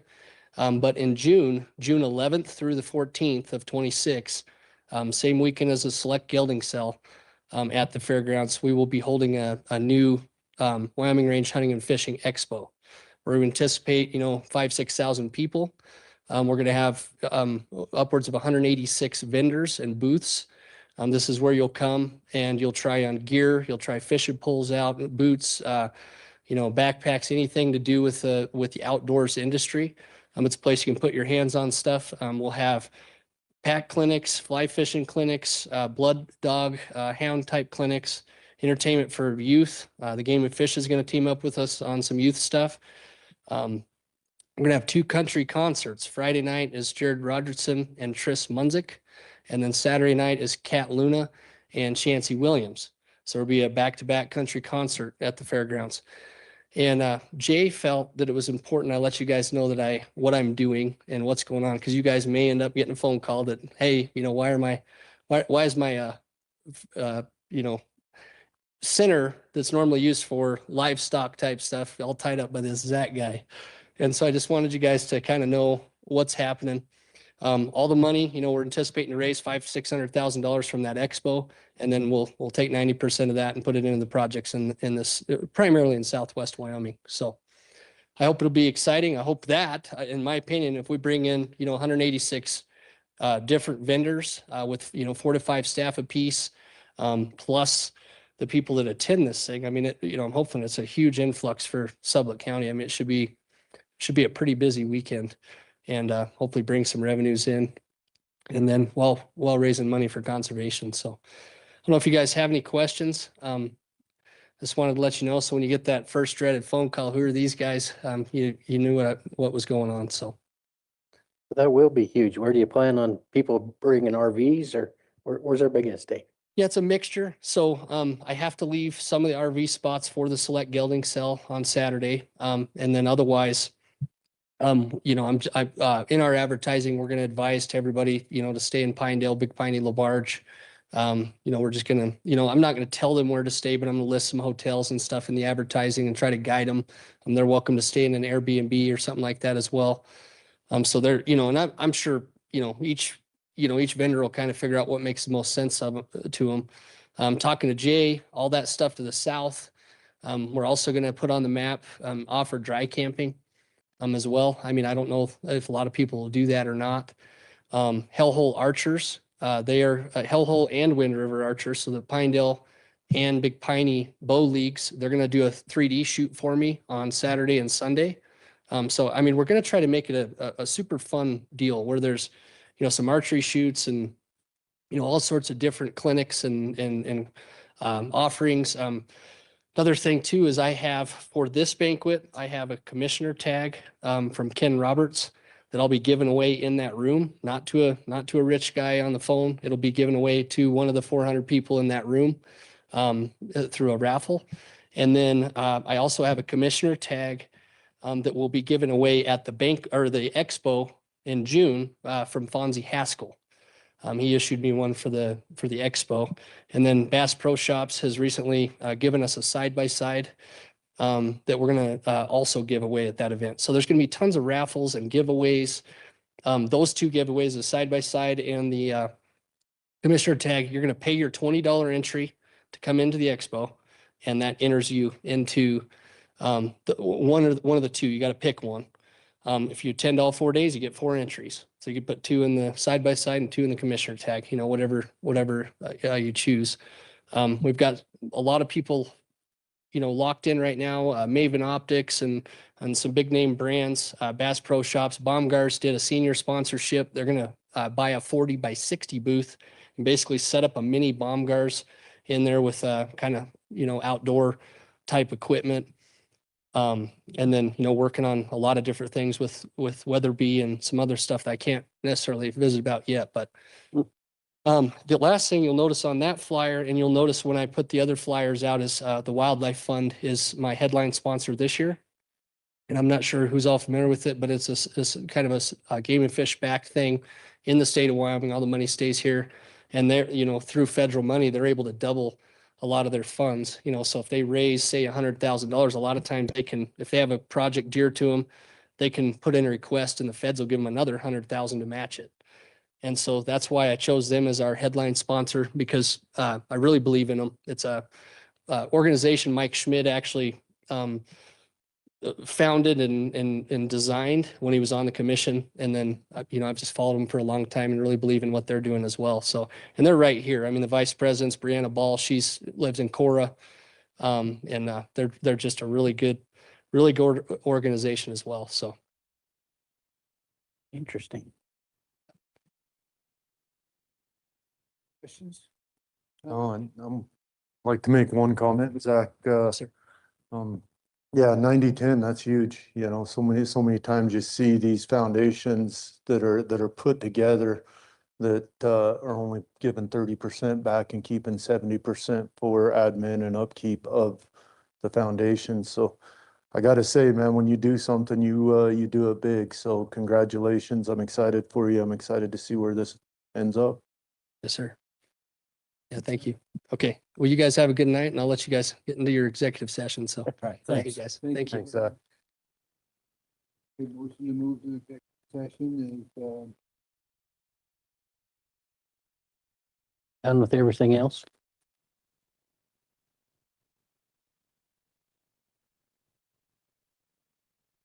Make a motion, go into executive session.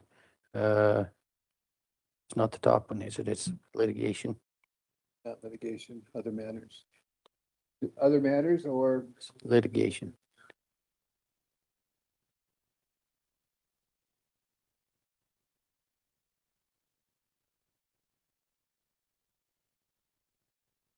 Yeah, I think he said hold.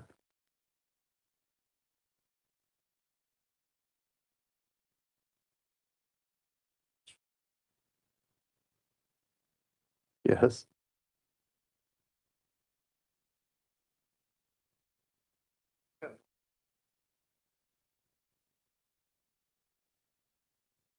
It's, 164405A think so. 10. Romanet 10.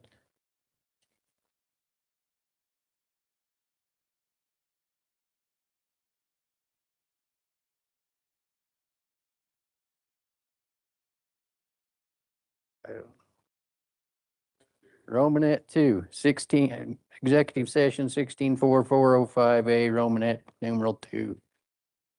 motion, is there a second? Aye.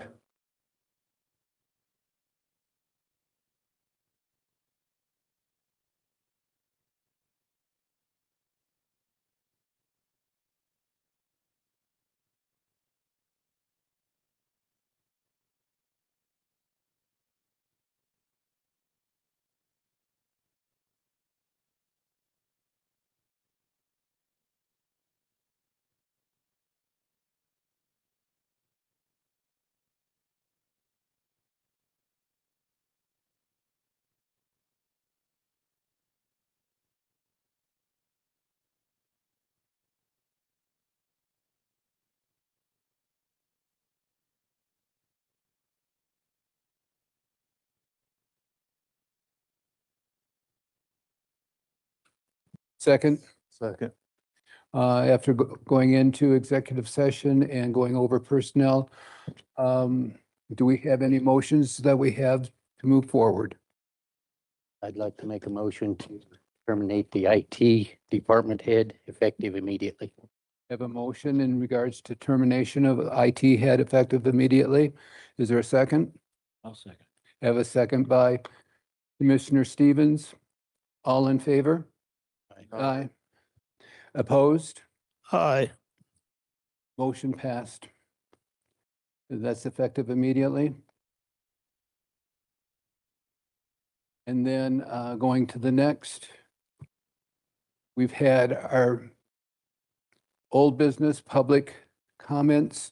Is there any further business? None. Motion to adjourn. Make a motion, we adjourn. Is there a second? Second. All in favor? Aye. Opposed? Thank you.